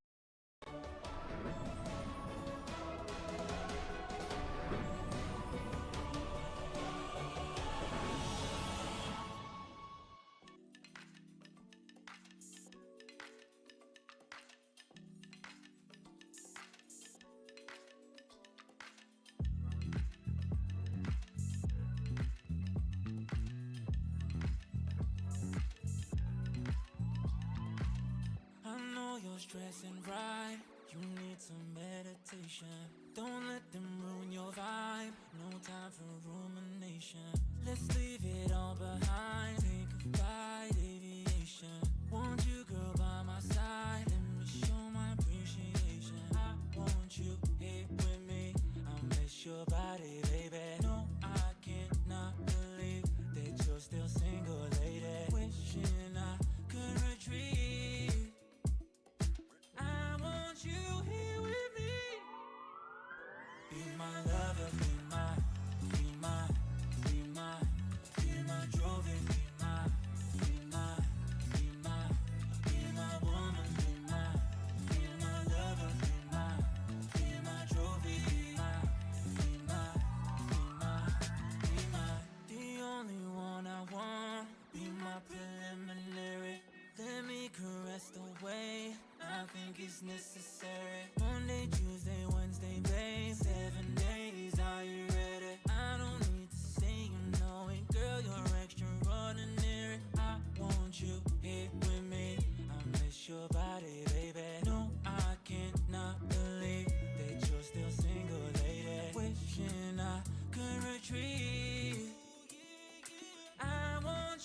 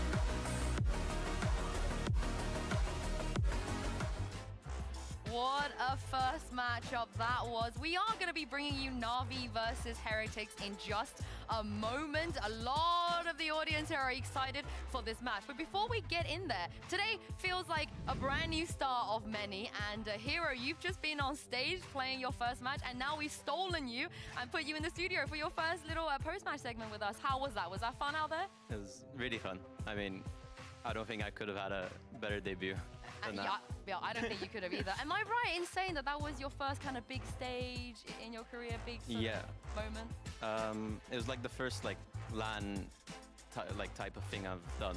I mean, I've done one before that was like a show match, but this is like the actual first one that like matters, obviously. Was it how you expected it to be? I mean, I expected to win, so. Oh, okay. This is the thing. Your IGL boaster said out there that when they asked you how you felt about your debut, you said you were very excited and you were super confident, and he was surprised that you were confident. So what is it that gives you this confidence, given that you've never played on Fnatic before and you've never been on this stage before? I would say like, I don't know, I don't really like feel that much pressure, but only sometimes. I remember going against Gentlemates the first time, and I felt quite a bit of pressure, but that like faded away like really quickly, and I just like prepared like really well for this game. You have a bit of Leo in you. I feel it. I feel the Leo-ness, like the ice coldness. But let's move on to our first matchup, second matchup even here, because I know you're very good friends with Rians, and Rians is going to be on stage just after you. What do you make of him, and what do you make of Heretics as a roster? I mean, I would say like Rians is like one of the best, obviously. I mean, I'm really good friends with him, so that might be a little bit biased, but... No, it's true. I'm not his friend. Have you been watching him this entire time? Yeah, I watched like the Master Shanghai, like even before in EMEA, and I mean, I'm always like messaging him as well, like well played, or when he like loses like NT. Oh no! What did he say to you when he found out that you were coming here? Well, he found out before it was like actually official, and he was like messaging me like that he was like excited that and like congratulations that I was gonna be here. So we're gonna have to get Fnatic Heretics now, I feel like, at some point. No, maybe in the final of playoffs again, run it back.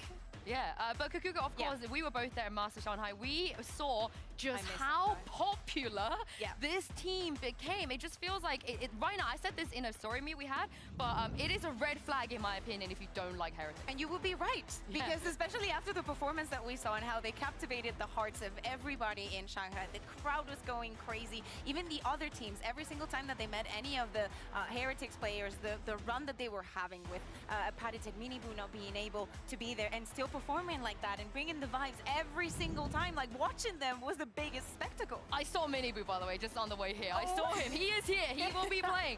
And sadly, we have to say goodbye to Paditek, of farewell. Course. Farewell. Yeah, farewell. He is going to be back. But Hero, you're currently in a very similar position to what Paditek was in for Heretics. So how difficult do you think the job is of a stand-in, and how well do you think that he managed to do for Heretics? I mean, I would say, obviously it's difficult, like, because you know that you're not actually in the main roster, but you're just standing in for someone. So there's like that bit of pressure as well. Like you have to play as good as the person that you're standing in for. And obviously I'm standing in for Leo, which is probably one of the hardest ones. And yeah, I think Paditek has done a really good job on that stand-in job. Yeah, literally, it is. But this is the thing, Pally did do a very good job. You know, he had to stand in for Minibu, for Vut as well. And this means, with the return of Minibu, that Kakuka is the end of the Vut duelist. I'm not taking that. It's not an end, it's a stop.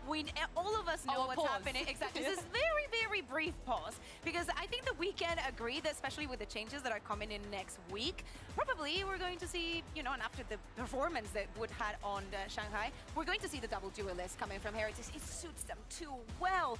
They can have, with Wood, that can play literally anything on the face of Earth and definitely available in this game. Plus Minibu, who's probably the best Neon in the world right now. Why would you not? But this is the thing, we talk about how Paditek had a lot of pressure. Given how well Vut did at Shanghai, Mini Boo is in the position of a little bit of pressure now, surely. I mean, yeah, of course. I think that now coming back and with the performance that Heretics had, it's like, okay, now that there is no more difficulties for them to overcome, how is Mini Boo going to do now that he's back? Yeah, I can't wait to see it. But moving on to their opponent for today, it is NAVI. They didn't make Masters Shanghai, and I just feel like their entire year has been really unlucky, you know, super unlucky. They don't make it to Madrid, they don't make it to Shanghai. And Hero, have you been watching any of their games? What do you think about this roster? I mean, they've been around for so long. Really long. So long, yeah. I mean, I think Navi is obviously a really good team. I mean, they have a really good roster for like a really long time, since like FPX. So, I mean, I would say like they'll probably like do very good as well. What about against Heretics? Do you think they have a chance today?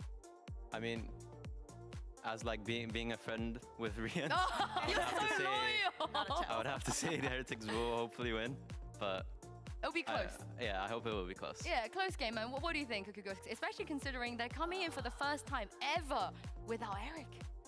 I think that the fact that Eric is not here when we talk about the changes and everything that has... We expected for Split 2 to not be that many changes, but the fact that Eric is out, we've known them, you know, Eric and Angel together for, what, 4 years now?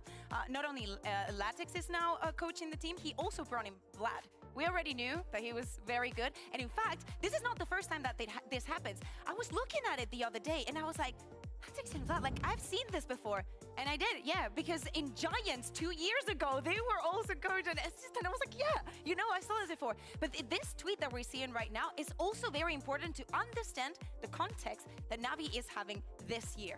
2-0 against Heretics, as Angel say, and very tilted to be eliminated in single and in bracket for second time this year. And it is true, Navi had almost a flawless season, and it was because of that loss that they had against BBL that they didn't manage to secure that first seed, and they were eliminated in the knockout round for this playoffs. But it also happened during kickoff, so it's crazy to think that they had such a good split, but couldn't even, you know, secure their spot. Honestly, I think that was the biggest kind of shock and upset we faced, right? Yeah. Navi just getting immediately eliminated two times in a row.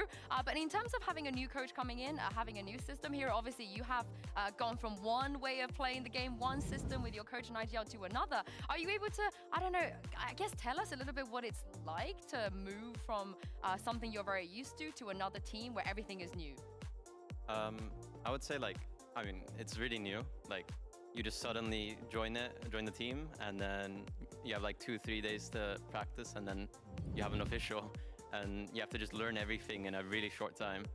So, I mean, it was pretty difficult to like learn everything, but I think I did a good job on it. Oh, yeah, so. You did a great job. But this is the thing, for a lot of people that don't know, Latex is not completely new, but Kakuka and Navi are already a team that does whatever they want, just new things whenever they feel like. So what is it that Latex can bring to them to make them even more new? Hear me out. I'm surprised because when we talk about Navi, we talk about like crazy compositions and all that. But especially this year, they haven't been innovating that much. They changed a couple of compositions on like week 5 in the entire split. I don't think that Latex is going to have that much of an impact because they're a very long consolidated roster. It has to come in something else. Maybe they do the deadlock, who knows? Maybe Angel on Clo finally, but this is it. What a match to close out the day here today as we head down to the stage for Team Heretics and Navi.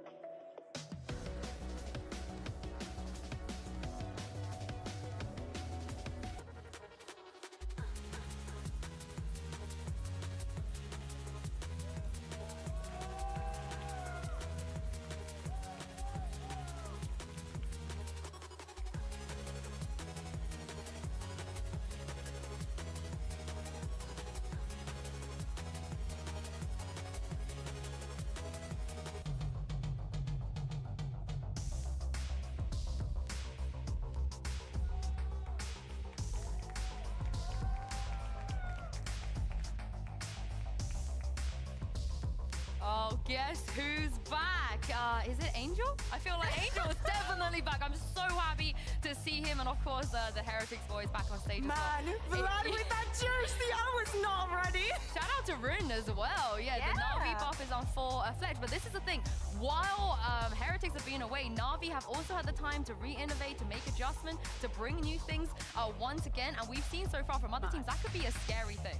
I'm so surprised. Do you guys remember the days where Heretics banned Ascent? Me neither. They're going to ban Breeze probably for the last time because they're not playing twice this week. They're going to be choosing their favorite map. I think that this is their staple. They feel so comfortable. In fact, when they were in Shanghai, they won all the time. Not only that, they were very convincing wins. I think that it was EDG that managed to get 6 rounds against them. That was the most any team got against them in that match. And it's also been a long, long time since Ascend being open for Navi and them not instantaneously selecting it. Maybe they want to dodge the trap because we've seen other teams fall into probably the best team in Ascend. Yeah, we've seen other teams fall into this trap before. You know, the team that permabans something all of a sudden leaves it open. But this is the thing. You said you've been watching a lot of Heretics before Hero. What do you make of their Sunset? Because it feels like they're probably the best Sunset team. You know, I know you guys don't play it, but I mean, we don't play it. Yeah. But watching, you can still appreciate it. watching like their Sunset, I think it's by far the best. Like, I've never seen a team win a pistol that many times as well on attack. I mean, that's a great point. This is the thing. They have been winning those pistols, those advantages as well. But that's the thing. Navi know that, Kukuka. Yeah. They have all of the time to be able to counter-strat that. Exactly. And even though this is not a map that Navi has played a lot, I believe that a couple of times, maybe, it's not a map that they're especially comfortable, but they should expect this 100%. And as we're saying, there is a lot of tape on Heretics. Yeah, and as we take a look at the agent select here, Mini Boo is back on the Neon. The RIP, that duelist, we're going to take a pause on that one. But Hero, what do you make of Navi's comp here? Anything you like or don't like? I mean, it looks almost like, it looks default, but they just have KO and Jet.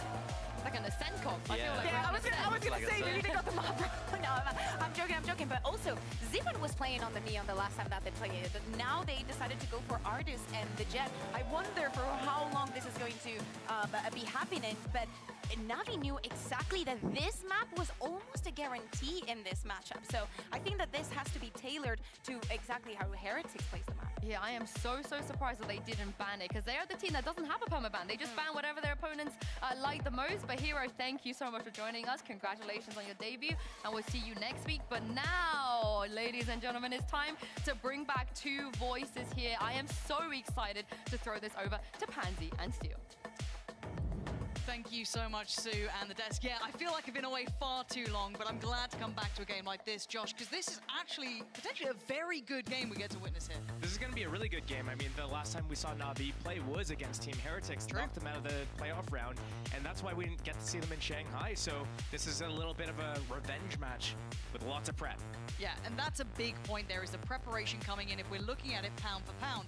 Obviously, Heretics, no better practice than officials themselves, but man, they've had a couple of days off the back of Shanghai. Almost not being rewarded for their levels of success, doing such a deep run to that second place in the end. But Navi have been able to toil away, right?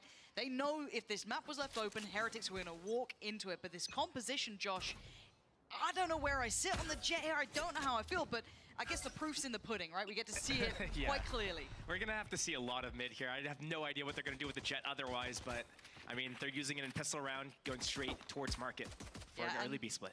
Again, in my eyes as well, love to see Artis in that role. Always been a pleasure, so hope to see a kind of rollback almost of what he can achieve.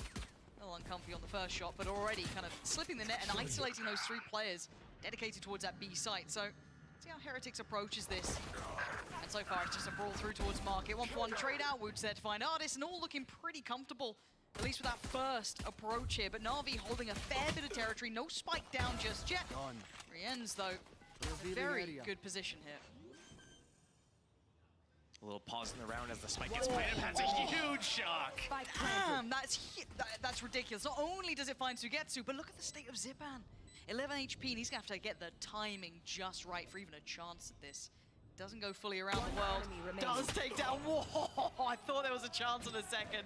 Boo's not going to let that happen. Diffuse going to come in, and Heretics I mean, even the devs are talking about it. They don't lose pistols, apparently, no matter the odds. So, going to start things off well here, but we discussed this before it started when we saw the agents lock in. This is surely going to be a whole lot of middle when you've got a jet coming out, and we already saw it. It's one of those things where it's like you have basically a month off. You get to decide what you want to do. You get to watch Heretics play like 18 million different matches, and you see exactly how they play. They realize, hey, look, it's like Benji. He's usually around like Spawn, playing the retake. Let's go try to abuse that, get artists in their face, do a market split. And it looked good for a little bit, but Heretics so good, just re-clearing together. Yeah, really nice little bit of synergy, seeing the boys all back together. Obviously, Patatek, wonderful stand-in. Could not fault his performance by any means, but seeing the 5 here and almost kind of a glimpse of things to come with that Neon coming out here. Curious to see how good Heretics become with that patch adjustment, but back to what we expected, but more of a casual style here for Na'Vi. Obviously, with just those pistols, we do have a couple of Sheriffs making their debut, going out Artist, Angel, and Zipan with that. See if they can do some damage. But on the Heretics side, you should be very much on red alert here. Shouldn't be taking too many risks. Here. I wonder if Na'Vi right now is just trying to make every map a scent for them. Like, we're so good on this map. Let's try to make, like, everything be this map. Get the Sheriff out on Artist. Let him walk around the map, look for an opening at mid. Again, I think this is something that we're going to look forward to for the entire map, basically. And I also want to see how well Artist gets played in as well, right? You know, how well does he get set up to succeed? You can't argue that Na'Vi have any slouches when it comes to that either. You look at who can be the supporting act. There are some brilliant players in that regard, but again, we'll see how that goes forward, because this isn't the round to be seeing. This should be Heretics, keeping them very much at bay. That's huge. Lovely. This will clear into middle. Heretics not letting them get any sort of fun here. And that's all the Sheriffs gone without even a touch of damage achieved. So Xiao and Sugetsu might just have to face the music here. Left. Again, even seeing how well considered Boo's playing, sitting super deep, giving up space here, knowing they pretty much got them pinned in here. As long as Woot doesn't kind of lose his head, no, he should be fine. Boo on the deeper angle, bit more of a fair fight at least. Well, I say that, Boo sharp as ever, and Xiao feeling like a formality, and they've got a Heretic strong start here, clean in the second with an Andalusia flawless. Nice little convergence there at middle. Utilizing all the abilities, the Silver Dart, the Neon Stun. That was a nice little bit of work, right? And then moving together, that was great. Speaking of supporting Artists, though, I do wonder how the new coach shift for Na'Vi is going to play into things. Kind of like, was Doombros, was he a problem necessarily, or was he not the problem, but he just wasn't the solution? What kind of led to that decision? What are we going to see different from this version of Na'Vi that we haven't seen previous? That is such a curious thing. I don't think we'll be able to see everything, but already seeing this composition here, maybe a little telling. It's hard to know because it's not like Angel won't have a strong voice, but back into this bonus round, we've got to focus on what Heretics can achieve. Already Miniboo with success. Takes away Artist and falls away. That's the tip of the spear blunted, and now the rest of Na'Vi has to work forward without him. This becomes difficult. Now, a little bit of a mid presence, yeah, from Sugetsu, but I want to see if any of them get threatened on the cross if they need it. Now, actually, very heads-up work from Heretics to replay with that Aldrone. Destroyed. I think they seem very aware. Yeah, noting Sugetsu, but still a fantastic shot and a follow-up. Sugetsu outdoing his expectations with a third. He had no right to that, but he just keeps succeeding. Now, Wu didn't get noted on the knife, so he gets a second lease of life. Does it right back to him, and now Zipan in a 1v2. Wu's just buying time. Beautifully done. And again, you'd think, watching what Sugetsu just did, that would be enough. Anything you can do, I can do better. And that's a perfect display of that. I do wonder if that is the limitation of Navi's comp there. They had the knife up the entire time for the KO, but they weren't able to use it to find out where that player was on the site there. Wu is just able to kind of like dodge out a little bit. Oh, that's very nice work there. Just watching this one back. God, ridiculous. I think a little bit of a mistake in the scaling there as well, but instant fast play over at B. Yeah, but stalled out. Stalled out. The paranoia, everything put in. Miniboo still even has a stun in hand if he feels like he needs to slow the roll further, but they can't springboard.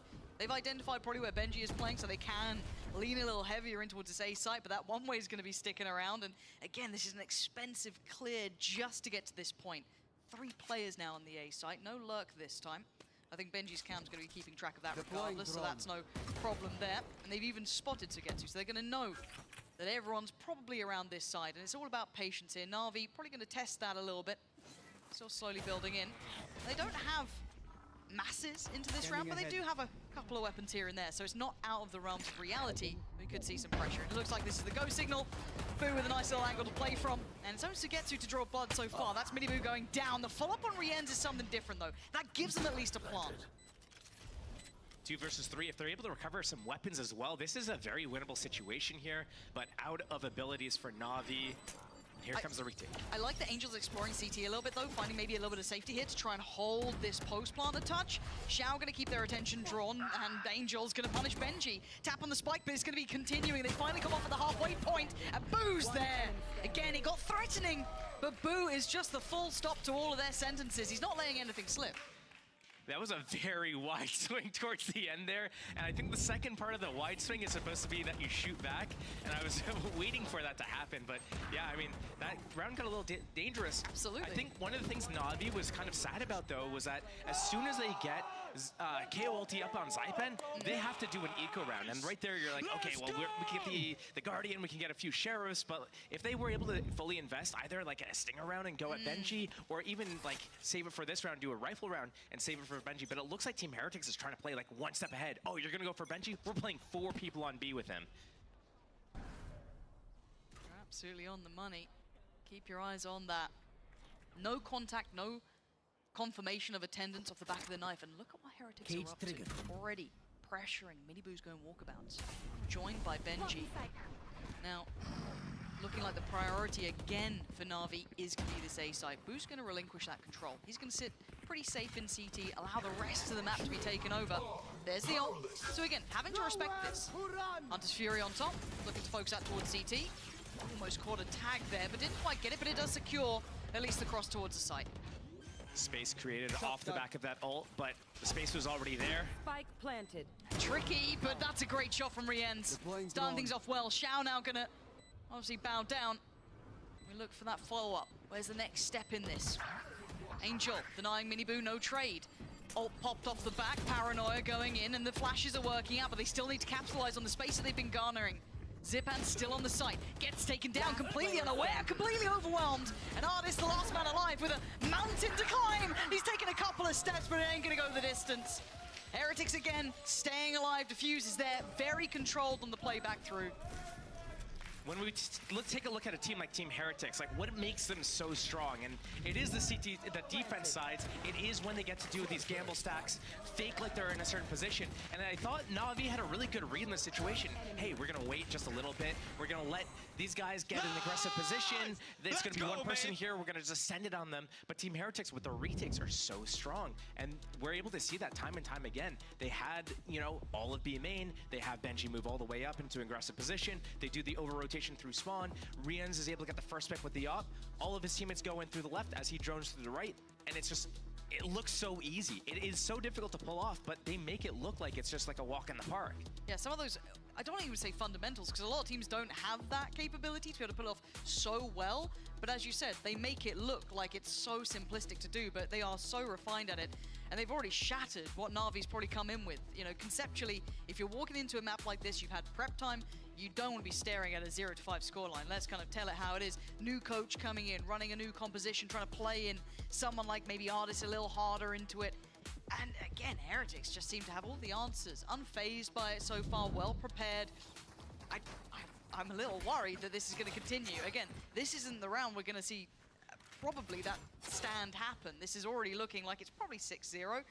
But again, we could probably get the, you know, Bladestorm on board. That could be something at least to maybe help out Na'Vi with a couple of other ults, but neither really can instigate much. So rough, really, if you're an Na'Vi fan. It's a little bit deceiving, though, because we've seen a pistol and 2 ecos out of Na'Vi so far. So only really like 1 gun round, 2, if you want to like count with all the ults there. So it's not the end of the world. It's definitely recoverable, but it has to start sometime soon. It can't be that there's another 3 rounds that go by before Na'Vi start picking up the first rounds, because by then it's just too many rounds far gone. But as you said, here come the Bladestorm on Artist. Let's see if he's able to make an impact here. I wonder if Angel's noted any deeper presence from Heretics, right? We can already say they've kind of pushed out towards A touch. I don't know if he's heard a step or just further invested utility for this 3-play stack. Going to be somewhat revealed, maybe not noting everyone. Re-smoke towards tiles. Na'Vi looking like they want to head towards market. Rien's just shouldering it so far. Artist waiting. What's going to be the go signal here? A 3-2 split. Knife back on, Benji noted, time to go, and it's already Artist to get contact, but he doesn't draw blood, not the way he wanted, and it's just not going the way he wants. He does get the kill, but it gets traded out. Now you got to look towards the success on the site. The problem is the spike's been lost, and Woot's not letting them get any freedom on the site. Artist, yeah, you can go all the way around Pillar all you want, it doesn't matter. It's on Sugetsu, who needs nothing short of a miracle, but that's a good start. 25 seconds though, how are you going to get past 3? Show me a little something here. I'm down to be on your side. It ain't gonna happen. Heretics again, very well equipped to handle with what Na'Vi are throwing at them. And I think we aren't seeing anything too crazy from Team Heretics in terms of what we're expecting to see from them. It's pretty much, they're doing the standard stuff. We've seen it all throughout, pretty much all of Stage 1 even, where Na'Vi, there's not so much that you have to, you know, be surprised about when you see their setups with the Sova, with the Cypher towards B, the KO shifting over into spawn early on. Like, all of this is pretty normal. What we need to see from Na'Vi right now is them actually being able to connect shots, and it sounds really like boiled down as like an analysis, but realistically, like, we can't be missing jet knives like that, you know what I mean? Careful here. You can see Heretics, I don't say this is just confidence, we saw them doing this quite early in the game, but they're starting to explore the map, right? It's, okay, you want to take middle? Cool, we'll take at least one of the extremities. We'll kind of counterbalance it that way. Now, Na'Vi is speeding this up, though. This is a much faster approach to testing in middle. But again, no reward for it just yet. I mean, considering Team Heretics gives up middle most of the rounds anyways, it's surprising that Na'Vi hasn't explored either deeper up through top of middle towards CT spawn, and it's all this like slow play towards market. They know that that's what's going to be defended, but here we're seeing a little bit of a change. It is going to be towards A that they're deciding to move this towards after a little bit of mid pressure. This is interesting. First time we get to see this tested, this more active hold, and the paranoia goes a mile wide. Stall coming out as well from Boo with his paranoia does well. It allows them to fall back to the site. You can already see the shift across as well. Woot leaning heavier towards A, and it looks very choreographed from Na'Vi, and it's being witnessed and watched comfortably by Heretics. Again, one way's back up. That's not going to be going away. So what's the plan, Na'Vi? A high flash and just hope for the best. Yeah, they're going straight through it, but the stun's going to be there. Artist just kind of sent into the blender. There's no way through that. They had to give it a go, but that's all you're going to get. Shaoli's going to make a step closer to try and get up on the box, but it's just a challenge. And they're just being met by sheer resistance, Josh. There's no access. It's 13 seconds. They've run out of time, and they've run out of options. Yeah, the TP's there, but they ain't even considering it, apparently. I think once they get the clock off the 30 seconds zone, He's hunting! He's going after them. Sugetsu with a swift slap to the face, but still, this is clean work from Heretics, and they're just proving why they were the team to go to Shanghai. Na'Vi not looking up to the challenge here. I think once the clock hit 30 seconds, Na'Vi felt like, oh, okay, we have to go A. Yeah, the one-way smoke's up, but like, we just got to be able to break through this. I think the option was there with the mid-pressure that they've done early on, and how Team Heretics kind of like does these gamble rotations and heavily just like over-rotates and goes for those retakes. I think Na'Vi probably could have done an audible through mid-courtyard, through the market into B, and they also had the Omen ultimate up that they could have used that for info or to just like speed that process up, and they choose not to do it, which signals like maybe there's something deeper going on here. But I like this. This looks very reminiscent of almost the pistol round. Yeah. The additional layer of pressure towards CT puts a problem towards the hands, but Woot's there. Rien's is there. Look at the synergy and look at the crossfires. There is no access to these sites. Heretics, they know what Na'Vi want to do, and they're so perfectly placed for it. Sugetsu's position was revealed very early on, and I mean, again, the guy can do damage, but look at the minimap. Look at what's coming his way. There's no way out. He's got players left, right, and center, and a bit of aim training. Sure, God, that actually did look quite close, but a minute to play with. You gotta do something here, Sugetsu. Show me what you got. Well, he does have his hat to throw at them, get the information, and he is the only one that's really consistently shooting back for the side of Na'Vi right now. I mean, Na'Vi close to a round on A previously, but it just came down to Woot just getting a 3K on the site. Sugetsu here. It's like pulling teeth, isn't it? It's just so difficult. Now, he's a little further ahead of the smoke, gets to dip back in. But again, double face, double swing. It's really robust. This is actually a joy to watch. You know, as if you're a fan of Valorant, it's very well handled. I liked what Na'Vi tried there. Is something that you were wanting. That they explore a little further towards top middle, get that pressure going. But you saw how well Heretics seemed to respond to that. The fact that Woot found Artis the second they wanted to crunch towards market. Pressure gone. We're seeing this rotation from Moot every round, basically. Hey, I'm going to help you guys set up on A with a knife or a flash. I'm going to start rotating over towards B and just reinforce that whole top middle area so that they can't get behind our lines with the jet. But yeah, Navi's been playing this map like they still have Gecko and Raze perhaps, or Neon, but they don't, so they have to do something a little bit different, and they're just not. And when they are trying to speed things up or change the pace tempo or change the areas that they attack, it's disjointed and their players aren't getting any kills. So trying to clear some of Benji's util from market. You see that means that Woot's then a little bit more tucked towards that B side, earlier contact there, but I kind of like this, kind of feigning that interest towards market. But there is still being, oh God, Boo. That's beautiful. And Mini Boo's waiting. He's still going to check this meticulously. I'm kind of hoping they would. But again, Boo's recleared it. He's already checked. No one's slipped the net. No one's going to be able to make it any further. And they're just drifting away. They're just not getting anything they wanted to. Yeah, it's a sheriff and, you know, a little bit of a rifle round. It's not going to be the end of the world, but the problem is the scoreline. At some point, misfortune or not, they haven't got a round. And it feels like they haven't got that close to a round yet. I don't even think they've had an opening kill yet. No. And again, let's see what they got here. Artis putting his life on the line, hoping for a follow-up. And Benji has slipped through, and he's got two for himself. Angel on the trade, but the back of the site is waiting as Woot. Flash there, going to force Angel to at least relinquish some control. That was a bit far. Woot hoping for the best, and Angel through this round. So far. Yeah, that is tricky. And don't Heretics just know that? Yes, they do. Because they can leave it there and just go walkabouts. They can sit there and play for the fact that he has to plant. He has to go B. He has to plant, and they're going to have the line on him. Yeah. Boo getting ready. Paranoia's there. Away we go. Doesn't see him, so by process of elimination, they know where he is. Nice try, not good enough. Boo. Comfy again. Na'Vi, we're going to see something.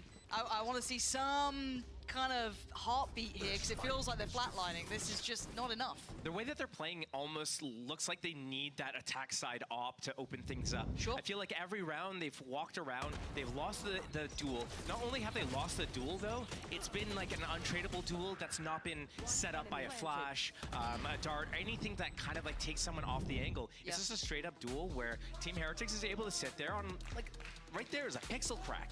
Just ADS zoomed in. One taps, okay, now who's next? No one? Okay, cool, like we keep that 5-on-4 advantage. Well done. So I think Na'Vi needs to find a way that they can either get a tradable kill, or they need to be able to get the op up and then leverage the weapon to be able to open that up. And I think like without that, what else they got? Well, so far, nothing. So again, Operator might be being toyed with. We'll see it once we get back into game. Probably the best solution here. Because so far it has been a clean run. Heretics looking, I mean, on point. Woot's already on 17-5. Just going to highlight this guy's having a game, but it's not just the Woot show. I got to say his positioning has been probably paramount. The way he's always been in that supporting act role. Very well positioned, very early to it too. Be it on the A side when they've had that pressure coming their way, or on, as we noted earlier, B as well. Just beautifully done. As soon as they tried to get that top mid sort of presence, he was there. So, maybe the solution. Josh, we'll see. I mean, it's got to be something, right? I'm out of here. Show me what you got. Well, the other thing is, like, if they're trying to play this as like an ascent comp and try to boil it down to be ascent, I don't know if that's their goal or not, then why not do a little bit more with middle? Like, you can still do fakes. We haven't seen any fakes yet from Na'Vi. It's all been these grouped hits. We haven't seen this push-pull, but here's a fast. Oh, man. Oh, okay. Okay, this is just insult to injury, brutality shown. That, hey, you take that timeout, you're going to forget we might go aggressive? That's crazy, because we got ults, and we're just going to run at you. And you haven't been tested like this. Yeah, we've been taking a little bit of that A presence, but now we're going to double down, and it works out. So once again, they get that first pick. They fall away, and Na'Vi left to rot a little. Still have the option, though. They still have Artis with that operator. We're still hoping there's some value to this. That's not what you want to be seeing. Desperate here, Na'Vi. They're trying to claw this one back, but already it's not looking good. Artis desperate for someone to show for him. Wishing he was to get to in that position almost, but he's going to have to dig deeper if he wants this, because, again, Heretics, I don't think they've heard the operator, but they seem very aware of the possibility. And look how prepared they are for that mid-presence. Another double check. Clearing, no one's there. Looking back towards B, quick call towards Benji, knowing that you're on the plate now. And attempting this top mid pressure with an op is difficult for Ardis. They need to win out on B as well. There's a lot on the plate here. And he just can't be proactive to it. Benji's gone down, so a chance here for Na'Vi. A plant at the very least. Heretics are backside, and the plant's been denied already. Xiao's now in trouble. Oh, it's gone from bad to worse. Heretics didn't look phased, Josh. They didn't look phased. Yeah, once that timeout comes, it's a great call from the whoever made it, whether it's Boo, the IGL, or the coaches, saying in the back, like, hey, they're obviously taking a timeout to talk about like what they want to do here. Get in their faces, disrupt whatever plan they're about to make. Unless the plan from Na'Vi was go really slow and be ready for an aggressive play here, like, you're going to get in their faces. The Hunter's Fury to follow up with a, you know, sending it in from Mini Boo. Once that new patch comes out, oh man, it's not even going to be fun. God save us all. God save us all. I can't handle it. I really can't. Okay, we're back into this Ardis hero rifle. We have to live up to that title of a hero here. That's the start they needed. A trade and then nothing else back. Again, Woot gets to kind of readjust position, play towards the side. He's always here. He's omnipresent on these approaches. The paranoia just going to maybe peter out a touch too early. Exactly where you are. Information going to be found, yes. Still, what are you going to do with it? You're still stalled out here. Where's the go? I don't understand. You use the hat, you get all the information confirmed, but you use the drone, but you don't even go in with it. There's something going on with Na'Vi, and it's not that good right now. They need to figure out a way to just like, just do something. Yeah, they're stalling out here. Now, maybe this pause has been enough that it's drawn away one of the players. Sure, Benji has gone back towards B, leaving 2 here. They maybe don't expect this pressure coming in from elbow. Maybe, I don't know. But that dart should confirm there's at least 2 players here, because I don't think he got noted on the knife, so they should be aware of what's coming their way. Rienz is coming over, Benji's on the way, but the plant's going to come in, so Na'Vi, at the very least, get a plant. Going to be saving the ult for the post plant as well, going to make things a little bit more difficult. Rienz not going to be able to use that utility. Nor Boo. It's Angel taking space. Just give the Vandal to Sugetsu here. You'd think so, wouldn't you? Yeah. Yeah, he's got light armor and everything. Yeah, okay, that's a little strange, but Zipan not going to be clean on that first shot, gets information, but at this point you need to draw blood here, hold them back. Rien's going to be challenging already and overwhelmed. Zipan's fallen. Things getting a little dangerous. What is... Okay. Well, that's a start. That's not bad, because that didn't even get to halfway, so that is actually pretty important, but there's only so much you can do. Woot's having an absolute tear of a game. Defuse is going to be fine. Sounds close, but it's not. There's... Na'Vi felt like they were so close then, Josh. It felt like they'd almost got something, but it felt disjointed, though. They were stalled out. They were bits wrong. It didn't... I don't know what's going on here. Like, we saw like 3 instances in just this one round of them kind of being like stalled out, disjointed, or indecisive. Yeah. We see the hack go off, the confirmed info, the drone, no follow-up. Then they move into the next section. They are able to get the spike plant and stuff. Oh my God, Woot, bro! He is 21-5.5. Yeah. God damn. Like, he's actually nuts. I don't know what's going on. I mean, this is a, you know, it's one of those games where it's almost hard to cast in a way, because you're waiting for Na'Vi to kind of catch up to things and do what you expect, because Na'Vi are a good team. They were that almost 3rd team you thought may have been able to make it to Shanghai, you know, one of those performances. And maybe it's this map. Maybe this map isn't there, but... we can hope. Yeah. It's like the meme of like the stick poking the thing and do something. It's Na'Vi, do something. Yeah, you're kind of right. And again, I like how Na'Vi play. When Na'Vi look good, they look great. And there's something to be enjoyed about when they're playing their best. They're a beautiful team to watch, but this isn't it. I think all of us can say that quite comfortably. But again, coming into this, not many excuses here for them. First real direct challenge towards a B site. And Boo, freebie, finds Zipan straight through the smoke. Benji might get tested here and actually gets away with murder. Doesn't get checked on, gets slipped back, takes a second glance, and even takes Angel with him. And one by one, Na'Vi are coming through, and they're being eviscerated. What can Sugetsu and Xiao do? Xiao does have the TP, and it's time to go, but look who's on the way. The monster himself, the man who has been absolutely stuff of nightmares. Woot, 21-5. I'd be happy with that in the whole game. Yeah. And Sugetsu gonna have to drift over and try and keep some value here. Can at least slow down a little bit for Rienz. Normally in a situation like this, Woot walking out is kind of weird, but because he is 21-5, he's just walking straight out, taking that 1 versus 1, realizes he's off sight. There goes Rienz, though. Winnable situation for Navi. Possibly putting the first round on the board. Yeah, but it's Woot. Until I hear that spike ticking a little faster, I don't believe it, but Sugetsu is going to secure them 1. 11's all they get. He's giving it. I love it. I've got like, there is one part of me that just loves the fact that Heretics are actually willing to start getting a little bit, you know, get a personality to them. You know what I mean? They're up, they're giving it. It's good fun to see. I mean, you're sat on 22-6. Like, why not? But yeah, this is the first time we've seen it. And I mean, I don't know if we could chalk that up to a difference in approach. I mean, it was around where Sugetsu got them around. Yeah. And I wonder, like, did Heretics level up in Shanghai?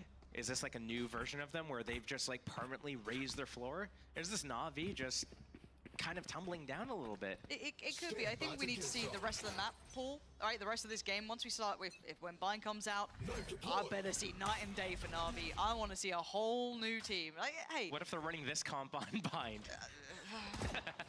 Don't start with me. I can't handle it. I've been away a little while, all right? I've been in the Sliggy Rehab Center, just chilling out in chat. I've been away. Yeah, true. Yeah, but you had other things going on. I've just been, you know, left all on my own. It's terrible. So that's dangerous. Yeah, honestly. Brain rot is at an all-time high. This could be over before it starts, however. Let's have a little look at the pistol. Navi, gonna need to start things off with a bang, and that is perfect. 2 quick kills. And Heretics willing to just take a bit of a fight here. Benji only gonna get 1, leaving down to Rienz and Woot against 4. This is a long road back. Very long. Don't know. There's still chances for Navi to, you know, give this up. They have the huge opportunity. Not only did they get a first kill this round, they got the follow-up, they got a trade, they beat together. Ooh.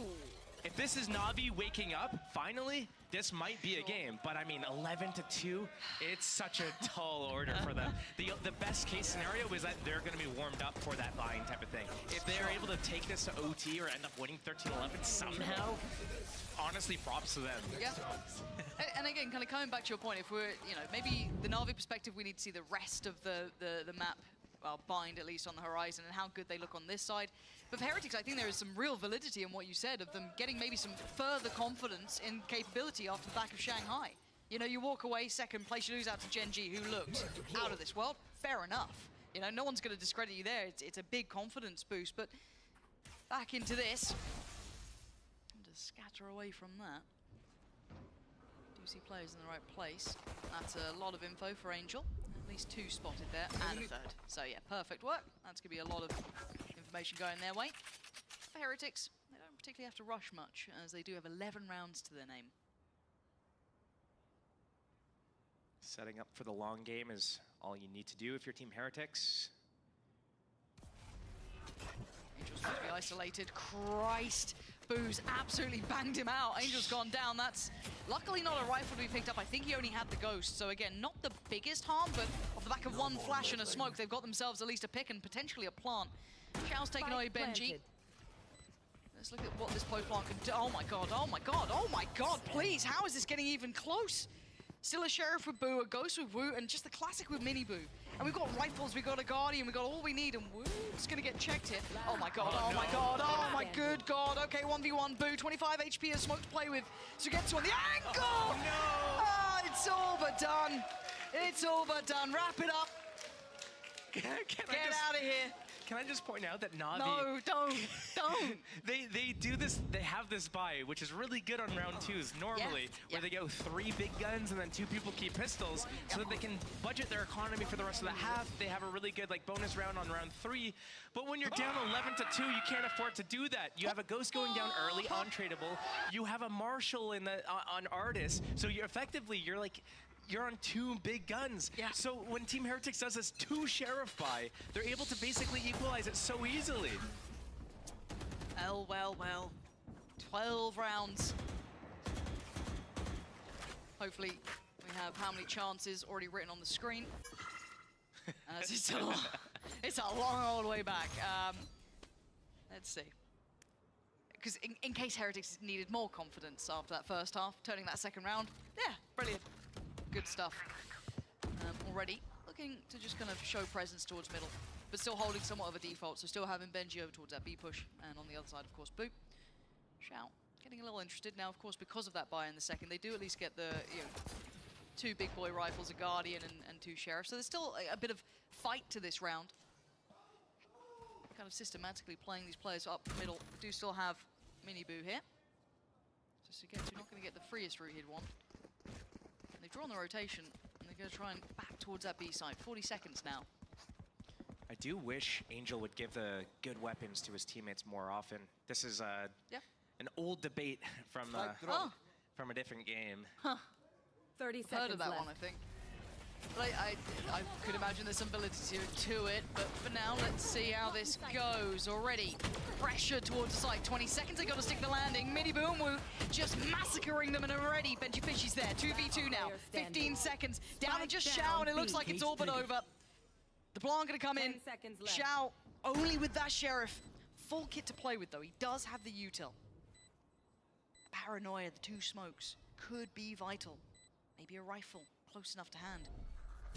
I'm wondering where they play this post plant from. Yeah, sitting deep towards main. Does have the smokes, gonna smoke the spike. Wonder when that dart's gonna come off. Cooldown for re-ends. Yeah, but again, it's just against the wall here. Someone's got to check Ping this. Hello? and spam. Hello. There we go. Okay, that's halfway.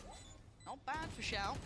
Time's gonna start running down. You can see that paranoia in his head as well, wondering about if there's a wrap coming in or if someone's on the other side, but he's gonna go for this one. He's desperately gonna go for it. Perfectly done by Shao. Cool under pressure with the Red Bull clutch. Getting Na'Vi out of a very, at least quick, first map and extending play a little further.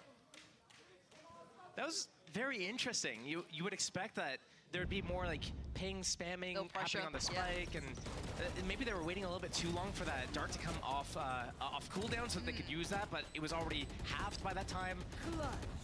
Oh, very interesting. It looked like Team Heretics was just like, oh, we already won. Let's just be like kind of celebrating already. Yeah. Yeah. Drop the ball a little in that round. Complacency could be an issue, but again, right back to business. Mini Boo, what? Just right up the guts. I mean, a nice try, but Shao, all too prepared for that. So many players towards top middle, ready to greet that. And Heretics starting to take. You have the man advantage, Angel. Right here. He has 45 health. You see that he wants it, He but wants to go you in don't there. need it. But it's Angel. He does what he wants. It's already a 4v4. Plant has come in. He's ahead of this. Gonna pop the ult, and he's got it well. This is capitulating now, isn't it, really?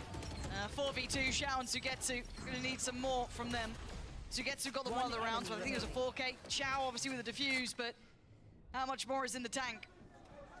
It's a 1v4. It's done. Wu gonna wrap it up, put a bow on it. 13-3. That was a quick game, Josh. That was a very quick one. We're really interested to see kind of like how Heretics has leveled up, and kind of like Na'Vi, you've had a month off, you knew that Sunset was going to be here. Show me something. Like, we have to have something a little bit more than this. You're right. Bind's coming up after the break, though, so don't miss that, because that has to be the lifeline for Na'Vi. What a fucking dominant map for Heretics.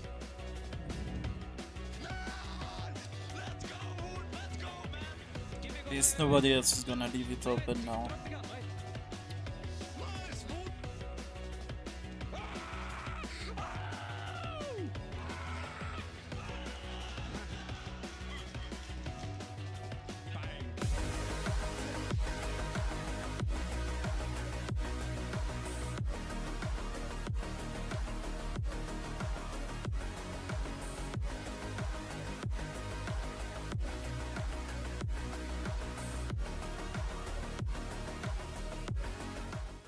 I know a place that will break you into 1,000 pieces.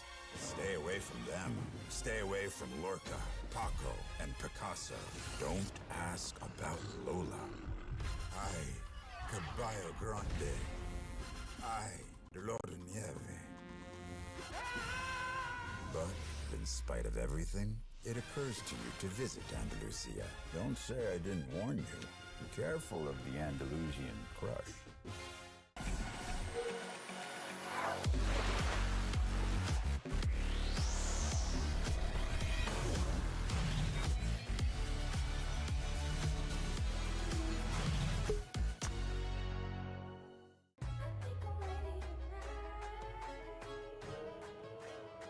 Hey guys, it's Jimmy Lin. In this series, I'm going to walk you through attack on Pearl. Watch out for the stairs, clear this angle. You're going to be able to fight this.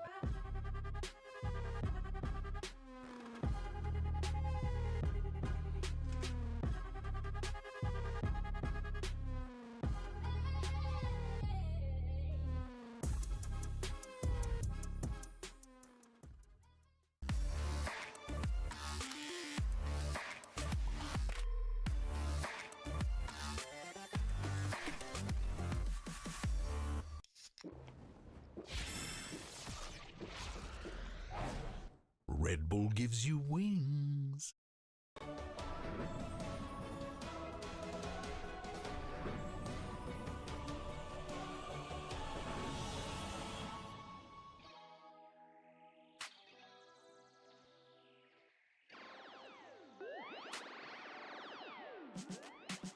Feeling good, feeling great on my time. Won't let a hater block my shine. I'm just living my life. Too busy chasing good vibes. Chasing good vibes. Chasing good vibes.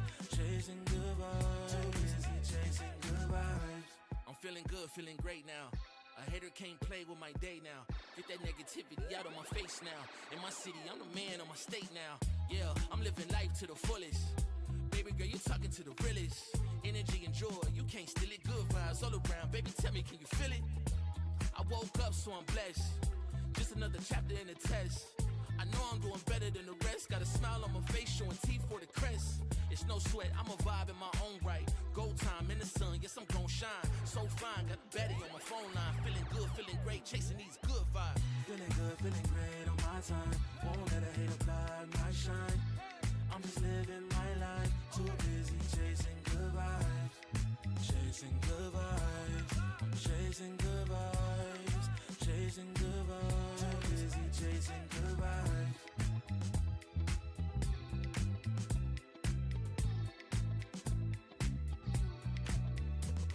Put my soul on that beat, I'm ready to feast. Margaritas with some divas, I'm pouring the drinks. I'm living life to the fullest, the blessings in me. Don't really care what you say, whatever you think. Nah, unequivocal miracles with the lyrical. With the homies tryna pop like the cereal. Lucky Charms got a model on my arm. Go watch on my wrist, garlic parm. No alarm, fireworks, I can feel it in the sky. I got love in my eyes, but there's money on my mind. I see passion and pride that despise all the lies. I've been around the world, so I'm down for the ride. Good drinks, good people, and good times. Fast cars, pretty women on FaceTime. More money, more fun in my life. I'm just chasing my shots with good vibes. Feeling good, feeling great on my time. Won't let a hater block my shine. I'm just living my life. Too busy chasing good vibes. Chasing good vibes. Chasing good vibes. Chasing good vibes. Too busy chasing good vibes.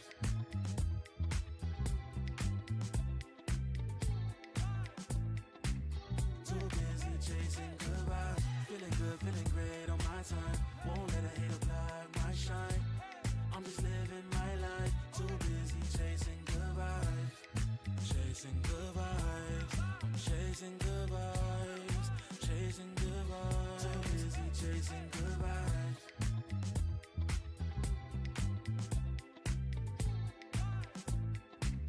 Too busy chasing good vibes. Feeling good, feeling great on my time. Won't let a hater block my shine. I'm just living my life.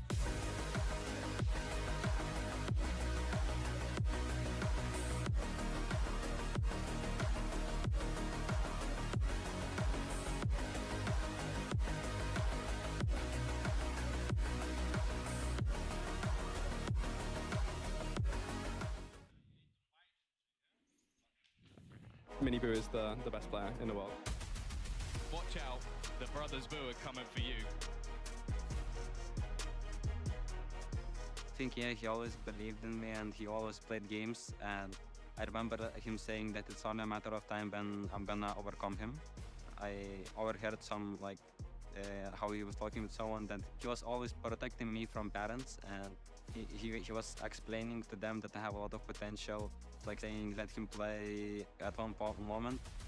I was 15, and because of my bad behavior, because like back then I was like stupid kid, you know, sometimes I was doing rude things and parents were like limiting me from PC as a punishment. and Bo was like defending me and like saying that I have a lot of potential and there is esports. He was like kind of explaining it.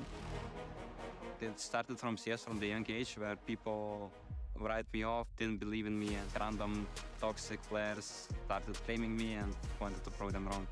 Bo was the kind of semi-pro in CSGO and he was one of those who like good. But the thing is, until 15 years old, half a year after Valorant got released, only then I got my own PC. Before then, me and Bo were sharing with like the same PC together. The thing is, since I was, I don't know, a child or teenager, whatever, like I knew that I'm a smart guy and I knew that I can do anything I would choose. But if I don't want it, then it wouldn't work. For example, I went to uni and I didn't finish it because I just didn't want it. And the only thing I wanted consistently throughout all these years is like playing competitively. They're obviously happy about it, especially my mom. She's happy that I can look after him here in Berlin because, I mean, he's only 18 and he already moved out to another country. So she's feeling more relaxed that I'm here. But yeah, obviously they're happy. And even if we would play against each other, like maybe in the future, I mean, what can you do? Like, it's sports. Like, Damage, 13 to 4, twice in a row. No doubt about who was the better team here today. And that's the thing. Coming into this season, Heretics is a top 4. I think the young team thing is going to be advantage because they're younger, they're more hungry, their skill ceiling is higher. So I think it's actually an advantage. What drives me is that I want to prove everyone that they are wrong. To be the best duo of the year, I think it's not going to be hard. I think I will be the best duo of the year.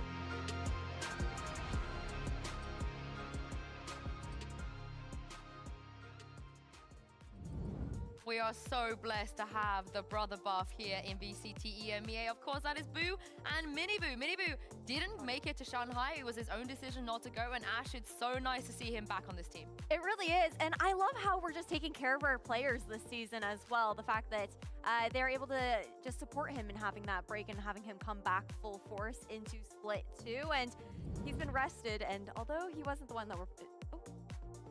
Yeah, and let's talk about Vut real quick as we move on to not Miniboo, move from Miniboo, because Vut not playing the duelist there, but the numbers he was putting up, Kakuga, was crazy. It was something else. I believe it was a record that we had definitely for this year. I would say 438 ACS there on Sunset. That is something else. It feels like coming back to the region. He's gotten so much international experience that this just feels like a walk on the park. I can confirm that was the highest ACS. That was more than when Kiko got 37 kills on Icebox versus Koi. But let's talk about the next map, because Sunset, if Heretics are going to pick it, if you let that through, they're going to win. We've seen it many times before. But how about Bind? What are we feeling, Ash, as we move on to Bind? I'm really scared about the fact that we're leaning into Bind here for Navi. I would have expected maybe the Ascent pick to come out instead. Instead, that's going to be the decider. But heading into this second map, what I am looking forward to is if they keep the same composition as before their Kukuka, we can expect to see Angel once again on that Cypher, and he was such a pain for Fnatic when they played.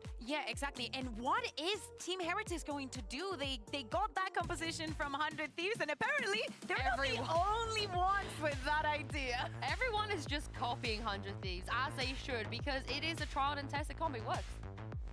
It really does. It looks really good, and I think the thing that I'm worried about, though, is Angel was taking a lot of first engagements on Sunset, and he wasn't able to find those picks, so that's something that we have to look out for here. And I'm so surprised, right, that Zippen is the one being on the get-go. It's going to be his first time. We have seen Angel play in that agent on this same map, but the idea has to be the same. Now, Team Heretics played this composition that they stole from 100 Thieves against 100 Thieves, and they won against them. Is Navi going to have what it takes to actually exploit all the faults that this very, very strong composition has and just play it against Heretics and make it flawlessly? I also just love how Vur gets a record, the highest ACS, after he stops playing the duelist, as he should. But let's just get into Bind and see how far Heretics can go with this composition with Miniboo back in the ranks. Over to you, Pansy and Steel. Yeah, thank you. A lot to be put on this, Josh. I think this map holds a lot of value when we're thinking about the bigger picture here. I think we've already been confirmed that Heretics are quite good at this game. They do game quite good. They play good game. They almost win Shanghai, 10 out of 10. Pick back up where they left off. No worries, no threat in my mind. Na'Vi, I need to see more. We need to see a lot more, not just more. More would be like an improvement, but unless they're getting a heck of a lot more, we're not going to see them getting anything close to the amount of rounds that they need to win the actual map. So very true. And talking about 100 Thieves and copying them, Team Heretics beat them, didn't they, on this map? So yeah. Hey, let's see. Show me what you got, Na'Vi. Map 1, write it off. Get out of your mind, not a problem. Sugetsu is being hunted down. Live like a dog is one of the phrases I've heard before, but Zipan does well. This is nice from Na'Vi. A clean start. Yeah, Benji did strike back, but by now they get the plant down. But look at this, a little bit of a retake coming out from Benji. Doing so much damage, finding 3, and now he's got 2 left to fight. What is going on? Imagine. He almost had it. He almost had that. Like, I want to watch it back just from Benji's POV, because it felt like he was just invisible to their eye. Somehow, he was able to just find the perfect position, and I got so nervous at the end. Artist does make it out on 40 HP, does get Na'Vi the pistol, but Benji was fired up. Have a look at that. So that's how it started, the timing on that. But yeah, Benji got to survive the massacre coming out of Hookah. Last player stand. God. One enemy remaining. Damn, that shot. If he got the kill on the back site and then that 1 versus 1, that would have been an ace too. That would have been nasty, gnarly, up for contention for like best clip. But okay, a good start for Na'Vi. You know, 1 round this early in the game is promising. I am an absolute addict for an outlaw. I love this gun. I don't know why. I do too. It's so nice, and it's such a punish on these sort of purchases.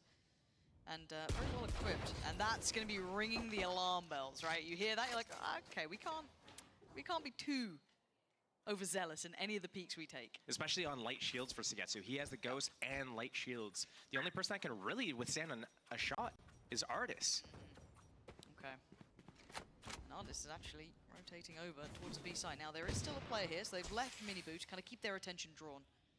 Doing that rather. A 4th. Oh my god, yeah, they really pulled this over. Shout does still have his molly, but I mean, I'm not sure they can disrespect that. Just a high dizzy to try and clear the initial angle. He can retake this one. And he's been punished. Bye-bye. Yep. Just made to look a fool of. And that's the site open. They don't know the level of success they've had here. Na'Vi put all their eggs in that B basket, but look at the Minibu's positioning as well.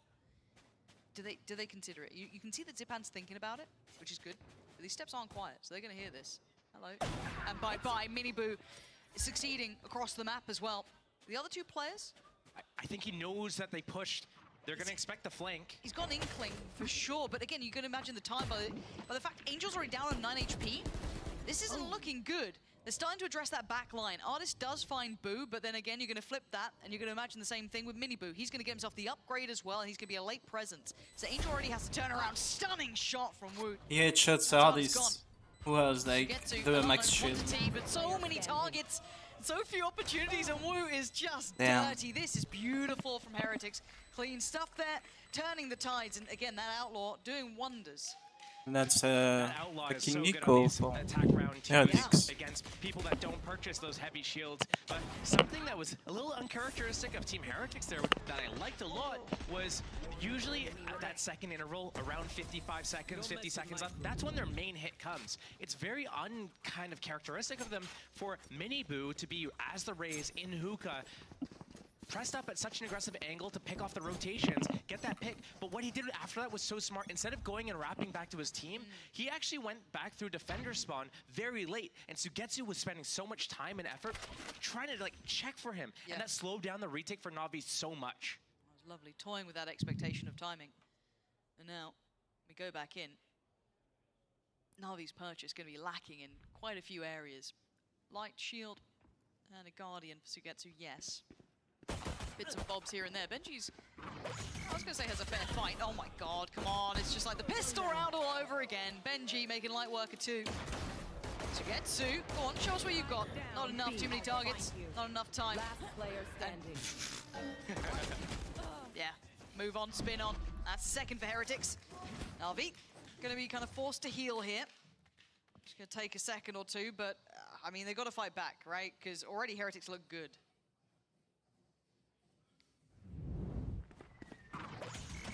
Just so confident as well, which is the scary part. I think there is something to be said about Valorant, especially in its current state and the next patch, that confidence is just going to snowball you as well. And Heretics are backing themselves. Right so. Especially in like the kind of like the style that Team Heretics plays their attack side, which is these like 4-man death balls. They try to do it on different timings, whether it be they walk up and explode on some off timing, or it's like a straight up hit right off the start of the round, or it's a second interval. Hey, we're gonna figure out what's going on, group up, and then do something as soon as our stuff comes off cooldown. But here we go into another really early round. Judging U-Haul. And it was just so well crafted. I mean, everything's crossed off. The flashes are good. Artists just get swept aside. Heretics just walking through the site. I mean, I liked what we saw there from Miniboo, but it was played in by Rienz as well. It was just very well rounded, leaving very few options for Na'Vi if they wanted to hold that space, especially against a flying Raze with a judge. Now, yeah, Benji's a little low, so there's a possibility, but there's still that 3-man hit squad. What does Xiao do to clear? He's still got a molly. Angel gonna try and dip away from that, but Benji all too smart, all too aware of it. Well, this is now looking, yeah, done. 3 for Heretics, quickly found 2. Again, might need an early pause for Na'Vi if they continue being run over like this. Anything you can do to kind of slow the approach of your attackers. I mean, they won the first map 13 to 3. So it's like, at what point do you want to pop that pause? Yeah. I feel like any time that you can get some rounds built up, so you have a buffer going into especially the second half. This is your map pick. It's map 2 of a series. You need to start getting rounds. You're right. Why not just pop that whenever? Yeah. No, I fingers crossed we see it. Again, shout out to the replay team for that one as well. Love you guys out there. The nameless replay team, you know, shout out to you. They only have names when I'm trying to blame them for something. You know what I mean? I normally say producer Kevin. He's not a producer anymore, but it's always his fault. Yeah, it's classic. fair. Yeah, Alberto gets away with murder. As it stands, Heretics kind of pausing here, maybe expecting some aggression, knowing there's that lighter purchase. Maybe it's time for them to kind of just get the lay of the land here. Don't need to overly do anything. We saw how much trouble it was to hold towards that U-Haul area. So again, the burst on the site. Heretics very comfortable in this so far. Zipan isolated early. He was the man with the gun. So again, him removed. There's difficulty here. One bonus, I guess you could say, is that Angel has slipped through a little bit, but he's already been checked on. Miniboo very heads up about that. And a couple of players in the back line, so there is a little bit of threat, but they are with Sheriffs. They're going to need to hit some shots here. Artists could be the first. The trades come in. And again, the threat on the site not going to be amounting to much. And the last man now noted, Sugetsu. He's damn good, but he's going to need 3 more of those, and they got to be cleaner than that one. And they ain't gonna let it happen. Yeah, triple face there. Good luck finding somehow all of them. And Heretics just continuing. This is now kind of starting to feel a little bit like map 1. I do want to see what Na'Vi do now back on the buy, though. This is the telling one for me, Josh. This is going to be a huge round, not only because Na'Vi is kind of like trailing a few rounds, but also because they have 3 really good ultimates on line right now. They have Thrash available, they've got Showstopper, and they've got Nightfall. So if they're going to invest even one of those, let alone 3 of them, they need to come out with a round win. If they invest like any of these and it's only matched by Rienz using his own Thrash, that's not good enough for Na'Vi. Okay, so they need clear wins. Let's see. Standard default coming out from Heretics. Again, probably expecting that Na'Vi will want to be a little proactive or maybe find an opportunity to utilize some of these ults that they have. First real show of intent over towards A. Dizzy invested, but no follow-up behind it. You can see how steadfast Heretics are in this hold. Na'Vi will be able to get an early read. Going to go through a 3-man play towards that B site. Shouldering the angles, no early challenge. We're already getting towards a minute here, so Heretics happy to let this simmer for a little while. Yeah, and this is what Heretics does on this map. They mix up their kind of tempos, so sometimes they're waiting, really spread apart, holding for all the aggression, and sometimes they're just grouping up, instantly walking up and exploding on an area. So Na'Vi really don't know what to expect coming into here. And it's going to be a really explosive play right now. Yeah, and I wonder if Zipan gets isolated. No, he's been able to fall back in time, but Angel going to backpedal. There's Xiao to find Miniboo, and already Heretics are going to be held in the blender, finding it hard to find that springboard towards the site. TP gets taken, they don't even know about it. Artist going to capitalize. Quick little trade out, yeah, through the wall, but 38 seconds. They're running low on time. Na'Vi with the bodies in the right place here. And a 2v4 would be unforgivable for Na'Vi to lose. Left. So they have to be steadfast. They have to be assured in what they're doing. Benji's still sitting pretty, and this man's a danger. We know what he can do. Bit of a clutch master himself. Woo. Scary angle to try and clear. Did have util to go for it, but no. Not going to happen now, Na'Vi. Make it through the first check. 2 rounds, 4 standing, yes. Using a little bit of utility, a couple of those ults come into play, or at least I think only one. I think it was just Angels at that point. But it worked out really well. Yeah, it was just Angels, and I think this is another thing that Sugetsu's doing really well right now that we're not getting to see like the impact on the scoreboard of, but staying alive, getting that information in hookah, getting out. Perfect. Xiao able to back him up there, or whoever got the kill, maybe it was Angel, and then Angel's able to follow up with a Nightfall. Everyone goes deaf, and now Artis, rotating from Showers, comes to the TP in the back. Yeah, beautifully done. That's much better. That's what we want to be seeing, right? It's like... Yep. And they still have 2 more ults that they can use to secure even more rounds. Getting very aggressive down B long, though. It really put Zipan towards deeper smoke as well. Kind of indicative that you're seeing something happen down here. It's certainly going to draw eyes. We can see where the vast majority of the hits coming in. Quick clear through. Artis going to welcome that challenge. Gotta be careful, though. TP gets taken. Miniboo going to get out of danger. Smartly done. Both players now going to take that TP. That's very, very telling. This could put it all down to, oh my god, and Woot succeeds! And again, 3 kills back to back. That was meant to be the cavalry, but somehow they've overdone it almost. Do they then adjust here? Because you could walk into the unknown of Zipan, or you go back to what you know, which is maybe Sugetsu. They've almost done too well here. 50 seconds, 5 alive. Woot's still very aware there's a chance of an additional player. Still investing kit towards it. You know Zipan was at the TP, he sent the Thrash through. Here's a perfect opportunity to send someone into the site. You got Wingman for that. Who better? Get that spike planted, you know, find out where Sugetsu could be, and just close this round out. Process of elimination will start being very telling that it's feeling like it's towards Shower or kind of, you know, this sort of area. Still aware that there could be a flank. Look at the positioning coming out from Boo. Look at this, tailor-made to catch someone like Zipan. Do you even clear it? No, you don't.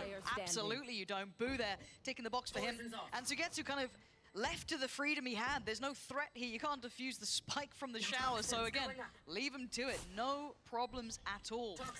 Credit there to Woot for almost doing too well. This guy is scaring me. I mean, we got to see him in Shanghai looking fantastic, obviously. But back into a more traditional role, still an exception to the rule almost.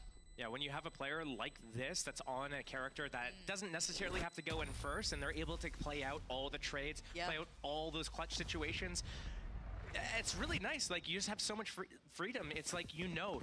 And then you also have like Benji as well on that back line, kind of making sure that if anything gets a little sketchy, you have someone that can come and close it out, either in the mid round or the retake, the clutch, the post plants. Yeah. So it's looking dangerous for these guys. I mean, they're a well-rounded team. I think a lot of us were kind of curious at the start of the year if it was going to be consistent, if it was going to keep up. Yeah. We saw, you know, oh, they're a good team, some young players looking really solid here. But man, they're going strength to strength. It's a joy to watch. But Na'Vi, hey, they showed us a great round just a moment ago. And quickly, obviously, put back to test. But that was a one-off. That was one player getting 3 kills. It's hard to imagine that every day. But then again, Woot did have a monstrous performance on map 1. But still, repeatable success. And a default to start with. Maybe again, there's a little bit of aggression that Na'Vi have been toying with. Where are you? Poignant in Na'Vi's minds. I think Na'Vi have to have better ideas when they have these ults online. Showstopper online for a 3rd round in a row. Now they have also Brimstone with an ultimate here. But they have been playing basically standard the last few rounds. They haven't done anything different.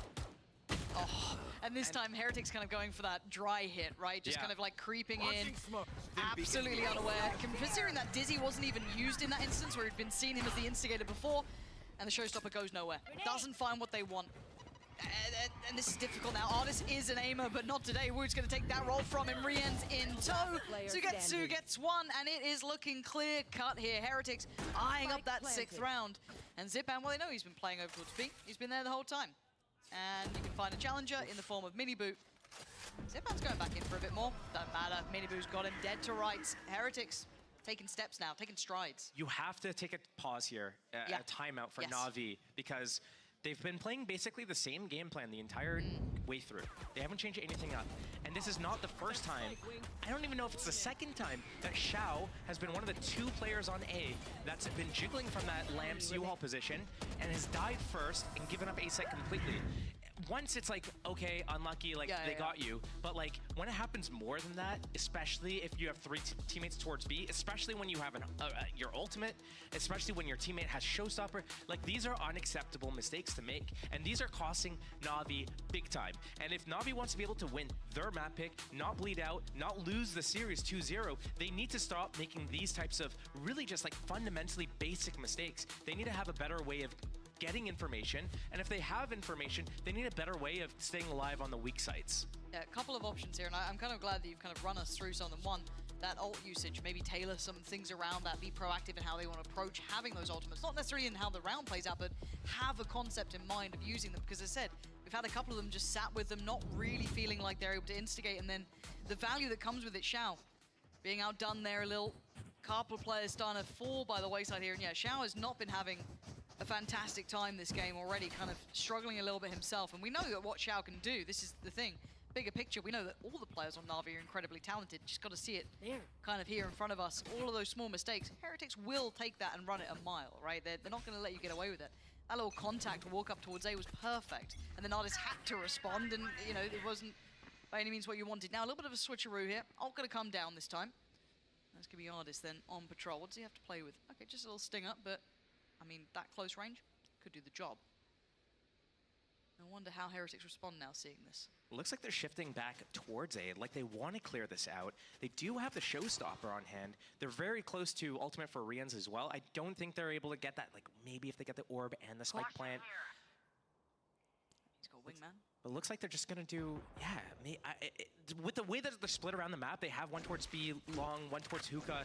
It does look like it could be like fake A, go B. It could be a fake B, and then you're going to go out A and try to wrap the Viper.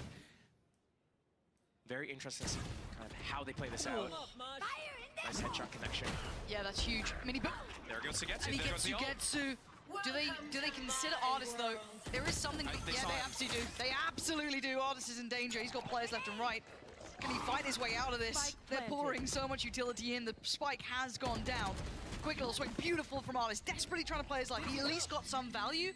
But now it gets tricky. Now you've got 3 players against 4, and your HP is not pretty, and Woot's still alive, which is the final boss, apparently. Xiao and Zipan. Desperate for a shot, a stray shot to land. And Rien's still patrolling. Yeah, lovely. Zipan now. Gonna need some more. Drawn in. And Zipan doing very well. Benji down low here. Oh. He's got to have heard that. Time's ticking though. Shorty, it's all he needs. Benji is pinning a shorty and he's happy enough. Close from Na'Vi, but not close enough. I like that reaction from Team Heretics. You saw how early into the round they made that reaction, that response to the Viper ulti at short A. They instantly started rotating the players towards Showers and knew that the end of the goal, end of round plan was, we're going to put a little bit of pressure on B, keep them here, execute out Showers with a showstopper, and try to backstab the Viper, who might be unprotected or might be alone, whatever the case may be. And it worked flawlessly for them. They got out, they got the opening, they got the spike planted. Yeah, it got a little bit messy at the end there, but closing it out was Benji Fishy. Yeah, he is an absolute closer in some of these rounds. I think kind of Cypher being one that caught our eye when he was playing towards that, but again, it makes no difference, it seems like. Sugetsu with an early check. And here comes the ult. Sugetsu needs to fall away, takes a lot of damage from it, and I don't know if they caught one with that. I don't think they did at this point, no, so they're still here to stand, and Sugetsu trying to deal with the flood coming his way. Beautifully done on the first. Follow-ups divine. Sugetsu trying to turret around for the third, but he can only do so much. Boo is there fighting back, trying to secure this plant. Finally, that was a huge one. Na'Vi dealing with his high tempo play incredibly well, but they're evacuating. They're getting the hell out of there. It's going to be interesting to see how Team Heretics decide to stabilize this round. They're 2 versus 4. The spike's getting planted now, but yeah, taking spawn at the same time as it's planted. Not really for spawn, though. I'm a little scared when Woot's alive. I'm a little scared when he is alive. Now, his first challenger, probably towards CT, but keep in mind the timing on the playback through. Going to invest the ult, and Boo's going to find Xiao. It's getting easier and easier by the second. Boo gets detained, but this might even spur on Zipan. Oh okay, my God. Good, clear. They know where the other player is. I don't think he's got time. Oh, he does have time for the rifle to come out here, but okay. Imagine. Oh, I got a little nervous. It felt like there was like a second for it to work out, but hey, rounds around if you're Na'Vi. You'll take that. 3 now on the board. There's still a ways to go. considering Zypan was the only player in spawn there off the back of that Thrash. That was looking really scary. That 1v1 duel on Heaven on Wood. That was so good from Zipan to even check that, though. Credit to him. After, as you say, Okay. who did that? Weber. Was it Weber? Yeah. To be fair, Weber did very well. I was enjoying his little co-streaming moment with Sliggy. You know, he was out letting Niltino do all the work, and he was like, I'm going to nip on the co-streams. Well See you then. later. Work on your personal brand. Yeah, I mean, look, his team got to the, got to the grand final. He's done enough. True. He's done enough. Lovely work. At this point, though, 3-7. See if Navi can close that gap, right? This could then look like a nice competitive half. No early contact on the Prowler. Got to be a little cautious then. If you're Xiao, you might get a little bit more worried. So it might be coming your way. Well, at least he's got a third player defending A site in case he does go down early. But like at a certain point when you're like 1-9, you have to think about how can I play a little bit differently that I'm not taking these straight up duels and I'm able to, buy my teammates a little bit of time if I'm not able to win these duels. So they still know about him there. They've just seen the molly go in. Here comes They the don't know aggressive. about this. Yeah, this aggressive clear from Xiao is gonna get the info that they need, but Xiao needs to rotate over because Sugetsu's in hookah, and I don't know if he's gonna be having enough backup to get out alive. That Viper wall is gonna be kind of everything. Okay, first tester. That's Boo. Again, they don't know everything yet, but looking how far Benji's gotten, this is going to be an interesting one. Okay, he's been cleared. So they now know somewhat of what's happened. They've re-cleared through. So this has all been read. So when Heretics go in here, this is no subtlety to it anymore. 30 seconds and they're making their way forward. Mini Boo, beautiful shot. Oh, come on! This guy just leaving corpse after corpse in his wake. And now it's just Angel and Artist. The two that went on the flank now, do they know that there was two there? Now they certainly do. Mini Boo is on for the ace. Crowd wants it. Give it to him. Artist waiting. Teammates, don't do it. Just get the info. He's getting close. Make him look at you. Hey, he's got it. Never knowing defeat, an ace in the round. 8 for Heretics. Yeah, this guy is damn good. 8 rounds for Heretics now. Going to be holding that precious. As Navi's money as well is going to be left in ruins. Ah, just all gone to rot. Doombro's stock's going up a little bit. Potentially. Let's go, bro! And you would have thought, like, oh, they're changing the rosters up a little bit. They're changing the rules up. Yeah, they're absolutely. Traveling. Maybe people are getting sick on all the travels, or after playing, like, burnt out, tired, yeah, jet exactly. lag. The classic North American excuses that you guys used to run. But no, they're fine. Yeah. They come back in looking, I don't want to say better than ever. I don't know, like Panatech did very well. They were in really good form. But you're right, all of those caveats that we were kind of discussing at the start of the day, you sit down, you do your little prep modes, and like, okay, Navi's had like time to work, the team that could have gone to Shanghai, all of these little like moments, you're like, okay, Heretics, everyone's seen what they've got, they'll be tired, they've had no time to prac, and here they are. They're young, their body's kind of Got like... it, it's the age thing. It's the age thing. Their bodies are able to just like rebound from illness and all this stuff, and and then there's us. Quick recovery, and then there's us. One Absolutely drink, haggard. And then, And a tentative start here, but for Sugetsu, I'm wondering how he reads into this. He hasn't seen much more than just Miniboo thus far, but again, the utility invested on top should reward a rotation, which it has done. Third player drawn over. Heretics trying to be quite slippery about this.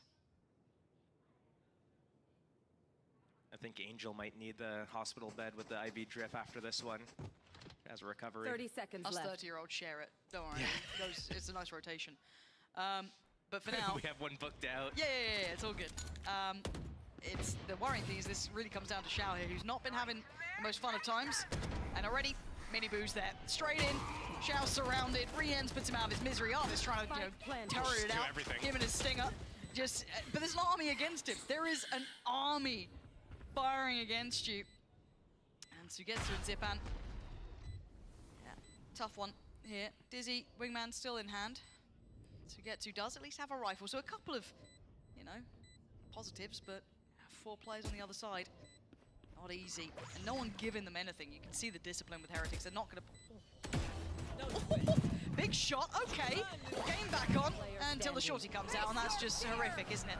The scenes of it all, Sugetsu deaf, blind, and, well, left all alone here. Rotten way to go down as Heretics keep pushing that scoreline further and further away. This one kind of looking done here, if I'm honest, Josh. You know, Although, since the shorty was moved from very 150 dominant credits first to half. 300, I haven't really seen it that much, but it's so nice watching a team that's absolutely just like slamming you, that they're able to afford like, oh, well, we have extra cash, so why not get the shorty? And now we're seeing a lot of shorty kills coming out in the towards the end. Sorry. He's got that dog in him. Yeah, He's young, he can do that. He came from Fortnite. You're acting like you don't write in chat, bark for me, dog. You're like, come on now. Come on now. The last 6 years? Okay, I've just made myself feel terrible because I still write that. Yeah, brilliant. 9-3, 3 rounds for Navi. I mean, trying. I'm trying. This is Artist taking as much space as he can, forcing Heretics towards the back of the site, and Angel trying to kind of capitalize on this one. Artist, very nicely done. Gets the first kill here, gets the ball rolling as the plant does come in. They've done what they needed. They've secured site. They've even cleared towards backside. They've got a lot of space here.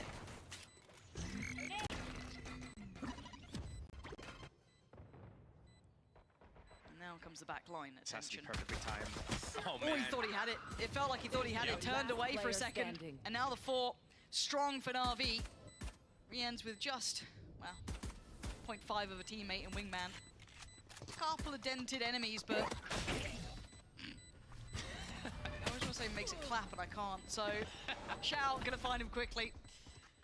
Like, I haven't been able to cast for a while. The professionalism's really gone downhill, you know? Fair, fair. I think Team Heretics wasn't like the stat about how they just win all these pistols all the time. Navi, I think this is the 3rd pistol win in this series so far. And it's like, they always lose around 2 right after it. So that's going to be the thing I'm looking out for. True. Is Navi able to convert this next round? And this is where the Navi 2 Ghost, 3 Rifle buy is going to come out into play. No Outlaws for the opposite side. So hopefully they're able to convert this if they play it normally. It's only a sheriff. It's only one sheriff. Yep. And hands of Boo. Boo's not even having a, you know, he's not been having a crazy game. He's playing, you know, Bremmy. He's doing fine. Should be fine. Classics and 1 sheriff. I'm going to keep saying it so I don't get nervous about it.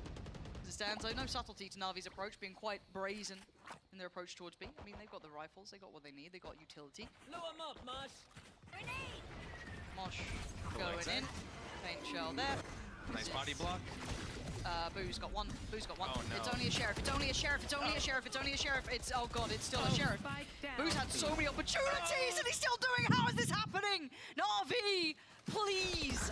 I beg of you, please. Holy shit. That's a pay safe card. 2 right fucking there, equals. so you know. Just the sheriff.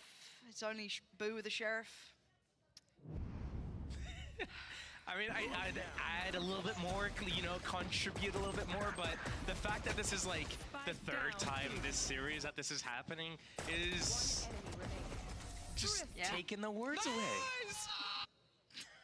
Look at them. It's just, like, what are you meant to do? And Navi are just getting like flashbacks. You know what I mean? It's just PTSD of the last couple of times this has happened. Horrific for them. Ooh. Well, there you go. Hello, Angel. Hello. No more of that, please. Okay, Dizzy gonna go in. Navi gonna try and, you know, feign that this is the end goal. It's not. Bring them down. Woot, you're a lucky boy. Woot, how did you get away with it? How are you getting away with like daylight robbery? You look dead to rights. Teamwork. But it's fine. Yeah. You know, I was like right about They this. died on the other side of the map too. Point of the Navi buy on Holy second round is shit. that you get to get 2 Vandals out on the round 3. If you lose round 2, they get the first kill. 5 versus 4. Everything's looking good. They're walking up short A behind the Viper wall, and then this. What is this disjointed fight? You guys need to peek together. Look at how Team Heretics is backing each other up. There's always a trade. There's always a double peek. There's always like some sort of teamwork happening. But for Navi, it's like one person's walking out this way. Oh, I got a kill. Oh, I got traded. What's next? Yeah, I mean, go in. 11 rounds now. Navi, I mean, Artist has been trying, I feel like, and does get some high-value kills here. Last round, I mean, the pistol round was pretty much all his. And going to start it off again. Boo going to be dealt with quickly. Now, one player has managed to stay alive on the site, so Woot, I don't know how much he's been able to kind of ascertain from this, but even with the back clear from Minibu, look at his positioning. He's so far away. Benji's just stunned that they're that close. Cleared out quickly, and now the site is Navi's. Should be a plant on its way. Quite a comfortable one at that. Now, the flank's going to become interesting. See how that plays through here. Yeah, the fact that Artist didn't really get to see this. Yeah. And he's waiting for a rotation still. He's going to probably hit the teleporter. Yeah, prioritizing long here as well, looks like for Minibu, but they have to keep their attention as well towards CT. Woot trying to play a little closer ahead, and here comes the first. Gets as close as he can, see if he can find any more. That's going to be one found. Spots a second one. Good damage, good kill. Minibu doing well. Now the other two need to be involved here, but Zipan keeping them back. Keeping them further away from CT. Lovely work from Na'Vi. That's much better. Well handled. 5th for Na'Vi. Team Heretics was doing a really good job. They knew we're at a huge disadvantage. We need to play this perfectly right now in a 3 versus 5, whatever situation. Wait for the flank to develop. Let's keep them occupied, looking at us in the meantime. Artists did not know that that player was snuck into the back lines. But there was nothing to kind of like line it up. It was, I have one target here, it's the Viper. I just need a pop to get to right now. And hope. And hope that there's more that I can see. He's able to get the second on Angel, but everyone else is tucked away way too well. And it was just like, unfortunate that they didn't get the opportunity, but Na'Vi with 5 now. Yep. Okay, and this could be a nice springboard round, right? You've got a couple of big ults here, Angels and Shao's. So this could be huge. These are really instigating ults that could do very nicely for them, but okay, let's see what we're in for this time. Just looks like a default. Looks nice and patient from Na'Vi. This is the same opening that Team Heretics was doing a lot of their attack side rounds as well. Na'Vi with these ults, as you pointed out, they have to come out with a good idea, a good strategy behind it.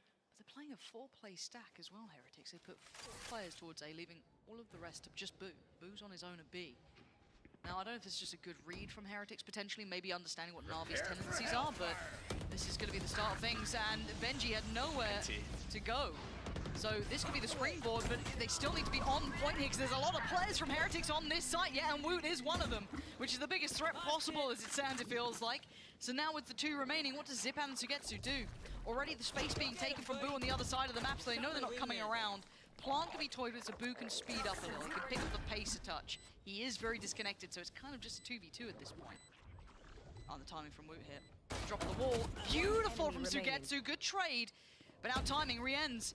He's still keeping track of where where Zipan's trying to get to, but Boo's finally made it on over. Zipan! It's cleared in the end. Thought he might have been able to bring that to a 1v1 at the very least, but no. Diffuse is there, and that's gonna be 12.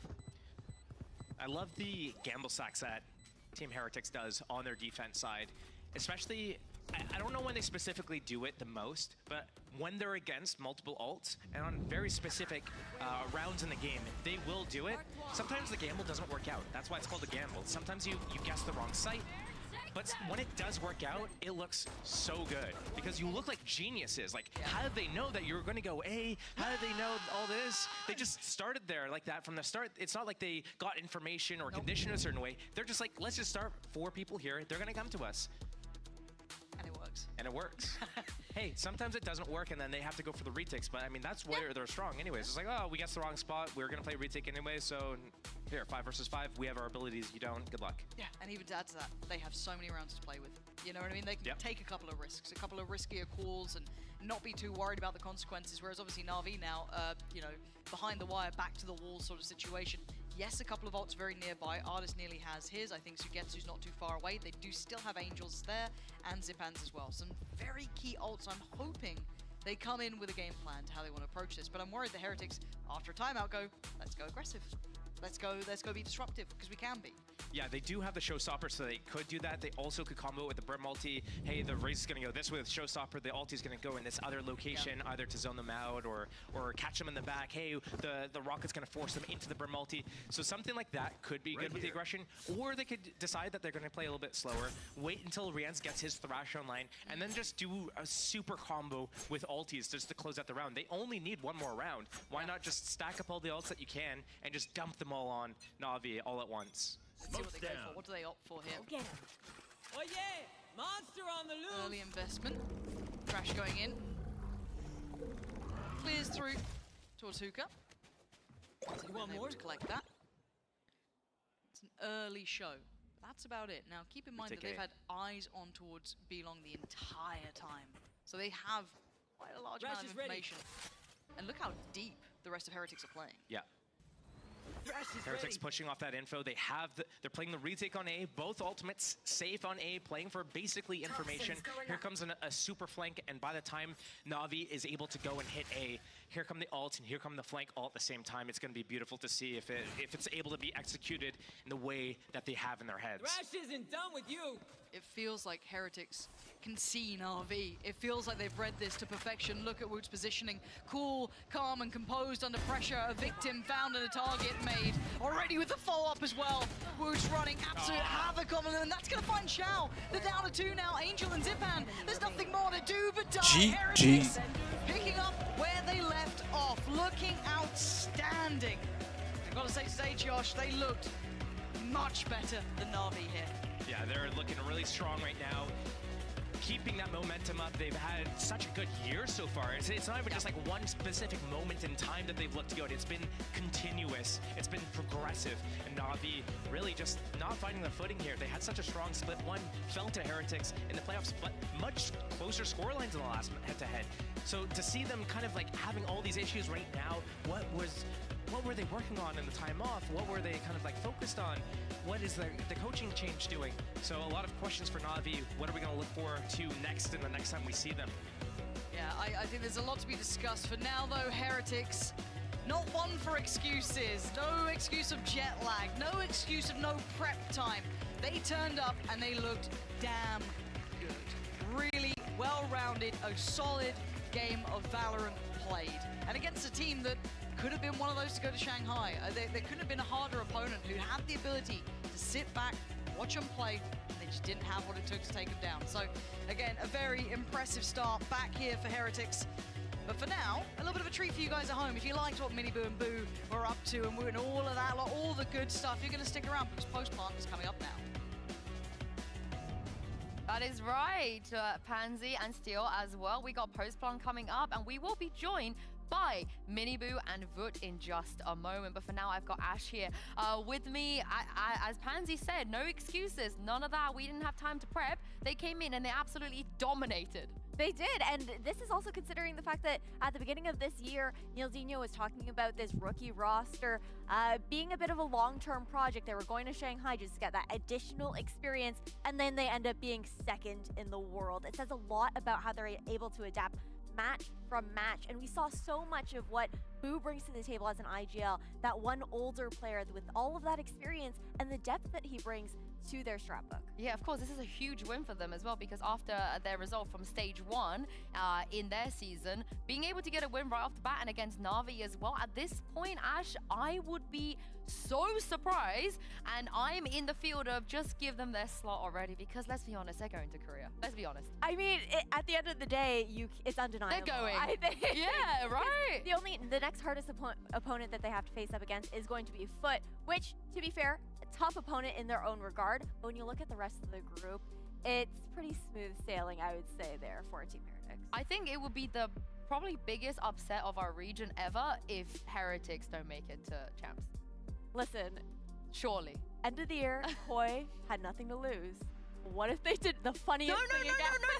No, I don't need that right now, Ash, because this is not just about the fact that they're looking good. It's about the fact that everybody loves them. Everybody wants them to win so bad. And I think it's been a while since we've had a team outside of Fnatic, Liquid, and NAVI that everyone just unanimously kind of cheers for. I think it's difficult not to, because you look at the vibes that they have on that stage, the energy that they share with each other, the fact that Benji and Wood are constantly doing their little handshake up there.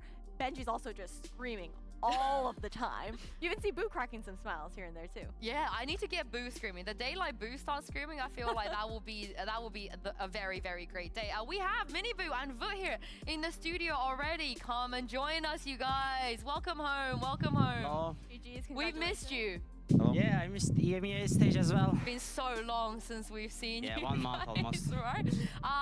You want to introduce your friends first of all, Miniboo? Okay, so this is my chicken, you already know it. Yeah. And this is Neon, who will help me to get Champions Trophy.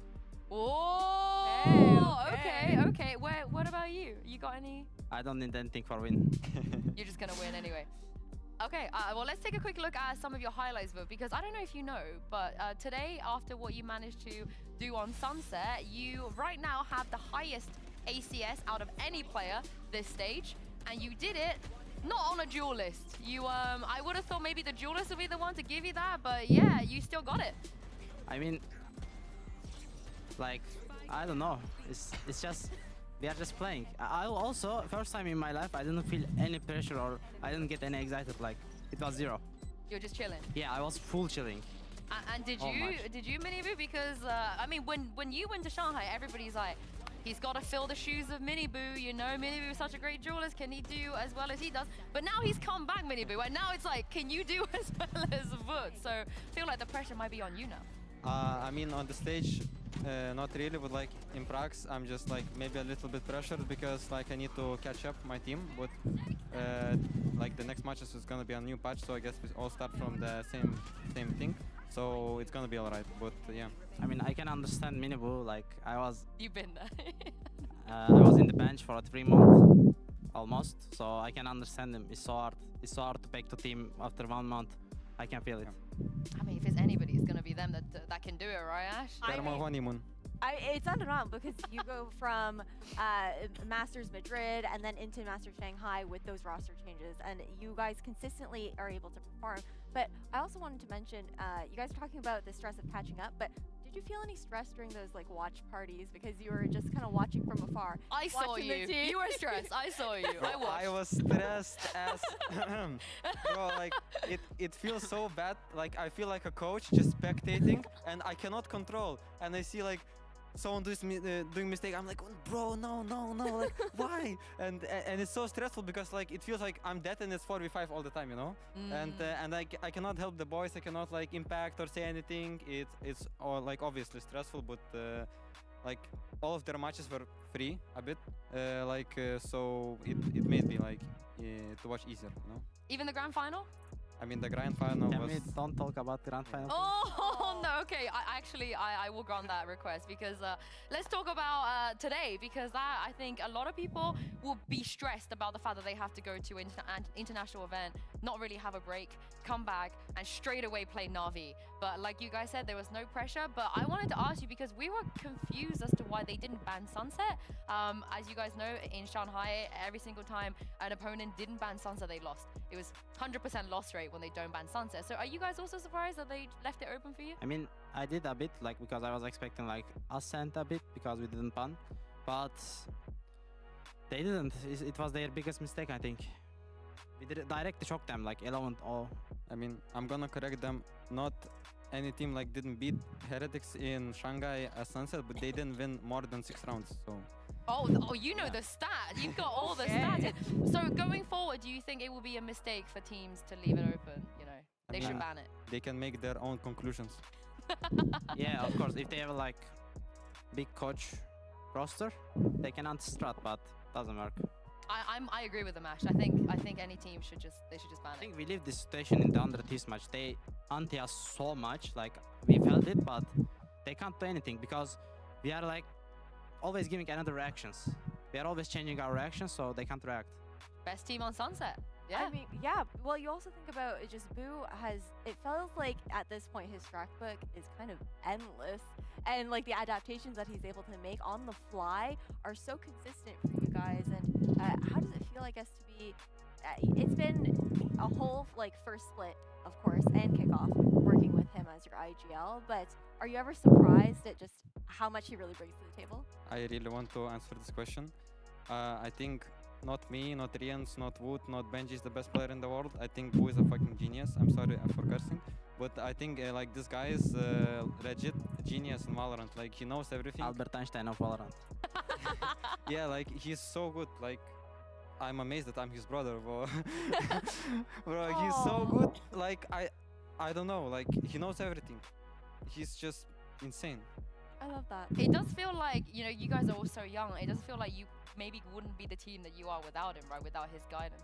I mean, we are respecting because he's older than us. He has more experience. Also, like, he's showing us his experience in the game. So we are always respecting and trying to listen to him. If we don't, we lose. If we listen correctly, we can win. Oh my god, Al Boo Einstein.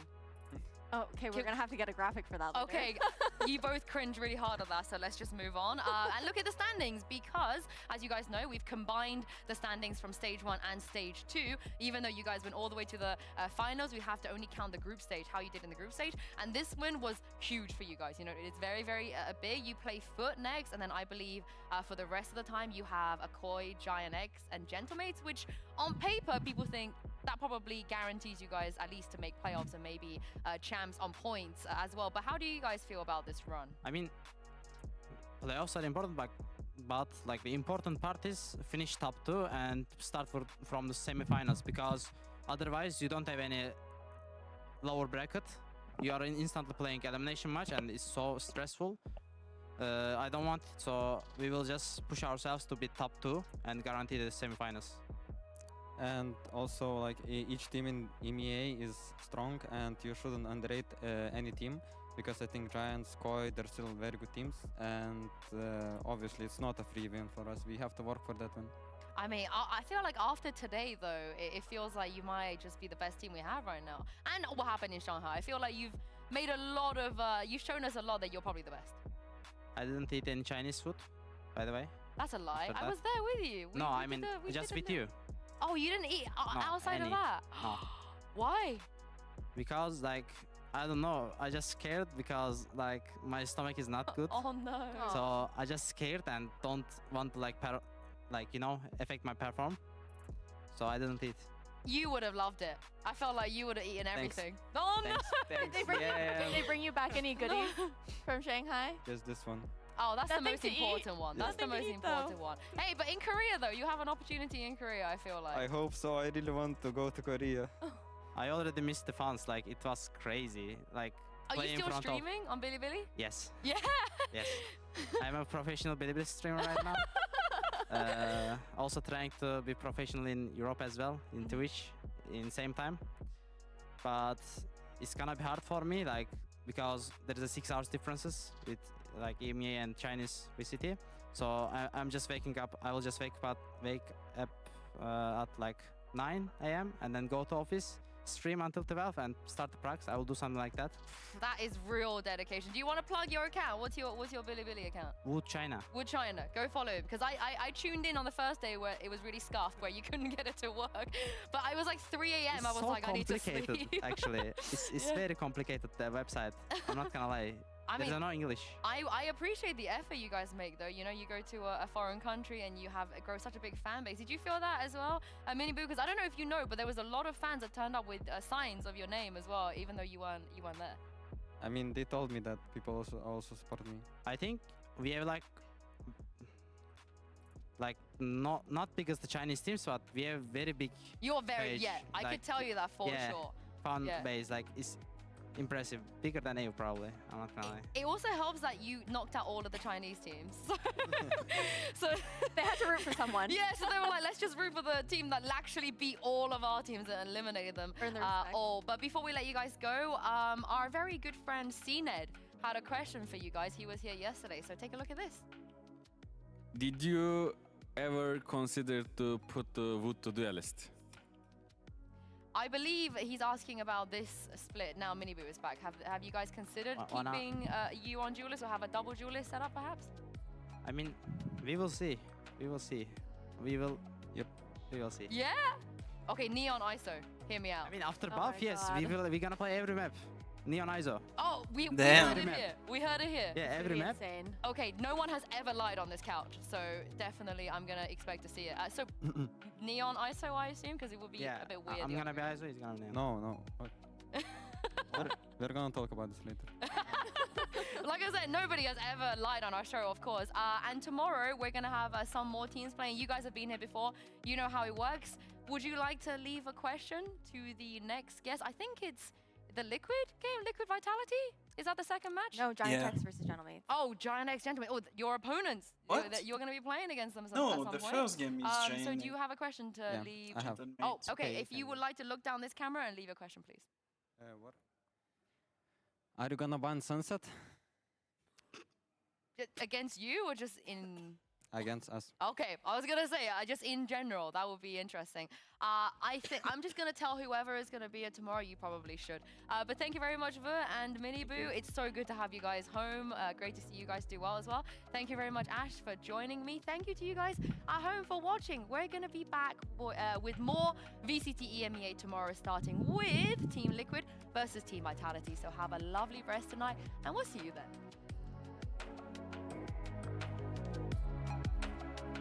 Okay.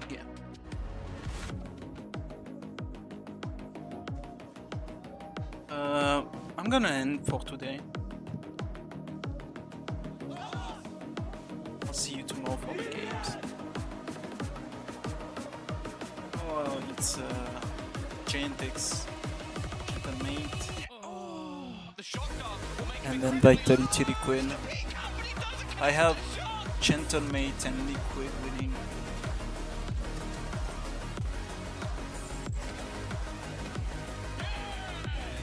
But the Vitality Liquid game is gonna be like very close. I was expecting NAVI. I was expecting Fnatic BBL to be a stomp for Fnatic, but it was very close. And then I was expecting the second game, Heretics NAVI, to be very close, but it was a stomp for Heretics. Unlucky. They are so bad.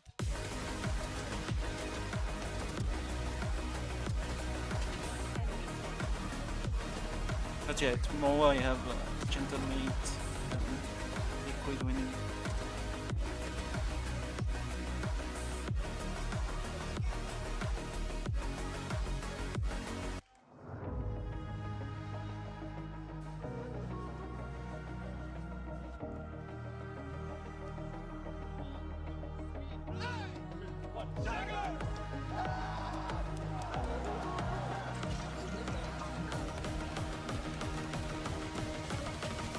You are powerless.